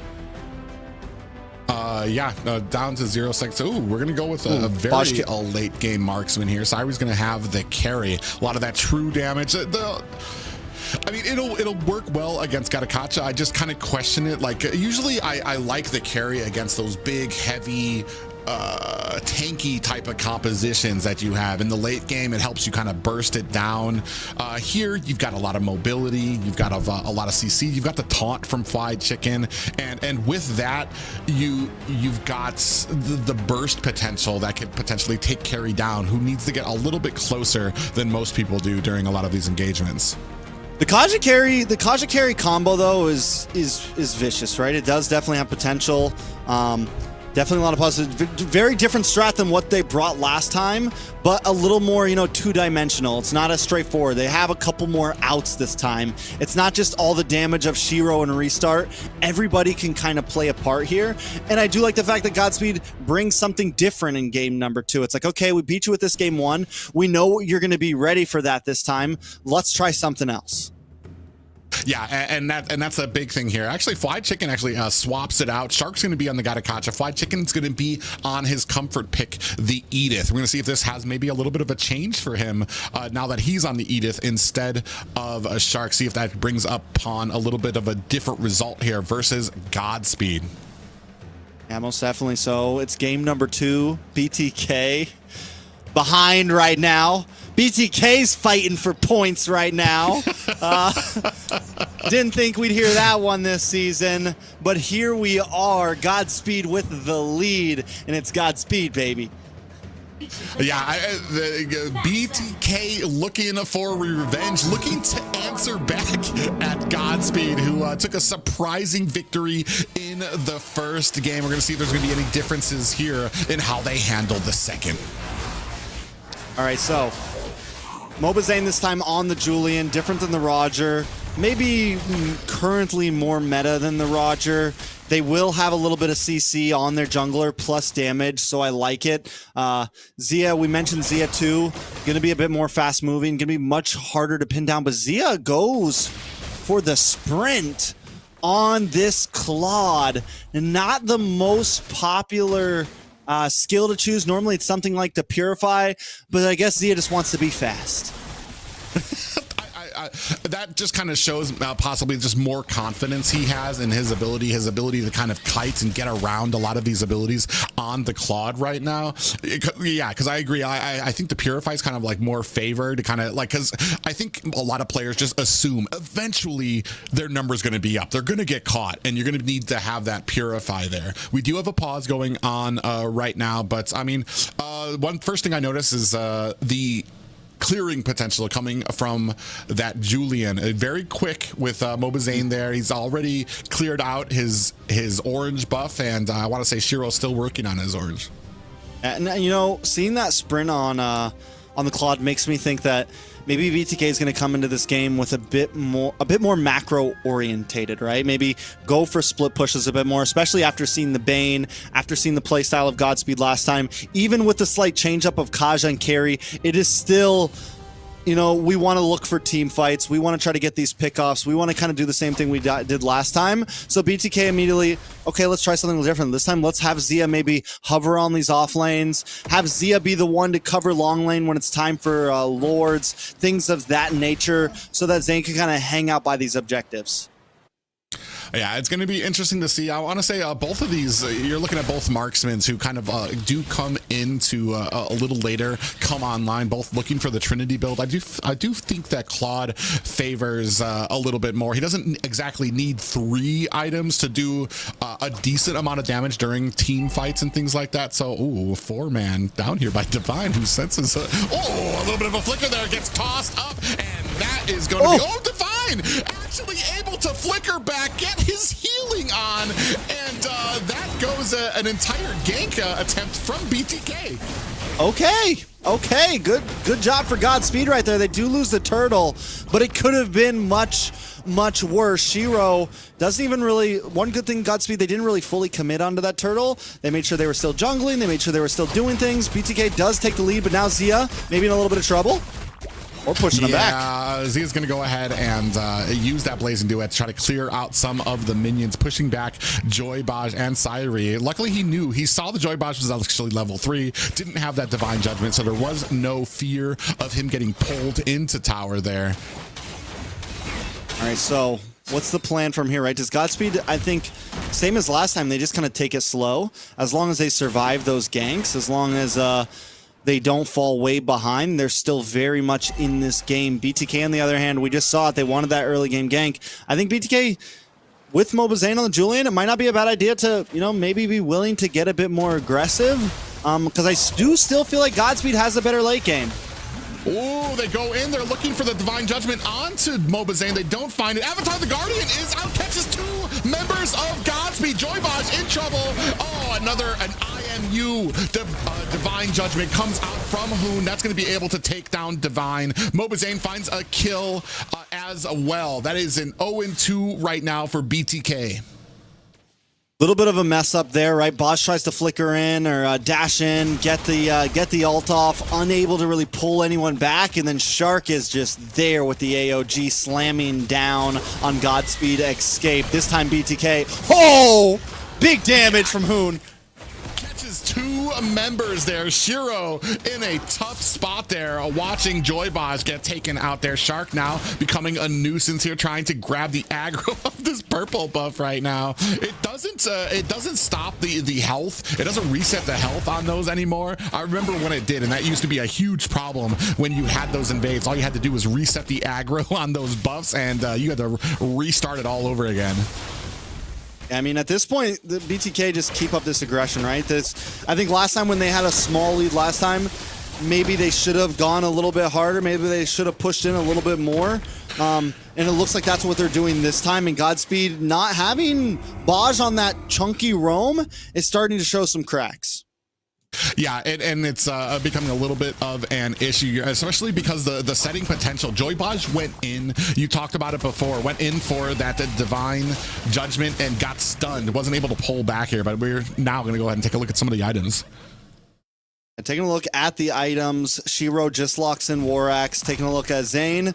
We have the Blood Wings in. We're working on the next one. Gold laners, Zia and Toru.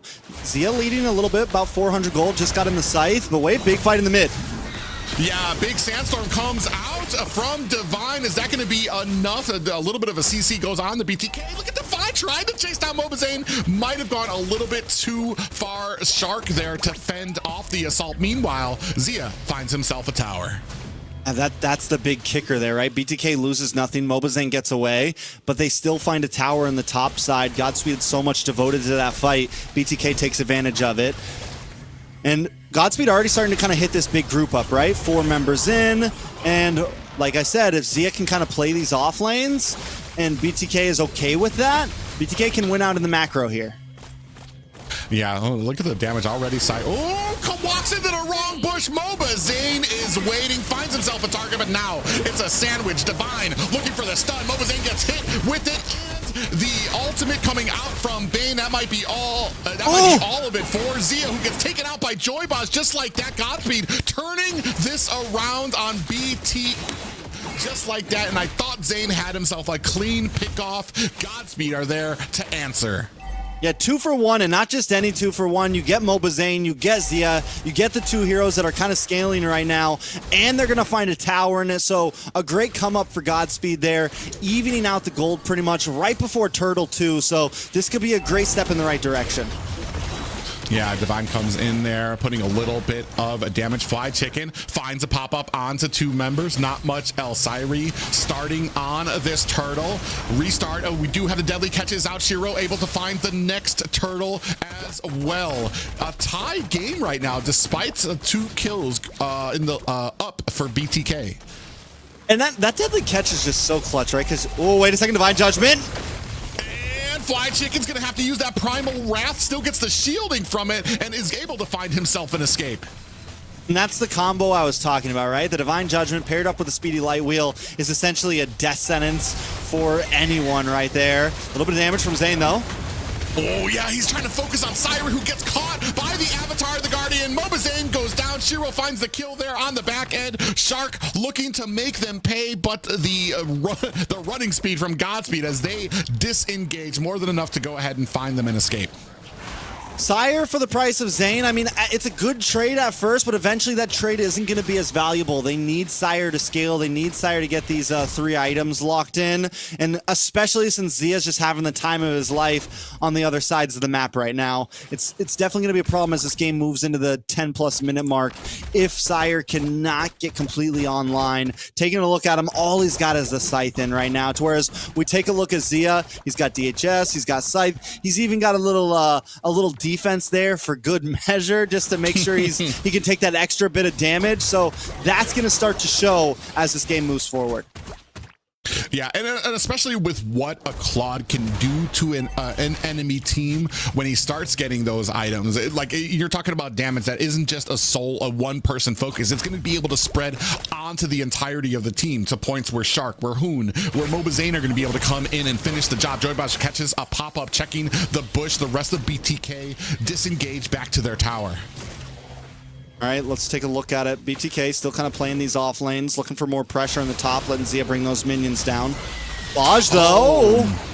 Mobazane, they're trying to chase. He kind of does get away with those enhanced chains. That's going to be able to find himself a little back door to get away from the team there. Oh, Sanguine Claws onto Shark, taking him down. Avatar the Guardian is out, catches Shiro. Shark's been practicing with that AOG, man. He's been practicing with that guitar because he is landing them this time. He is coming in clutch. He's not the engager. I think with the guitar, you don't always want to be the engager, right? You want to maybe be the second one. Get the enemies when they're already moving a certain way, and then jump on them when they're in the middle of fighting. I think that really higher the odds of landing that skill right there. And Shark's just been landing them back to back. I want to say that you just brought up like the perfect point. That was something I was going to bring up about the Avatar, the Guardian going out, and the difference between Godspeed using it when nobody is attacking the team and BTK using it as like as we talk about it, Divine Judgment goes on, pulls Shark under the tower. But when the Avatar, the Guardian goes out onto a member that's already engaging your team, you have pretty much doubled your chances of success with that ability. Most definitely. And now Lord crashing down. They should be able to get that tier 2. Godspeed's going to have to step back, right? Unless they get a cheeky pickoff, I don't think there's a whole lot they can do right now. They're biding time. They're waiting for Sire to get online. They're waiting for Restart to get online. And they're waiting for Shiro. I do think they have more damage than they did last game, right? So maybe the online comes a little bit earlier, but that also opens them up to getting pushed in a little bit harder earlier on.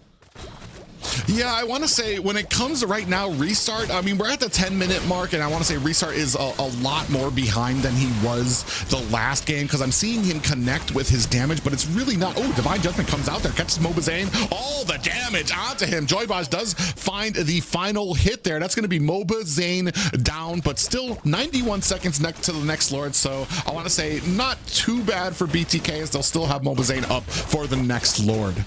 Listen, Baj could know that Zia is the biggest threat right now, but he is still going to target Zane every time, man.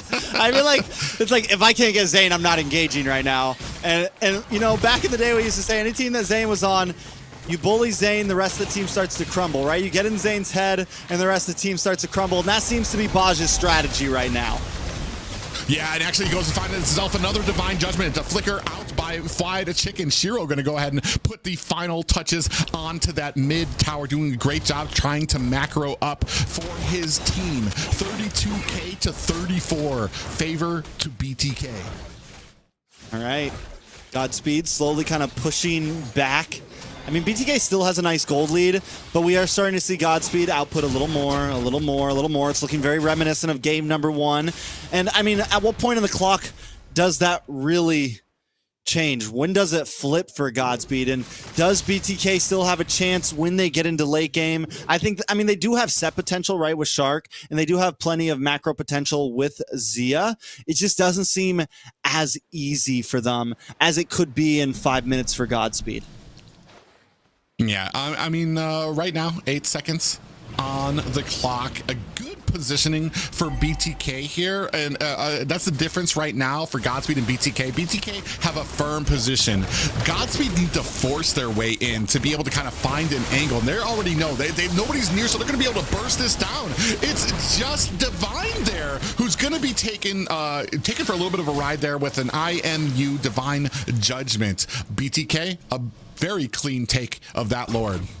And they haven't, that's the second Lord they've done that to, right? The second Lord they've just bursted down. They haven't been wasting any time with it. I think it's the right move. They're finding those moments when Godspeed is maybe a little bit too far enough on the map, and they know how fast they can burst it down. Taking a look at the items, Zia is almost completely decked out. He's 9.5k gold. He's got his Malefic Roar now after his Trinity, and he's going on to the next one. And then he can just kind of start juggling if he wants to at this point. I'm wondering if he's going to go for Wind of Nature here maybe, and then kind of dance around with that, an Immortality, a Winter Crown, kind of just make himself as, I mean, at that point, Zia's almost impossible to kill unless they get the Divine Judgment onto him.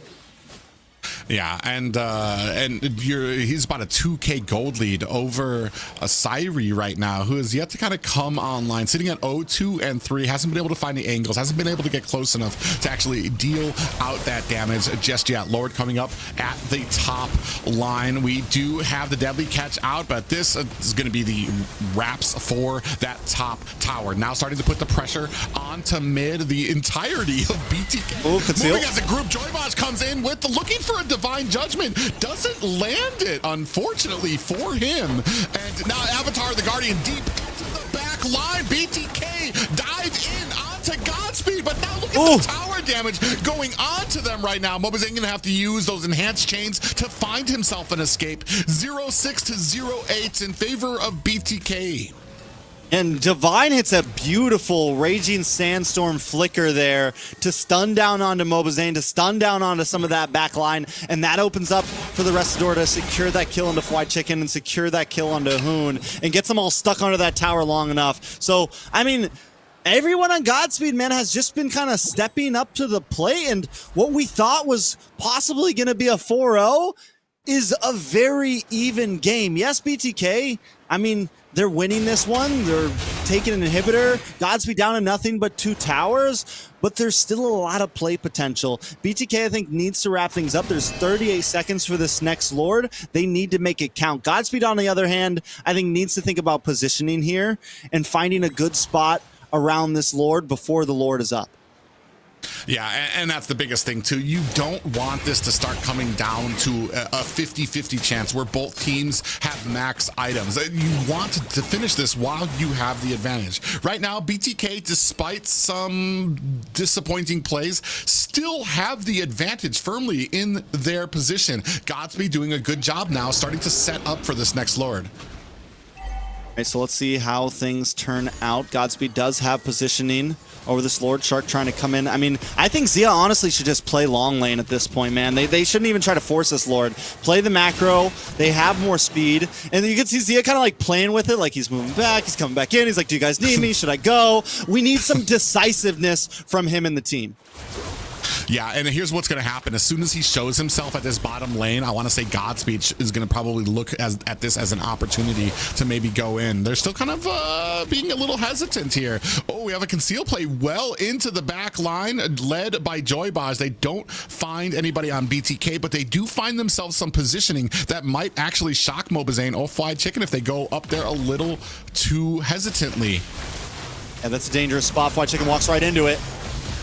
Yeah, we do have the Avatar, the Guardian there. Fried Chicken getting bursted down. Shiro finds the kill there. Shark on the backside as well. Mobazane finds a kill onto Shiro, and restart is down to Zia as well. Finds a second kill there. Down goes Divine. 4 members of Godspeed are down, and just like that, a controlling lead by BTK. They're not even going for the Lord. They're looking to finish this. Yeah, and I mean, it's 30 seconds, 20 seconds, 22 seconds on the clock. A bunch of members of BTK and the minions. That should be it. Yeah, Joybaj's not going to be able to do much but watch here. And a decisive reply coming from BTK. All right, so it's 1-1. BTK comes back with a strong win. They come in clean. I mean, and they perform well, and they even kind of switch up the strategy a little bit. Zia starts playing the off lanes. Mobazane and Zia kind of play more wide than just being tight with the team. BTK shows that they're more than just a one-dimensional team, I feel like, in that game.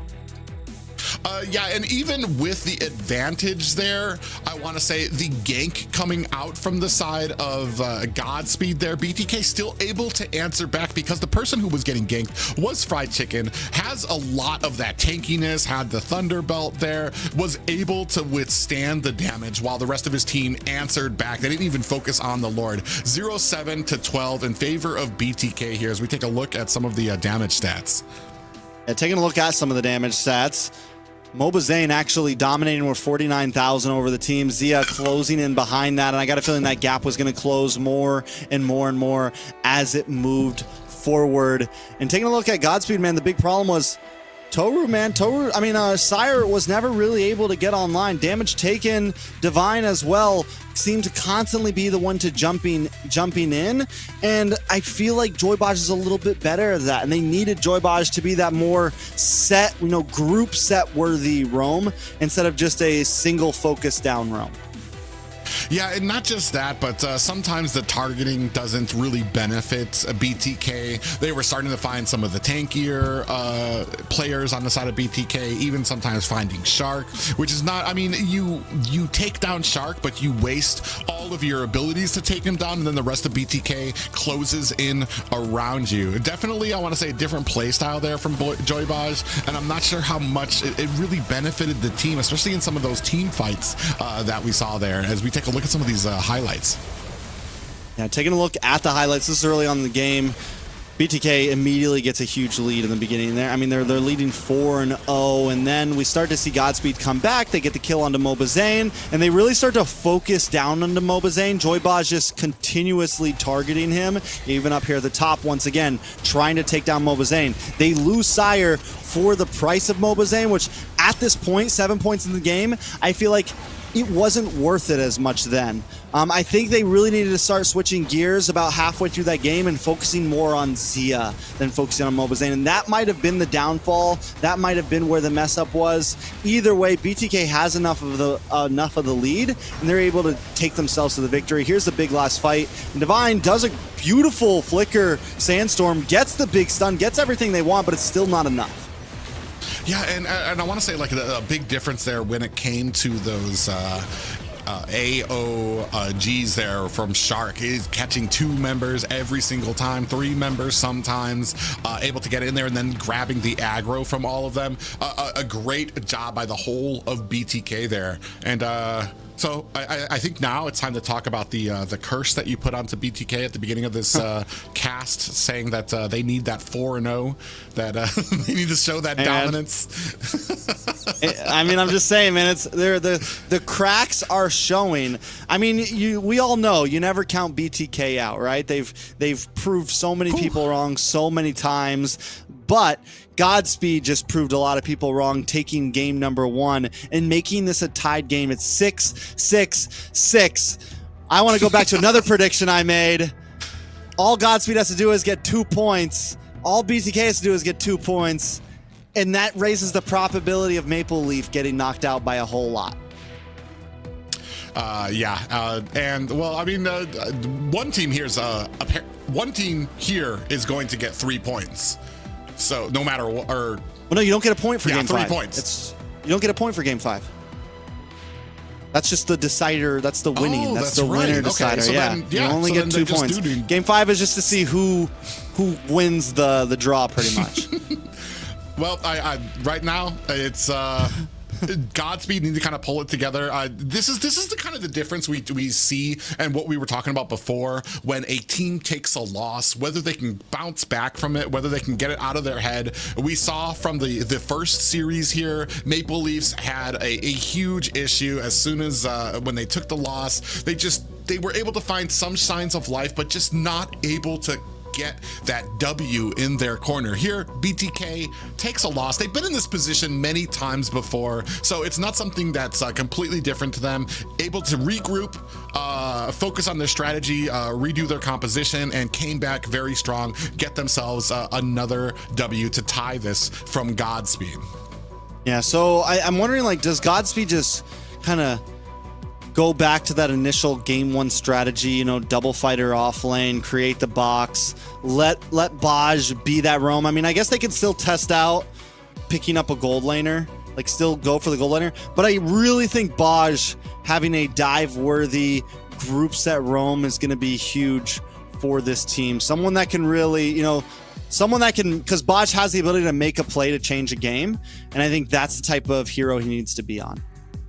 Yeah, and then you took the words out of my mouth. For me, the biggest thing is that Joy Baj is on something that has the setting potential for his team. Not just that one fur where he can grab one person and the rest, then you have to rely on the rest of the team to kind of be able to burst it down. In fact, there were many times he got the Divine Judgment. The team tried to burst it down, and they were still able to get away. The first game, completely different story. Able to find members, get those setting potentials, able to kind of keep them CC'd down for long enough for his team to be able to do enough of that damage. And then also maybe some of these we saw when it came to the gold lane, maybe the carry not the best pick when it comes to some of those. It takes a little bit long. Carry has to get very close, especially from a composition that BTK had that was very mobile, able to close the distance very quickly, and that's a problem for carry, especially in the early game where you need a lot of peel. You need to kind of create some distance for them to get that speedy light wheel, be able to get those auto attacks off to actually put on the damage. Okay, so this time Godspeed back on the red side, the winning side so far. So far, red side has won both games. The Hylos gets let through, and there's no Cecilion, no Bane, both of them being banned out. BTK putting some respect on those picks from Godspeed, and this forces Godspeed into a situation where they have to do something different again in game number 3. Yeah, and this is going to this basically means they're going to have to go with something, a completely different composition, completely different focus than what they had. With the Bane, you have the focus on the objectives, you have that late game clearing potential from the Sicilian. Here, they're going to go ahead, they're going to scoop up the Matilda. They've got some CC and tanking ability coming from the Ruby, whether that's going to be in the marksman or in the gold lane or the XP lane has yet to be seen. But on the side of BTK, they're going to go ahead and scoop up Harith. I mean, there's a lot of just a lot of power picks on the side of BTK right there with the Gatot, with the Hylos, Zia getting a comfortable pick in Harith, all kind of solid picks. Godspeed on the other hand, I mean, the Hayabusa is open. They could go for something aggressive like that instead of the Bane now that there is no Bane. There's also no Alpha, so they're kind of forced into this pocket where maybe they have to go for an assassin pick. And with the Haya being open, if Shiro has that in his pocket, it's time to pull that out. Yeah, and then that kind of leaves open where we're going to be going for the side of BTK. I mean, Mobazane has even shown he's able to put out the Nolan as well. He does have some assassins under his belt that he goes with. I'm not sure how well Nolan works here, though. He doesn't really have a lot of early game to kind of help him along as well. Potentially, maybe you can use it as a split pushing tool that we've seen from other teams like Cloud9, where the Nolan doesn't really favor it in some of those team fights. So you're using him to kind of clear out the rest and create that pressure in some of these side lanes here. Godspeed, they pick up the X-Borg before banning out the Valentina. And I mean, the X-Borg, it fits into their ideology of, like, you know, their compositions. If this X-Borg is jungle, it could also be the big hole in their armor, right? The fact that maybe Shiro doesn't have a Hayabusa in his pocket. Maybe Shiro doesn't have that type of option. And Godspeed is falling into the more one-dimensional slot of compositions where they just kind of have to play this steamrolly comp where they all stick together. They pick up the Matilda, unless, of course, this X-Borg faults over into the XP lane, right? It could be XP X-Borg, Gold Lane Ruby, and they're just going to surprise us all here. Yeah, and that's what I kind of like about Godspeed's draft right now. We're kind of, they're a little flexible, a little fluid about where some of these could go. So it's kind of hard to prepare up against. Lilia taken off the board. We're still waiting for those next bans. I'm assuming that we're kind of, there's, for me, the really kind of interesting thing here, a Soyu ban. On the side, that's the interesting thing. I was going to say that there are no real jungler bans out there for either of these teams, so they're kind of leaving that kind of wide open for both of these teams. But Soyu taken off for whatever reason on the side of Godspeed. We're covering our bases, Private. We're covering all of our bases, and that could be the wild card. You know, you gotta cover the wild card. BTK on the other hand has a very straightforward plan. They're going to ban out the Lilia. They're going to take out some of these mages. I'm wondering if we just see Mobazane once again, you know, pick up the Julian. He played well on it last game, could definitely work, or go for something like the Nolan. Plenty of options. At this point, with the Gatot and the Hylos, you have a nice solid front line. BTK's compositions for and what they picked, yes, it's very straightforward on where these picks are most likely going. But it gives a lot of freedom, I feel like, to what Mobazane and Hoon want to pick. Yeah, interesting here is that they take out the carry. So apparently BTK definitely doesn't think that this Ruby is going to be going to that gold lane. They think that that's still open right now. Still 29 seconds to see that first pick coming up. Right now, this draft is kind of like all up in the air. There's so many options out there for both of these teams to go into, whether it's the mage and jungler side for BTK, or make the probability of different answers on the side of Godspeed, because I don't know where two of these picks are going to be going. Yeah, it's definitely very debatable. Godspeed, right? I'm still wondering if they're going to pick. All right, so they do pick up a mage, so that doesn't really tell us too much, honestly. Very similar to the Sicilian style of backline burst damage, waiting for the chance to shine. It definitely fits Restart's MO in terms of mages, and it fits Godspeed's playstyle. The Nolan gets picked up for Mobazane. They also still need a mage, and Vexana's open, Aurora's open, Chang's open. There you go. All right, that's a interesting pickup for the side of BTK.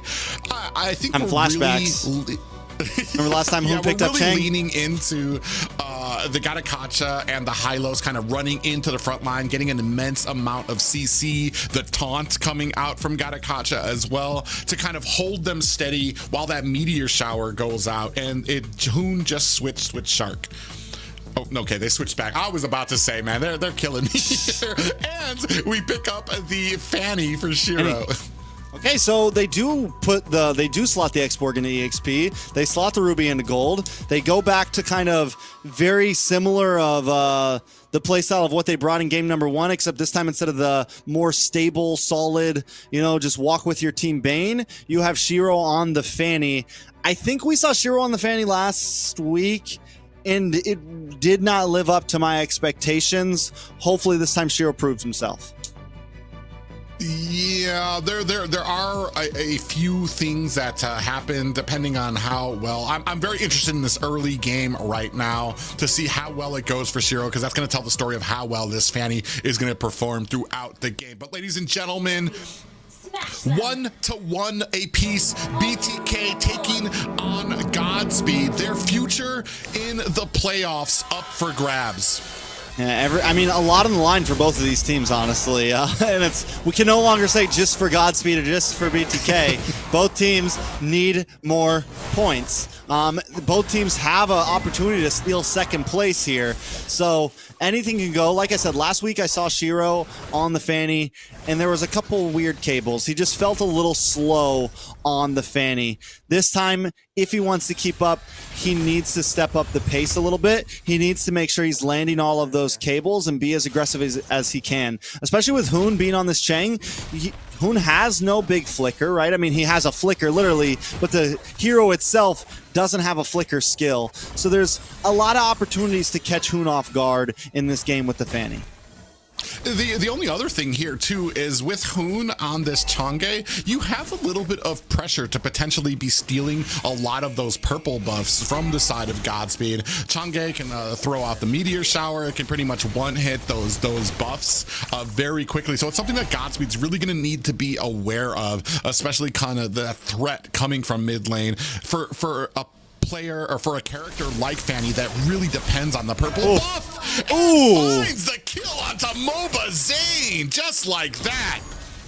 There it is. That was what they needed. And the great thing too that I just thought about and just noticed, as long as the cable's going, the taunt does not stop you. So good ways for Shiro to get away. Not as much CC as maybe you would like to lock down the Fanny here. It was very well slotted in, and if Shiro keeps performing like this, maybe leads Godspeed to an early snowball.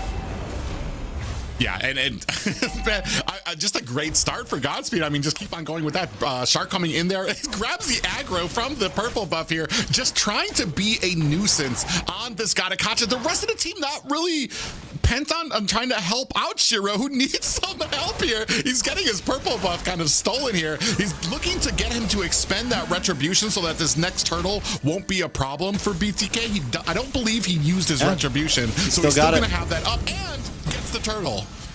Runs over with the cable real quick. Bada bing, bada boom. Take the turtle. Get my purple. Find Zane. It's almost a 1K gold lead for Godspeed at this point. And Godspeed are moving, man. They're moving around the map. Zia in trouble. Yeah, 3 members of BTK coming down to answer the call. Zaman Force is on the ground, so no worse for where our BTK Godspeed going to have to back off. This is a different Godspeed than what we've seen in the past 2 games, right? It's much more quick pace. Yes, restart still kind of hanging out like a tower in the mid lane, but Godspeed's okay with that type of composition. They're okay with him just farming in mid as the rest of the team moves around. And this time the rest of the team has a lot of availability to move around, with Baj jumping down to the bot, Sire getting a nice I'm offended onto Zia here. Oh, we do see the Astral Echo from the backside. Shiro coming in, looking for the cutthroat. Is not able to find it, but Joybaj comes back. Avatar of the Guardian comes in, taunted onto 2 members, and down go. No, Shiro able to get away. I don't think he has health. There's an error with this game. That was messy, man. And Godspeed, we saw it with the tower last time with MPL. We're definitely in the 0% bug right now. But no, Godspeed, big whiff right there coming down, man. So close to getting Zia. Maybe not a whiff. Zia with the outplay. Zia cleanly dropping the Zaman's Force. And then Shark coming in too in the nick of time. AK Big Brother Shark saving out the team members.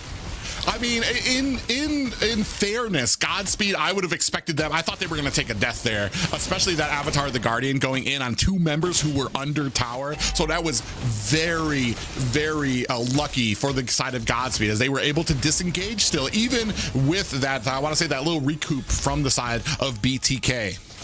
And Sire's doing a great job. Sire's actually winning out in lane right now, getting the rotations in very cleanly. And this is, like I said, this is a Godspeed we haven't really seen the past 2 games. We're only 4 minutes in, and they are already grouping up into 4 or 5 members. They are rotating quickly. They are all over. Yeah, and you see right here, Shiro trying to look for another opportunity. Avatar the Guardian comes down. Shark looking to push away Godspeed, and Shiro still able to get the Lord. Now Godspeed looking to try to put on the damage. Mobazane finds a kill on to Joybaj. Out comes the Meteor Shower, though, putting on the damage to Godspeed, who's going to go ahead and back up 1-1 apiece for BTK and Godspeed. Yeah, BTK is able to hold on. They get a kill. They might lose 2 turtles, but at least they get a lot of pressure and restart down. Zane might be in trouble, though. Should be able to get away. Shiro not able to make him pay on the back end. Syrie comes in, finds the kill. Now Shark actually maybe being a little bit in trouble. Syrie putting on the CC. Joybaj from the back end, looking to help him out. Is he gonna see a guiding winds? No! Hoon finds the kill onto Joybaj. Now Syrie's gonna have to find himself an escape. You know, it never seems to not surprise me. I mean, it never seems to surprise me, or it always surprises me how much damage Ruby does, the gold lane Ruby does, man. Like, it's just a hero. I don't know why, but somehow we're only 5-6 minutes in, and Syra is just chunking people down, but BTK has definitely found a groove. They are still behind in gold, but Mobazane, even though taking 2 deaths, starting to find some moments where he's able to pick some people off, but we got to still keep our eyes on Shiro, because 1-0-1, the torment has only just started, possibly. Yeah, it's going to be very interesting how the next few minutes of this game go. Still 31 seconds left on the next turtle. BTK only about 900 behind Godspeed right now. So I want to say it could even go up to the next turtle that really decides who's going to be in the lead. Shiro does find Chicken, gets a stun for his efforts. Joybaj coming in with the guiding wins. I mean, Shiro definitely not the greatest Fanny player in the world, but good enough to really, I mean, and I feel like Shiro's just getting better and better with it. Compared to last week, I feel like there was a few cables missed, a few positions where we could have moved faster. This week, still a couple angles off, a couple things off, but definitely stepping up the pace overall. It feels like all Godspeed's been doing for the past week is training for this game right now. Hoon stuck in this defensive mode on the Chang. I'm wondering when, like, what's this Chang really going to be as we move forward? Is it really going to be a game changer, or is it going to be, you know, a penalty? Oh, Zia is going to get caught here, taken down by Shiro. Avatar the Guardian comes in, does not find its mark. Shiro with the cables to get him away from Shark's taunt, and they escape like thieves in the night right now. Mobazane tries to come in. I believe he got the retreat on that gold minion. Again, you know, Shiro hits a couple curbs on the way out, but still gets the mark, you know, still, and they finally find Zia, which is huge for Godspeed. They've been looking for that gank for a while. They've been looking for that one for a while, and they finally actually, you know, lock in. And knocking Zia down, not only have they gotten kills on their damage dealer Zane, but they've also gotten a kill onto Zia, and this is going to set Godspeed even more ahead. Hits a couple curves on his way out, messing up his rims a little bit. Yeah, you know? So it's not as pretty, but still, yeah, getting the job done, getting that transportation out there. Mobazane hiding up in the bush, now looking for an angle, and on the backside, Shiro, might be in a bad way here. A whole of BTK around him, and still able to find his way out there. Shark takes a whole bunch of CC. Syrie might be lost here for the side of Godspeed, and Avatar the Guardian comes out. Syrie gets caught there. Glorious Pathway is out. Wide Chicken now charging the hills now into Godspeed territory. Zia finds a kill onto Joybaj, but Divine is right there spraying on the damage, getting those stacks onto Flied Chicken. You know, you just said the name Divine, and I haven't even really mentioned him all game, and it's something he's just kind of flown under the radar, but an X-Borg that's 0-0-0 is a scary X-Borg at 10, 12, 13 minutes. Divine's just going to get harder and harder to kill. He hasn't lost lane up top. He's actually technically been winning, and Shark down! Shiro finds another one. But yeah, Divine's gonna be a tough target as this game moves forward. Man, you put it right when you said that it seems like Godspeed has been training for this moment the entire season, because this is a completely different team than we've seen the rest of the season. Now, Joybuzz locking on to Zia, who has the Zaman Force out there. Fly Chicken trying to put on the defense. Is it going to be enough? Blown up by the last insanity of Divine. That's going to be one down. Is this going to be enough for Godspeed? Shiro finds Mobazane in the mid lane. Oh. I just watched Mobazane's cam too. The classic Mobazane rubbing his eye comes on cam. They're just like, man, this is really happening right now. They all know. And it's all smiles on Joybuzz cam right now. I mean, they're feeling themselves. They feel good. Yeah, they do. Hoon's going to have to flicker himself out. Meanwhile, Godspeed still focusing on this Lord, and that's going to be a clean pickup for Shiro. The rest of Godspeed going to disengage. Okay. Big Lord. Over to Godspeed. AOG comes out, hits nothing. They're all good. And you notice how, remember last game, Shark, the AOGs were so clean when BTK was winning and they were doing well? And now we're starting to see Shark use these AOGs preemptively, more as engages instead of during the team fights. And this is more of the problem I saw when they were against Cloud9. I'm seeing some of those same issues come out from Shark now with the Avatar Guardian. Yeah, exactly. And the reason being, like, and it's just not as successful. Maybe a little bit of frustration coming out of the side of BTK when it comes to kind of being on the back foot. And that's exactly where I want to say Godspeed wants to be right now. Big engagement comes out. Astral Echo giving them vision. Mobazane looking for an escape. Syri finds the cleanup there, even with Divine coming in with the last insanity just in case. Now Lord swinging away at bottom. Syri comes in between three members. Joybuzz on the side there, giving the guiding winds for the clean escape. Okay. Oh, Shiro still wants more. He keeps coming, bro.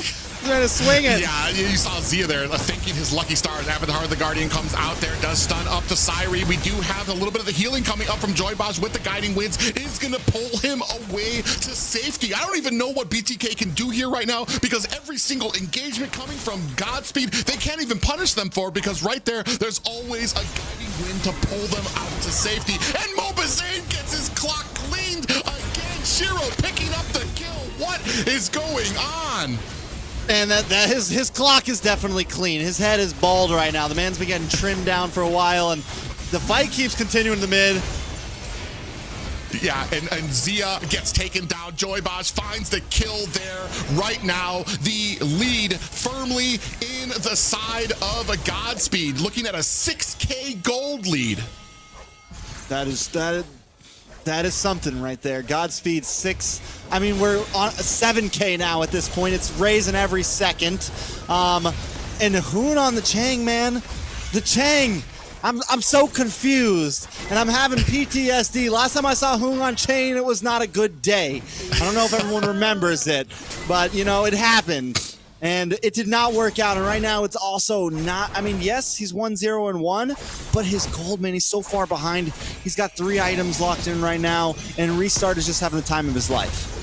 Yeah, and we just saw that him unload a meteor shower that Syri basically tanked the entirety of and barely did 10% damage to him. That's just how far behind Hoon is right now on the mid lane and providing that suppressive fire. Oh, Shiro comes in, takes down Zia, is down for the count, bringing it to a 10-kill lead for Godspeed. I mean, and here's the big thing too, because against something like an X-Borg, you know, there's certain picks. You want to be able to really burst down some of these heroes on Godspeed. And BTK just doesn't really have the answers to any of them right now. And even if Zia gets a couple big shots off on someone, the Ruby counters Zia. I mean, Shiro can come in and one-shot any of them at pretty much any time. You know, you don't say this very often, but right now it feels like BTK doesn't have any answers. it's all going to kind of come down to these the fights right now. I mean, if anybody keeps it together, it's usually BTK. Even when they're behind, they're just looking for an opportunity. Right now, though, Godspeed is not giving it to them. They are on the offense. They're able to still find the pickoffs. They're pushing down. They're able to find these objectives as well, getting the Lords. They're refusing jungle. They're doing everything they need to do to win the game. And BTK basically is down to the point where they're looking for some type of opportunity that Godspeed can potentially give to them. Meteor Shower goes out to kind of clear up this lane. We do have the Circling Eagle onto Shark. Avatar the Guardian is looking to kind of get him back out of harm's way. Shiro comes in, finds Zia, and then escapes out into the night. The Lord up at top, trying to bring out the damage, charges into the top lane, taking down the tower to 25%. Now that is a high ground tower down. In comes Shiro again, looking for a target if he's able to find one just yet. Into the back lines, Fly Chicken defending his position against two members as Godspeed back off. Astral Echo is out. Shiro comes in, looking for a kill, is not able to find it, gets out, restart, finds a kill onto Shark. That is 2 down for BTK right now, and another high ground tower. Joybot comes in, finds a kill onto Hoon. The rest of BTK looking for the opportunity, but Joybot using that guiding winds, still keeping the shields up. Restart, and Joybot's very low. Are they gonna find a kill onto Mobazane? They do, and Aaron comes a last insanity. Minions pushing on the core. Godspeed looking to take the lead, 2-1 favor of Godspeed. Look at Baji Boy. Look at Baji Boy. He's hype. I love it. Baji Boy, 2-1. 2-1. Godspeed with the lead, the back and forth. Are you not entertained, Private?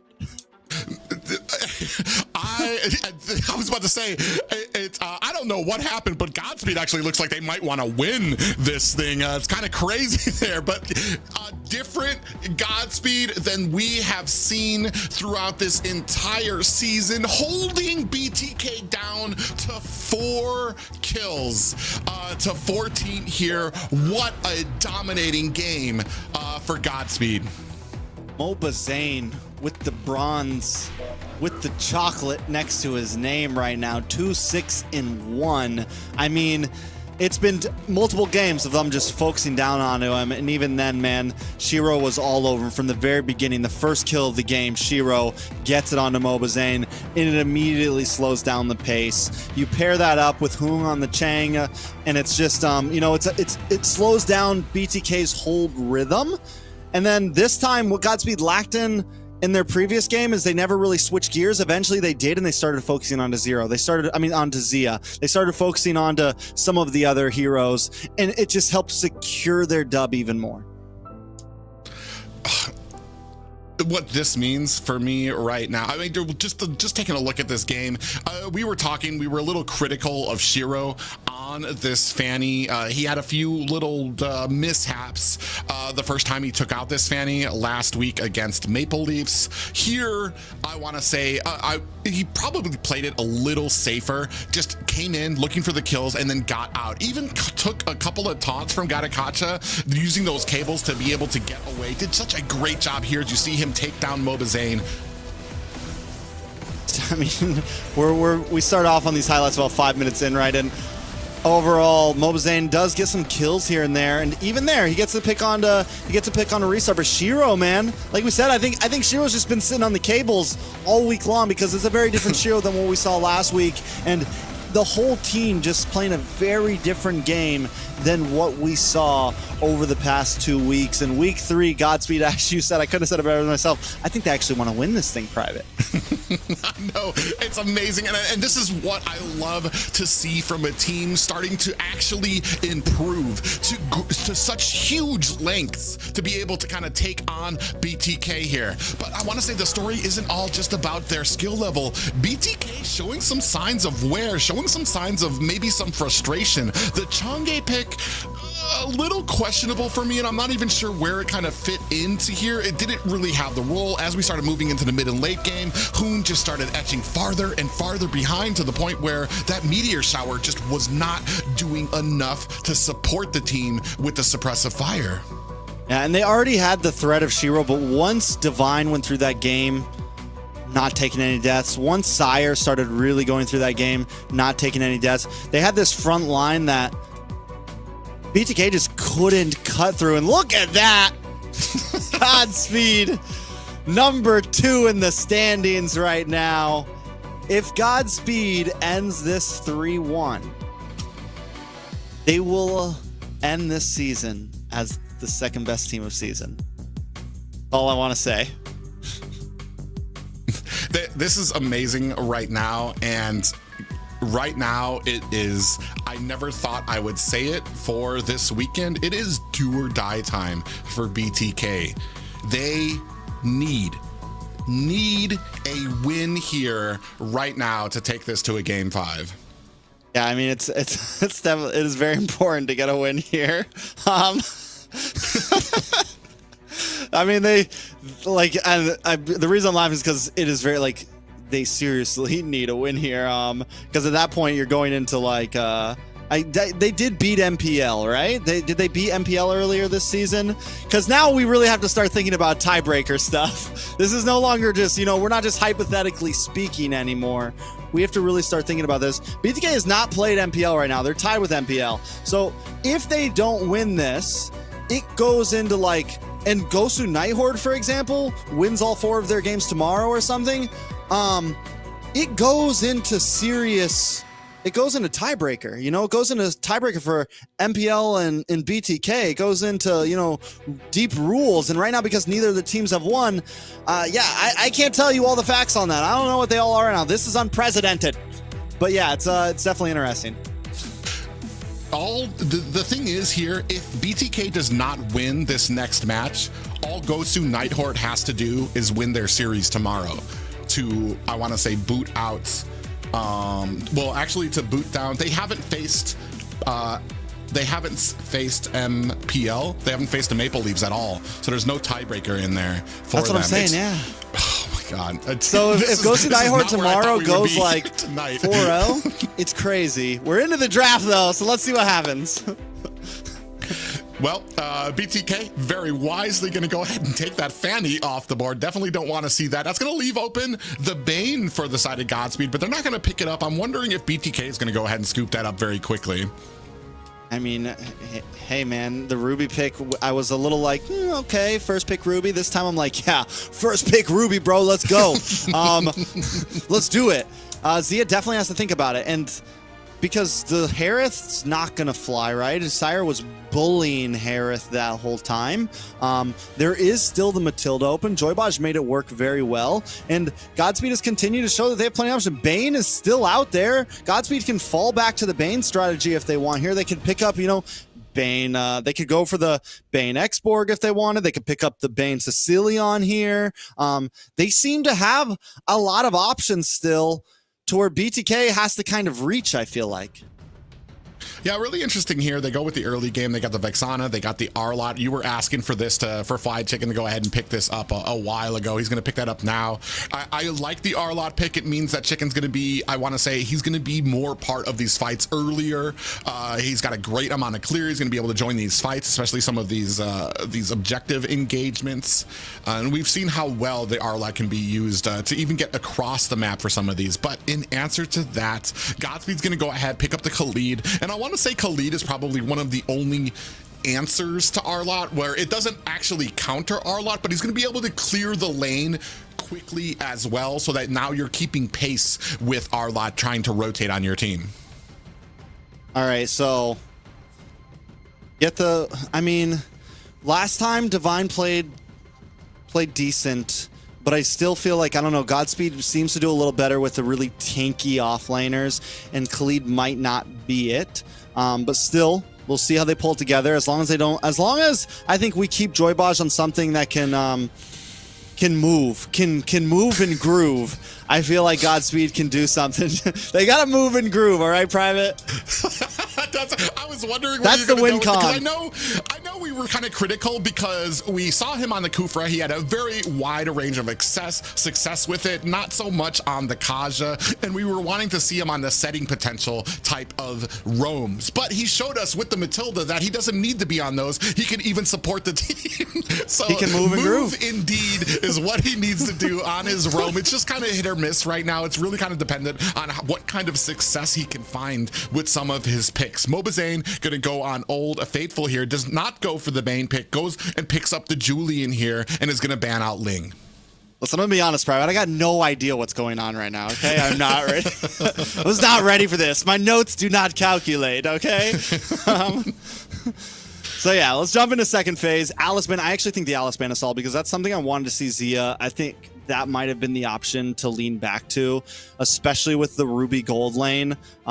There's not a whole lot of answers for that. Now, Zia could still, like the Claude, Purify Claude could do okay against it. He could fall back to something like the Moskov, but I really think, other than that, is there any other real, like, fightery gold laners that he can go for here? He could jump back to the Lunox. He played well on that. I was going to say the Lunox is a good answer for the Ruby. It's going to be able to burst down the tankiness of it. Then you get maybe a glowing wand on it. You're going to be able to take down some of the healing from it. And it's an answer for the potential sets that could come out for Godspeed. If they're going to go with the assassin route as well, you're going to have the brilliance that'll be able to come out to negate some of that damage as well.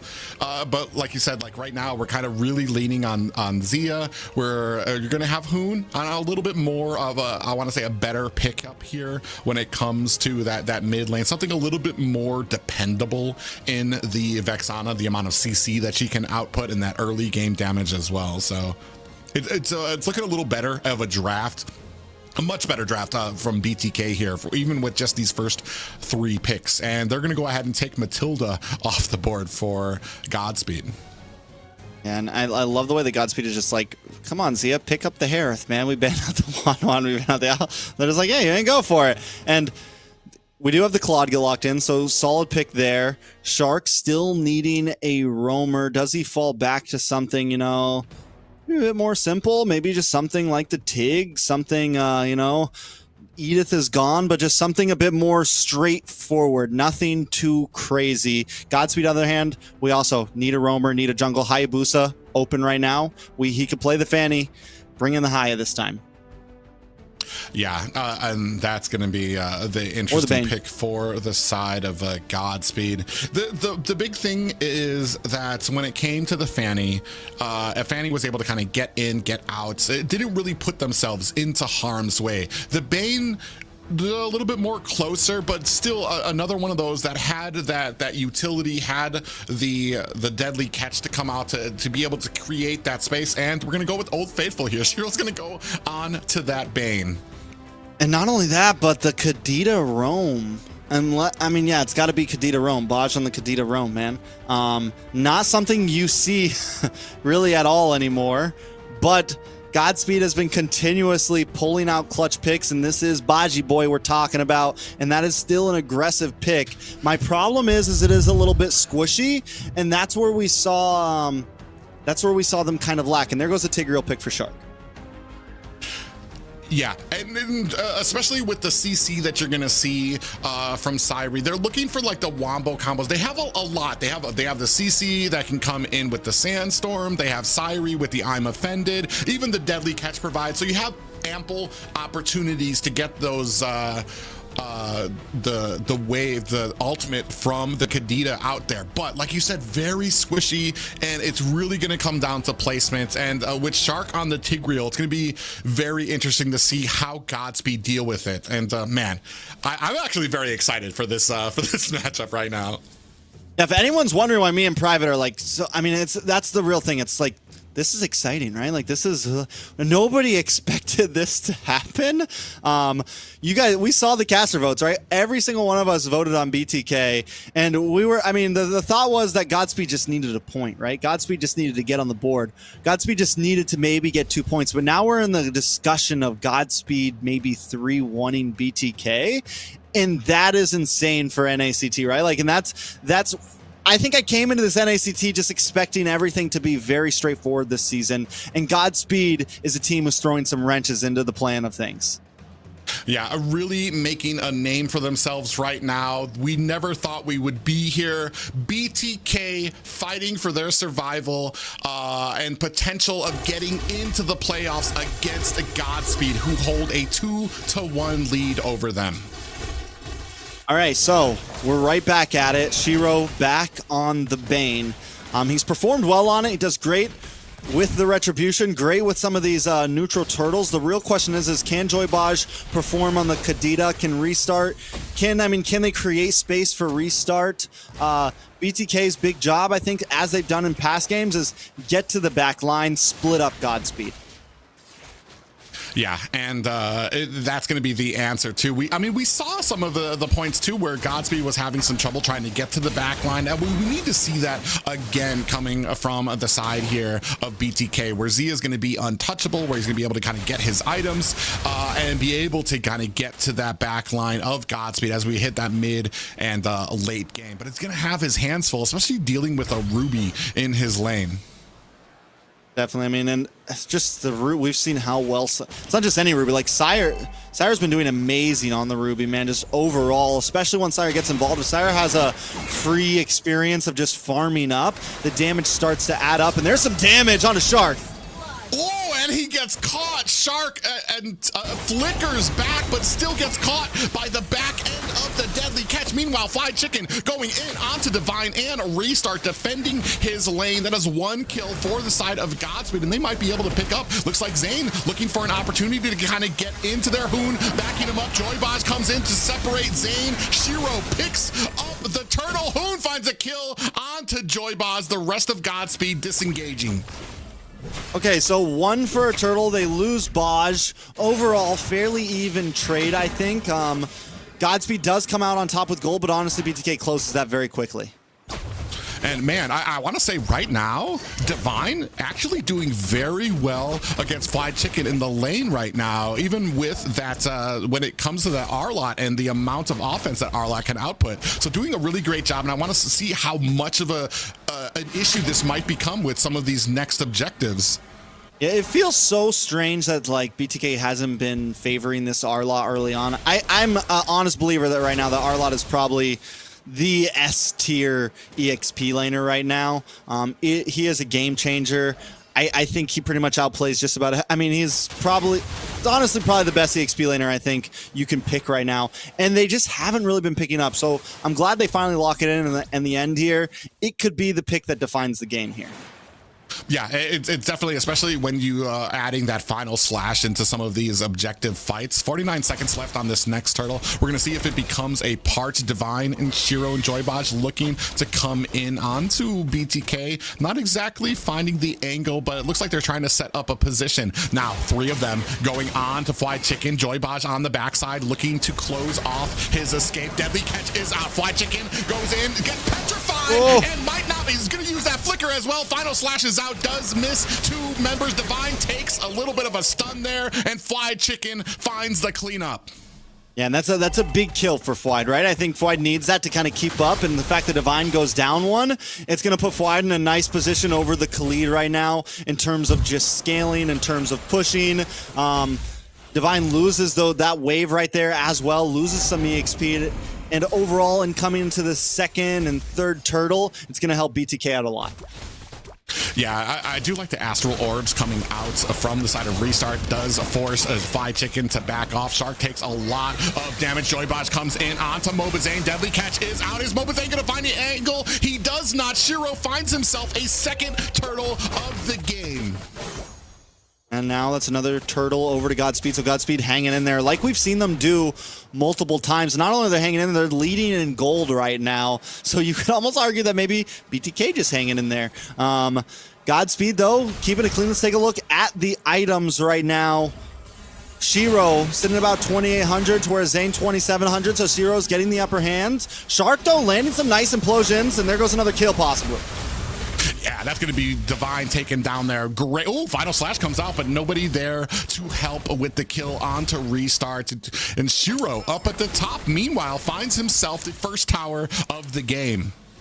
And that's another kill on to Divine, putting him, I mean, Khalid is good, but if he falls behind too early, it's going to start to become a problem. He's the big engager, and when he wants to bring these big engages, if he just gets bursted down, it's going to really kind of put a wrench in things. But Godspeed still holding the lead.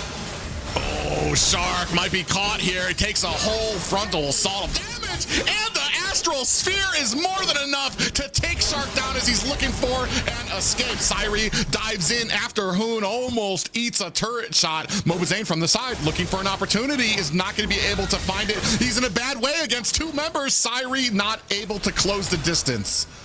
All right, so tower for tower, roamer for roamer. Both teams going back and forth right now. Restart, I want to take a look at mages right now. Hoon sitting at 3-0-1, which is going to be huge for the Vexana. On the other hand, Restart 1-0-0. He's having a slow start right now. And this is the same thing we've seen some Restart just about every game, right? Wants these end game mages, wants to just hang out, and I don't know if it's going to cut it this time. Ooh, actually Divine jumps into an implosion to try to save his team member, and now he's gonna cost them 2 potential deaths here. He's trying to get his health off, is gonna use that ultimate to find and escape. Deadly catches Hoon. It does. Shiro finds the kill there. Final Slash is out as well. Fly Chicken finds the kill onto Shiro. Mobazane in a little bit of trouble. Syri gets pushed out from Shark there. Immobilized now, looking for an escape. Fly Chicken dives in after, takes a turret shot. Astral Sphere comes out, but it's going to set up this next turtle fight for Mobazane. Yeah, and Zia also, I mean, in the midst of all that, Zia doing his job, just like we saw in game number 2 on the Claude, hanging on to these off lanes, keeping pressure, playing away from the team. And this is the BTK that I think we want to see, right? This is the BTK that BTK fans want to see. A bit more spread out, a bit more willing to make plays happen, having faith in Zia as a fast-moving gold laner, to where even when they were behind in gold a minute or two ago, they still seem to have control over the map. Yeah, and the control, like, it's starting to spread here. Not only about a 1K gold lead, but when it comes to kills, when it comes to the spread and the force onto the towers right now, they're still doing a good job, especially against a Bane right now, who usually favors some of these. Mobazane gets caught, popped up, and taken down by Divine. Zia tries to come in with a blazing duet of his own, trying to punish Joybaj, who gets a lot of that health back with his passive. Hoon finds the killing bro.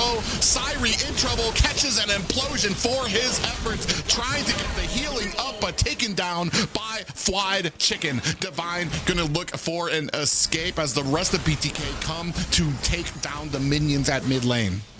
What did I say, man? Even if Baji knows his team will lose out in the fight, if he has a chance to kill Mobazane, he is going for it, man. I don't care if it's going to be a 2-for-1. He's open. We're taking him. Godspeed, though, do find a tower in the boss side. Towers are at a standstill right now. Gold at only a 1K difference. Taking a look at the items. This time, let's take a look at these EXP laners. Fried Chicken feeling pretty good right now, going against Khalid, holding about a 400 lead, has a Thunder Belt in, working in on the next item, picks up a little bit of magic defense as well, and then gonna swap into Dominance Ice. Yeah, and he's got a decent amount of items here right now. It's looking really good for Hoon. Restart's slowly starting to play the little makeup game here, but Hoon's in a very firm lead when it comes up to the mids. We only have 1 more second. Lord is going to be up. I want to say this is going to be the big time for BTK and Godspeed to kind of man up for these fights. Are they going to be able to take it? Are they finding their positions? You can see right now BTK a firm position, looking to kind of hold it against Godspeed. All right, so with Lord up, right, Godspeed's doing what I think they did in some of their previous game, where they find a position over the Lord a little bit early on and let BTK come to them. Oh! Big Final Slash goes out onto 2 members. Syri gets caught there, popped up. Is that going to be enough damage? Hoon finds the kill. Shark in the back line finds Shiro with an implosion and a push. Hoon finds the kill there. Blazing duet by Zia, dives under the tower, still trying to take down Divine. Joybaj finds the kill onto Mobazane. 5-10 right now in favor of BTK. 2 down for Godspeed, 1 for BloodThirstyKings. And Zia immediately transitions down to the boss side, keep pressure there, gonna make his way back up to the Lord now. They do lose Mobazane, so they can't, I don't think they can exactly rush this Lord. Shiro's not on the map, but he'll be up a little bit quicker. But still, BTK gets a strong position. And then once they take this purple buff, this is what I think this will really start to catapult them a little bit ahead now. Baj needs to really start landing some big ults, I think, and that's what we've always kind of needed from Baj. If they can't, I mean, they need to stop maybe targeting Mobazane, and once again, go for Zia, go for Hoon. Target some of the other big damage dealers on the team. Yeah, especially because Hoon is really kind of coming online 6-1 and 3 right now. He's really going to be a threat if they continue to ignore him, continue to kind of force it onto Mobazane. And Zia, I mean, he's still yet to. I wonder if he does have that Trinity build. He should have it by now at the 11-minute mark. So he's going to start coming into some of these team fights and really start pouring on the damage. So still no Lord taken. Both teams taking their time. Everyone's farming up. Both junglers kind of making sure they got their buffs ready to go. Fried Chicken does use that final slash. Should be up again before this Lord gets, into a critical position. Mobazane locks into Crystal. Holy Crystal should add a bit more damage to him, but still Mobazane, man, it's tough on the Julian, man. Every time he goes in, he's getting just instantly melted down or grabbed up by Syra so that the rest of the team can burst him to bits. Mobazane has to approach this Lord carefully. Yeah, you see him kind of baiting out this Lord, pulling. His team is nowhere in a position to really kind of help him with the Lord right now. Shark does find an implosion and a push. Pop-up lands on. That's going to be all that's going to be all of it for Divine. He gets taken down as Shiro and Restart backing off. This might be a setup that they're looking for. Now on the backside, look at the positioning of Joybaj on the backside. Rough Waves is out looking for the escape from Chicken, who dives in after him. Final slash. He gets petrified before the final slash can come out. What a move by Joybaj to be able to get taken out there. Shark now trying to zone out the rest of the team. A little bit damage on their Shiro with the deadly catch coming out. Duet from Zia onto the back line. Finds himself 3 kills. Down goes the rest of Godspeed, and Zane is going to pick up this Lord. This is what they needed. Give Shark a hero that can set. Give Chicken a hero that can really set and make game-changing plays. And now BTK looking to tie things up. Yeah, now they're pushing into the core. Mobazane's going to use those enhanced chains to get away from some of the damage. And now the rest of BTK doing what they do best when they have the lead. They're going to go ahead, take away any advantage from the team, start clearing out enemy jungle. Mid lane coming in for the push right now. Shark in the front. Astral Echo is out. Syri comes in, looking for some CC, gets pushed into the back line of BTK. Deadly Catch does not connect, and Fried Chicken finds a kill onto Syri. Deadly Catch out on the Shiro does not find its mark. All right, so with the Lord getting melted down, Godspeed should be able to survive here. Ooh, Zane Baj, bro. Baj. I think you were absolutely correct. I'm telling you, man. One job, one mission in this entire game, and that is to be a nuisance, to be the hell of Mobazane here and take him out. He doesn't even care. He's like, the no comes out. Joybaj, man, he's been so impressive here in these in this entire series. But I mean, right now, really trying to put the frustration onto Mobazane. Baj is just laughing as he's dying, pointing at Zane. Like, it's definitely entertaining. It's definitely what we want to see. And right now, BTK with this type of lead, about 7,000 up. The game seals pretty comfortably in their face. And, Divine, I'm not saying that Khalid is a bad pick, but I just don't know if it really fits Divine's playstyle, man. Divine does so much cleaner, I think, on those tankier guys. Kind of almost the opposite of Chicken, right? Where Chicken does great on these very aggressive EXP laners. Divine does so much better on these tankier EXP laners that can just hang out and create space for his team. And right now he's going in and he's getting taken down a bit too quick. He's getting caught off guard by Shark. Multiple implosions have landed onto Divine, and he's just not really able to hold his own out there by himself.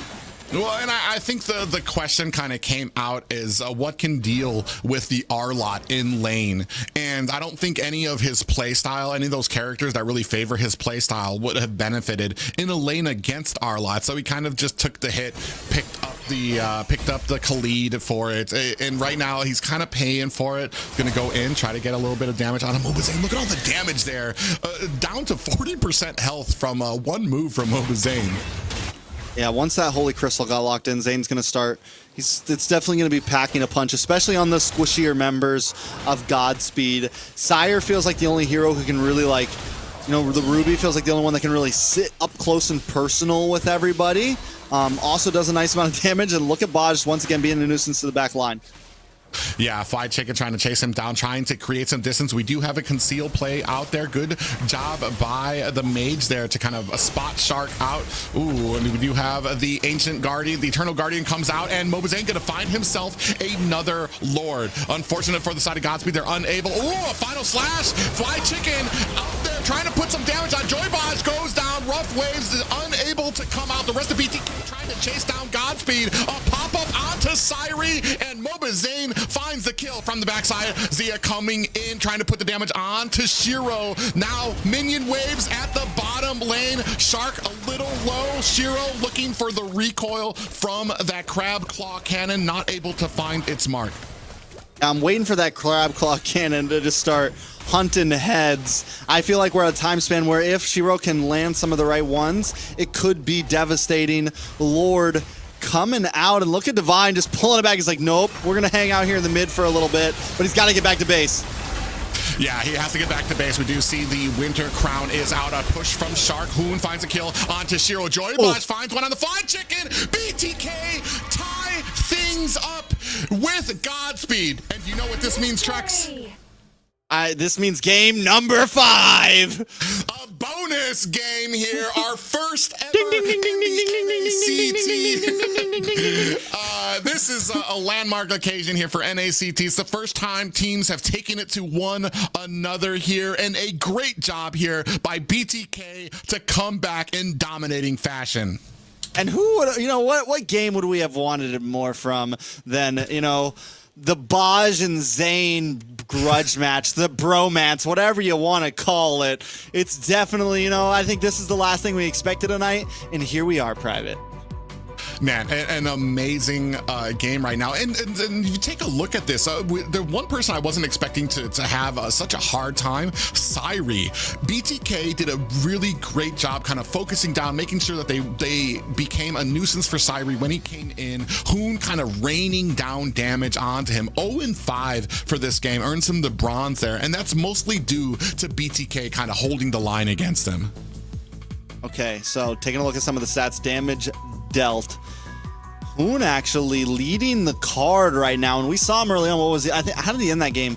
Like 7-8-1 and something. I mean, just early on he was 6-0-2 or something like that. Just completely monstrous on the field. And the combo between Shark and Hoon, the implosion and the Eternal Guardian, that's one of the things that just kept on catching Divine off guard. He's unable to heal up on the Khalid. Every time he engages, he gets cut off. And I think it's one of the things that messes up Syrie as well. That Eternal Guardian, every time Syrie wants to hang out in the midst of all of them, knock up. Boom. Enough CC to hold Ruby down for a minute to where they can actually burst down Syrie. Yeah, and that was the biggest thing, is like you kind of, as long as, because you know where Syrie and Divine, they're gonna be center stage, and if you're just raining down damage, especially Hoon, who's just having such an excellent game for that last game, being able to throw down the Eternal Guardian, throw down the CC, and the immense amount of damage on there, really punishing those picks there. All right, so game number, let's take a look at actually, let's wait for that. We'll take a look at the replays real quick. The first big pick off, Shiro with that deadly catch. And we see that they're trying to bring pressure, right? Godspeed comes with a very similar playstyle of what they did last game with Shiro on the Fanny, where they are kind of all over the map. You have Baj and this aggressive Kadita. But one thing Baj was having a lot of trouble with, and it seems a lot of the members of Godspeed were having a lot of trouble with, is they would go in, they would get stunned up, they would get locked up, and they would get taken out. And Zia just had free farm, and by the end of the game he was shredding. I mean, it just didn't really feel like this time Godspeed had an answer. Yeah, and there was just, it was a ton, the way that BTK was able to chain together that CC and damage coming out. These picks really melded well together, and you were absolutely hit the button on the nose, is that Zia was able to have some breathing room. He didn't really have such a challenge in his lane, and he was able to kind of bring it forth onto the team once we hit that mid and late game. All right, so I mean, at this point, sorry, taking a look at it, BTK, I mean, I feel like BTK just kind of dominated that game. Overall, we had the R lot right, and I think that was a huge game changer. I think Shark being on an aggressive roamer, huge game changer, and I think they just need to kind of stick with that composition. But that is also the same kind of composition. Like, I think the same thing we could be said for Godspeed, to a point of they need to stick what really works for them and keep Baj on something that can hang out, keep Baj on something that can move and groove and not die in 2 seconds, you know? Yes, Baj got a lot of great kills on Mobazane, but there's something that works for both teams, and I think it's going to come down to whoever executes it better.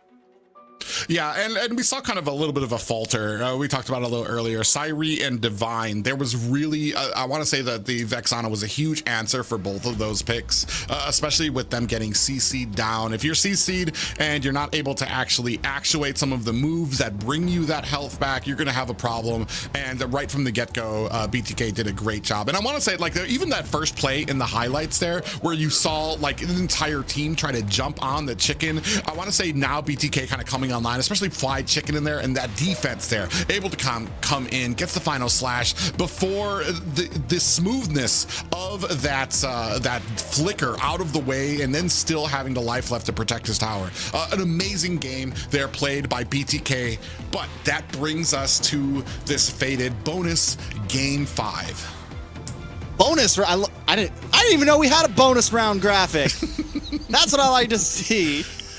We've had in the clutch this whole time and haven't gotten to use it, but here we go. Bonus round time. I feel like I'm in a game of Mario right now, and we just found the secret level. It is Godspeed up against BTK. Private Dancer, you can recast your vote if you want. Who do you think is going to take this? I'm still, well, here's some things to kind of throw out there. You mentioned it before. First pick has been the winner here for when it comes to this series. It's been who's been on the red side has gotten Red side, the yeah, victory. Second pick. No, second pick has been getting the victories. Has it been second pick? Second pick, yeah. Red side. They just picked So, Ruby I mean, first. They lost. Last time they picked, yeah, red side has won every game so far. So, I mean, and who's got red side this time? Is that going to be BTK or is that going to be... I think loser picks. Loser normally picks what side they're on. I don't know if it's a back and forth. I didn't read that part of the rule book, but I don't know if it's a back and forth. Maybe we'll get clearance. We'll figure out. I'll tell you what, we're going to know in a few seconds. Godspeed's red side. My futuristic powers are telling me. Yeah, so I mean, Godspeed on red side, so I want to say a little bit of a favor in them, but I mean, we're talking about BTK. They've been in positions like this before, where the pressure is on, where their kind of future in the playoffs hang in the balance. Is Godspeed going to be able to take this pressure and flourish from it, or will BTK kind of shine through? Jumped into this one quick. Whole draft, half the draft is already down right now. We got a Lolita pick, we got a Ruby pick, we got the signature Lolita pick from Shark, Hoon on the Valentina. A lot of comfort on the side of BTK, but Baj picks up the Kufra.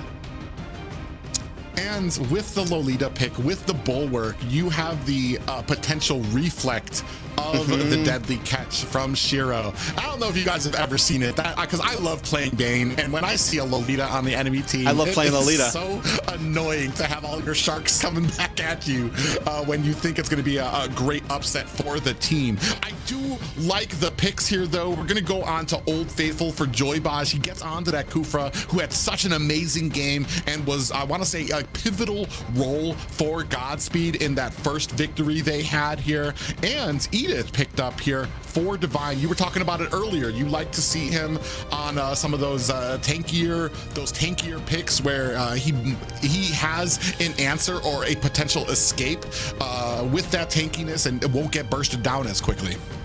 I do want to point out Arlot is still open, which I feel like is a little bit dangerous here. I kind of want to see Godspeed maybe ban that out here. They ban out the X-Borg. I thought maybe they would maybe pick up X-Borg here and ban out the Arlot, but they go the other way around.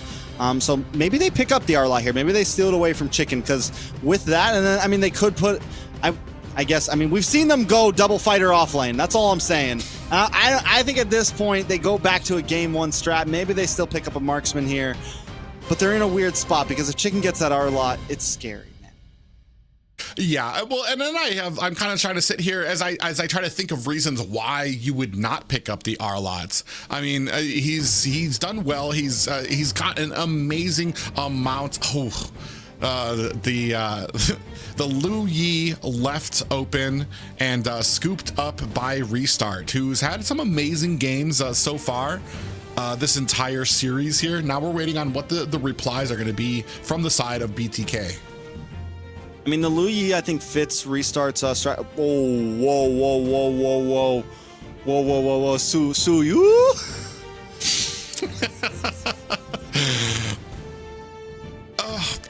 Okay. So... Can he do it better than Best Play did? I'm trying to think of like where we can go positive with this. Right now, we saw even from Best Player struggled with the Suyu when it came. The rest of his team was more than able to kind of make up for it.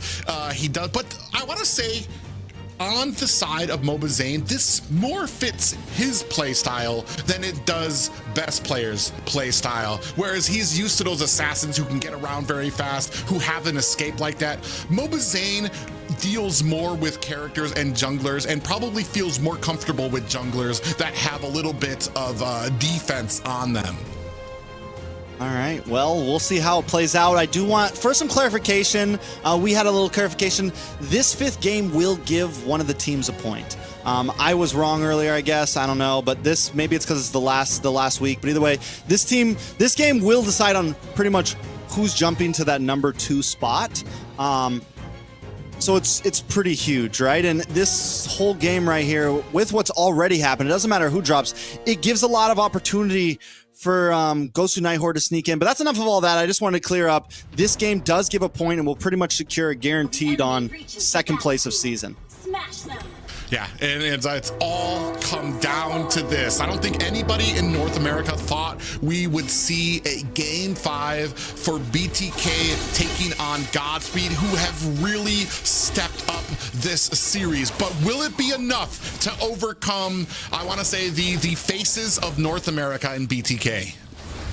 All right, now, Baj already. The signature early on clutch play, and they're gonna have nice crowd control as well from Restart on the duality proccing, getting those yin and yang triggers. On the other hand, taking a look at BTK, I feel like they're gonna have probably better maybe wave management in the beginning and mid-side. Will be able to rotate a bit more. We already know Shark is very comfortable on this Lolita, and up against something, I mean, there it is right there.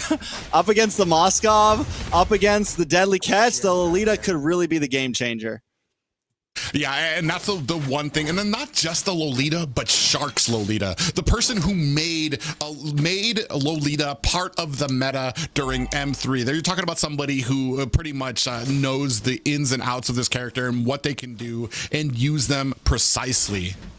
Yeah, so I'm definitely excited for it. I think we're gonna have a much slower game than usual here. I think both teams knows what's on the line here. I mean, both teams at this point pretty comfortable that they're gonna sit in playoffs. So now it's just pride and glory, right? Now it's just who can really beat the other team, and that's what makes Game 4 so exciting here. Yeah, and we do see the Deadly Catch come out. Shark and Mobazane gonna back off from it. No worse for wear. 11 seconds left on this first turtle. Right, so, you know, one thing Shiro's done so great with the Deadly Catch during these turtles, using it at the right time to make sure Mobazane can't get in to hit that retry, but I want to watch Shark's positioning here because he's going to try to get in between the turtle and Shiro and bounce those things back, and look at it. Oh, and Mobazane, that was a great job by Shark to jump up there. He did exactly what you said he'd do. Gets right in the Shiro's face, allows Mobazane the room he needs to get that retribution onto the turtle. And I think as long as he keeps doing that, it's going to mess up Shiro. It's going to mess up the whole neutral objective plan for Godspeed. And they're going to, I think the big target during these neutral objectives is going to be Shark.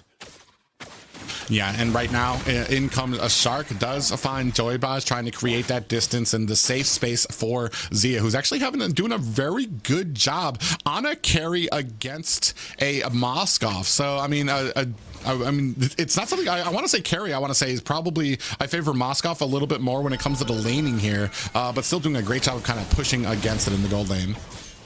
But still 0-0, still slow play. Zia just locked in the Corrosion Scythe, so we'll start doing a little bit more damage. I think Syra maybe slightly behind in lane, but maybe once he clears this wave, if he gets to clear this wave.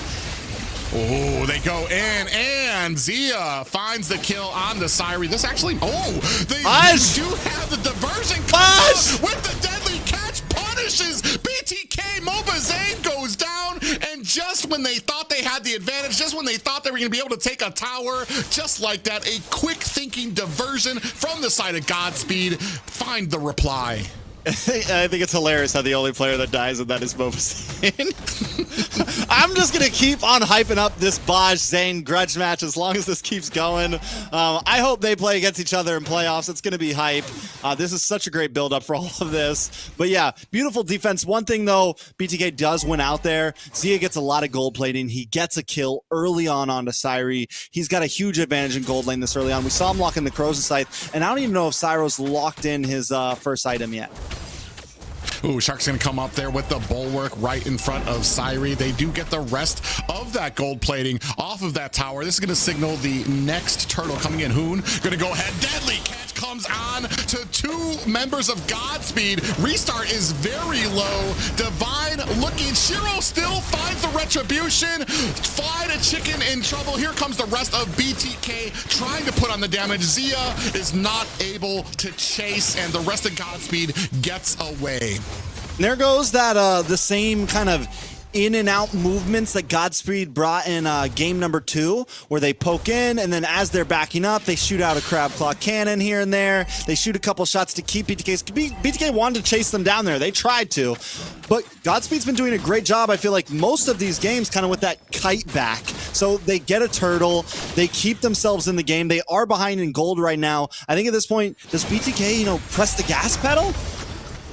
Yeah, and that's where we're wondering. We do have a fight here. Shark in a little bit of trouble. Ooh, deal with the deadly catch coming out. Joybaz from the side. Numenon Blast comes out. Zia finds a kill onto Shiro. And I want to say Zia's doing such a good job, especially for such a hero that is such a late game hitter. Ooh, in comes a diversion from Restart and Joybaz, but not able to find its mark. Zia comes in there looking for some damage onto the rest. Syri looking for an escape. And Joybaz there hiding in the bush, kind of keep up that vision.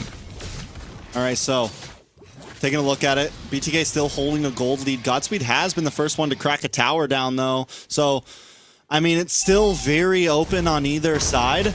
Taking a look at some of the emblems, Mobazane did go for Warcry. Will help scale a bit. He is now building into, straight damage. It feels like he's been using more of the, the warrior stance or the fighter stance on the Suyu, able to do a bit more damage.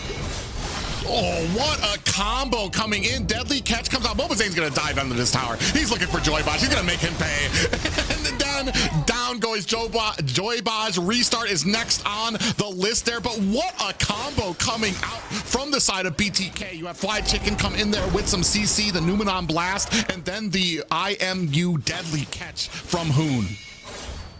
I don't know, man. The more I look at Suyu, the more...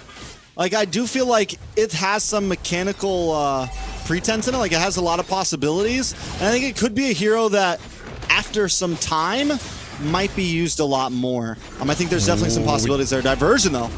Yeah, diversion with 4 members. Joybaz was ready. He was looking. He was headhunting for Mobazane there. Deadly catch comes out there. Shiro in trouble there. Mobazane finds a kill. Divine using his flicker might be in trouble. Numenon Blast shuts him down. BTK playing a different game this time. We talked about Godspeed playing a different game since last week, but BTK these past 2 games has found some momentum, has found the rhythm, has been, I think, picking the heroes they need to pick, and has been playing fundamentally the way you want to see BTK play. Taking a look at the items, Zia almost already has that Trinity build locked in. We're only 7.5 minutes in, and normally the third item gets locked in for a marksman around minute 9. Sometimes even minute 10. 7.5, 8 minutes in on third damage item is insane and just shows how far ahead he really is right now. Yeah, and especially with how he was joining some of these fights right from the get-go, immediately becoming an issue for the side of Godspeed, coming in to try to rain down some of that damage, rotating from his lane very early especially for a carry. Now they're going to still try to put some pressure on to this purple buff. They decide against it, a smart move from BTK. Most definitely. So now, Godspeed kind of more on the defensive, but we've seen them in this place before. BTK, I think, I asked the question earlier, do they just press the gas? And I think that's what they do, right? You have Zia with this huge lead. You have Mobazane with a good lead. You have Hoon deathless. You have most of the team deathless. And this is a time when they're kind of really feeling themselves, I feel like. And as long as they can keep the momentum down of Godspeed, they will be able to take a look. But look at this. Conceal play once again. Yeah, diversion is out. Mobazane sees it in the pixel bush, and they have to decide against it. It's just like, oh, this isn't the bathroom. And then they all just disengage and go back to their side. Fair. Very, very fair. But I do like the fact that Restart's not being stingy with the diversions. Use them as much as possible. It's what I would like to really see from a Luyi. Oh yeah, absolutely. And now we're gonna go ahead set up for this next Lord fight. And I want to say Shark's been doing such a good job of blocking these deadly catches. Not just that, you're reversing a deadly catch. Then you have a deadly catch coming from Hoon with the IMU. Oh, we have the spear coming out there, but I don't think that Syri wants any of that. He's gonna go ahead and finish up this tower at the bottom, doing mosque off things with the split push.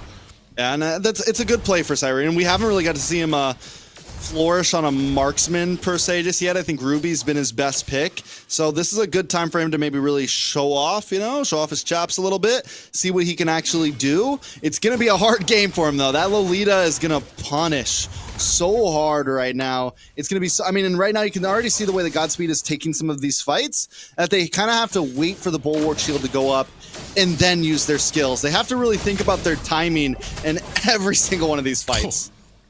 Yeah, and Shark actually going to get caught by 2 members of Godspeed there. Still able to get out. Deadly catch is out. Fried Chicken takes the full front of that as minions starting to force their way through mid. Mobazane tries to come in, does not catch Shiro. Ooh, did catch him with that. I believe that's the Evil Queller, that arrow that kind of comes out from the Soyu. Ooh, Divine actually gets caught there. Traveling, tried to squeeze by BTK and is able to find an escape, but takes a heap of damage for it. And one last added thing that I think is helping BTK out here is the Valentina getting the deadly catch there. The same strategy that Godspeed has been using against BTK when it comes in terms of ooh, wait a second. Yeah, we do have an I'm Offended that does a lock onto Shiro. Oh, Zia finds a kill onto Divine. Joybaj in trouble. Deadly catches out. Mobazane finds a kill onto Joybaj, starting to make him pay for a lot of those earlier deaths. Hoon zooms in and out of the base to put some damage onto the minions, and a lot of pressure being exerted here by BTK at the line of Godspeed. And there goes another deadly catch, gets some nice damage, and Shiro in trouble. Yeah, he gets taken down. Mobazane dives into the back line. He's going to go ahead and find his... Dives in again at the core. Takes a decent amount of damage while the rest of BTK start focusing on these high ground towers. That's going to be 2 side lanes. There's no more high grounds. So quick. And I'm Offended. Locks on. Down goes Divine. Only 3 more members. BTK looking to close things out here. No one on blast. Lands onto 3 members. Joybaj comes in with the Tyrant's Rage. Mobazane finds the kill there. 50% left onto the core. Zia, and this is going to be game 5 going to BTK. BTK comes in game 5 and shows them who's boss in a quick fashion, almost anticlimactic fashion. I mean, BTK just came in like, yeah, this is over. We're done. We're done having fun with you. I enjoyed the games, Baj. It was nice, but it's over. Yeah, I mean, this was a complete difference. This was and especially with the new hero Soyu, really Zane just had a remarkable time on it. You can see there 8, 2, and 3. Also Zia sitting up there at the top of the mountain, 5, 0, and 2. I mean, yeah, honestly, like I said, Mobazane showed that maybe there is some potential for this hero. Maybe there are some possibilities depending on the composition worked around it, but depending on what you're going up against. Don't know if it would fare amazingly against certain assassins and everything, but I think there definitely could be a place for it. We don't know quite yet, but it's cool that we at least got to see it today in NACT.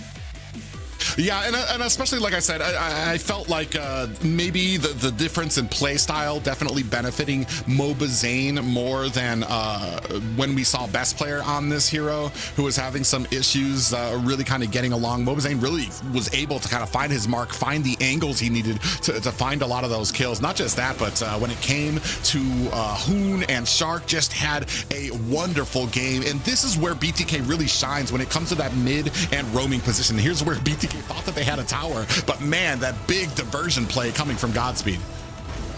Yeah, beautifully well played, and I feel like this whole game, even when Godspeed had a few moments, this time BTK brought all the answers with the Lolita, with Hoon on the Valentina.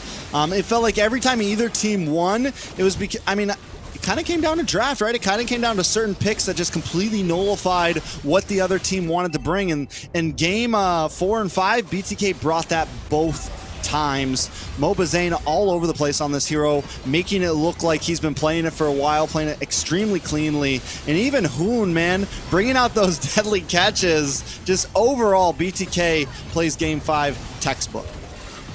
Yeah, and what an outing for Soyu here, for BTK, and especially for a team like BTK to really show what Soyu can do, especially his first outing. This is the first week that he is available in the NACT. Yeah, so excited to see where he goes on from here. Excited to see where, even with Godspeed losing, they pretty much at this point secure playoffs. It's all going to be a battle for the number 4 spot tomorrow. So yeah, Godspeed going to playoffs. BTK, second place in season. I think it's huge for both of these teams. Yeah, it's amazing games played by both right now. And man, this series, it's definitely more than anybody could have asked for. 5 games here, the bonus game there, and BTK really pulled out all the stops for that last game. Like you said, they were done playing. They're like, all right, guys, we're just gonna hunker down. We're gonna execute the way we need to, and that's exactly what they did. I kind of wish game 5 would have gone a little bit longer. It felt a little too fast. Oh, Liz, how you feeling over there? Well, I want to know, Trez, what do you got on the players? You said you wanted a tie, and a tie you got, so I want to know. I don't know, man. I don't know. I'm on point today. I'm delirious, man. That's all. Visions of the future. But definitely. Yeah. Victory to BTK. They got the viewers clinching to their seats, but at the end of the day, they show that they can take the series swiftly. Even though in the beginning it was a struggle, and we almost thought something that never happened before in the previous NACTs has happened this season. But at the end of the day, they are still in the top 2 spot for this season. Yeah, a great game played for them, and you can see here securing themselves second place and guaranteeing themselves a spot in the playoffs here from what was one of the games that was closer than I think any caster or anybody here even predicted, especially any of the viewers. You know what's really cool about this? We're looking at the standings right now. Tomorrow, Overskilled plays against Nighthorde, and these are the 2 teams that either one of them just needs 3 points to get into playoffs, man. They just need 3 points to get into playoffs and knock Maple Leaf out, and they get to go against each other. So tomorrow's definitely going to be interesting. Yeah, it is very interesting, especially knowing that MLC Maple Leaf actually won against Godspeed last week. So it's kind of surprising to a lot of viewers how Godspeed was able to put BTK in such a struggle. Yeah, it's absolutely amazing. Godspeed, we mentioned it during the cast. This was a completely different Godspeed who had been eating their Wheaties, who had their best haircut on, their best shirt. They were ready for this matchup. This is a completely different team than we have seen coming up, and I'm really kind of looking forward. I'm kind of hoping that they kind of continue this same type of momentum as we move forward. Yeah, I think Godspeed definitely we still saw some weaknesses there. I think they still show that they're a pretty one-dimensional team in a sense. Like certain strategies worked very well for them, but if they stick to those strategies, it could definitely take them some places. Like there was in game number 2, there was really 0 answers, right? They were able to come in extremely strong and just pull out crazy things. So very well off to them. And it even looks like they got a mini boot camp with Restart and Joybotch in the same room, on the same bed, playing together. So that is very interesting, but unfortunately we don't get to chat with the players. But the MVP of the series will be shown right here. Looks like the MVP is Shark. So you guys mentioned how strong his Lolita was, and he definitely proved himself with the later series that he is the menace in the roamer position. Yeah, absolutely, and even even Trex was talking about the potential of this pick against the Bane, able to reverse a lot of those deadly catches, which allowed Hoon to come back in with his own deadly catches and really being a staple for this team when it comes to these setup potentials. And like we said, Shark really shined when it came to these type of heroes. Even Tigreal in some of the earlier series he had such a great game with it. Yeah, I think when Shark has the right heroes in his hands, he can do some amazing things. I think as any player, there's always room to grow, and I hope that Shark continues to improve. But honestly, yeah, on that Lolita, it was refreshing to see him play that, and just the way you would expect that last game to kind of pan out once he had that pick, it went right into his hands. And I want to know this time for the casters, what is something that you want to know from the players, like regarding this series? Because you guys didn't expect how the series have panned out. Honestly, I'd kind of like to know where they thought the mishaps happened, especially for those 2 victories for Godspeed. I don't think anybody really expected, especially like you were talking about Godspeed's performance against Maple Leaf. So we were kind of expecting, a lot of people were kind of expecting this to be a walk in the park for BTK. For this to have to go to a game 5, there must have been some interesting choices. Maybe monsters in the park. Maybe even finding out where that Chang'e was fitting into the composition would be one thing for me. And the interview is ready, so let's hear it from the players. What went wrong? Wow. Hello. I was not expecting that angle, but welcome, Hoon. Looks like you're moving, right? So that's why you're in this phone angle. I'm in prison right now. Okay. Can you show us around the prison? Room tour. Well, so have you moved away from Las Vegas then? Yeah, hate that place. And where are you now? I'm in Washington State. All the way in the, like right below Vancouver. Oh, it's very, very convenient now. And moving to the games. I guess the question in the room is, what happened? Why the struggle? Did Shark not take his shower today? What happened? I don't know about that one, but I don't know actually. Maybe the picks. Maybe we didn't play as serious. And well, regarding the picks then, why the Chang'e in game 3? Cause they had a Matilda Nova, so we tried to bully the mid lane with the strong Chang'e, and then what tank we had? Edith. You don't remember? Well, anyways, we try to just prioritize the mid lane, but then yeah, accident happened. Nova got the blue. Yeah, I mean, I guess continue practicing the Chang'e. And have you guys been? Zhang said you guys have been working with a coach. So how has that been? Are you still sticking with the same coach? Oh, yeah. Yep. Sorry, I can't hear well on this phone. Can you? Okay, all right. Can you talk louder? Yeah. Okay, Please. so last few questions. So the viewers are saying, like acting like coaches, like saying you guys are got out macroed last weekend. What do you think you need to change in order to perform better in the playoffs? Yeah, I mean that's true. We threw the late game as well, so I think it really comes down to the discipline. All right. Well, we won't keep you too long. Last question: is there any potential for a boot camp of your own for BTK in the playoffs?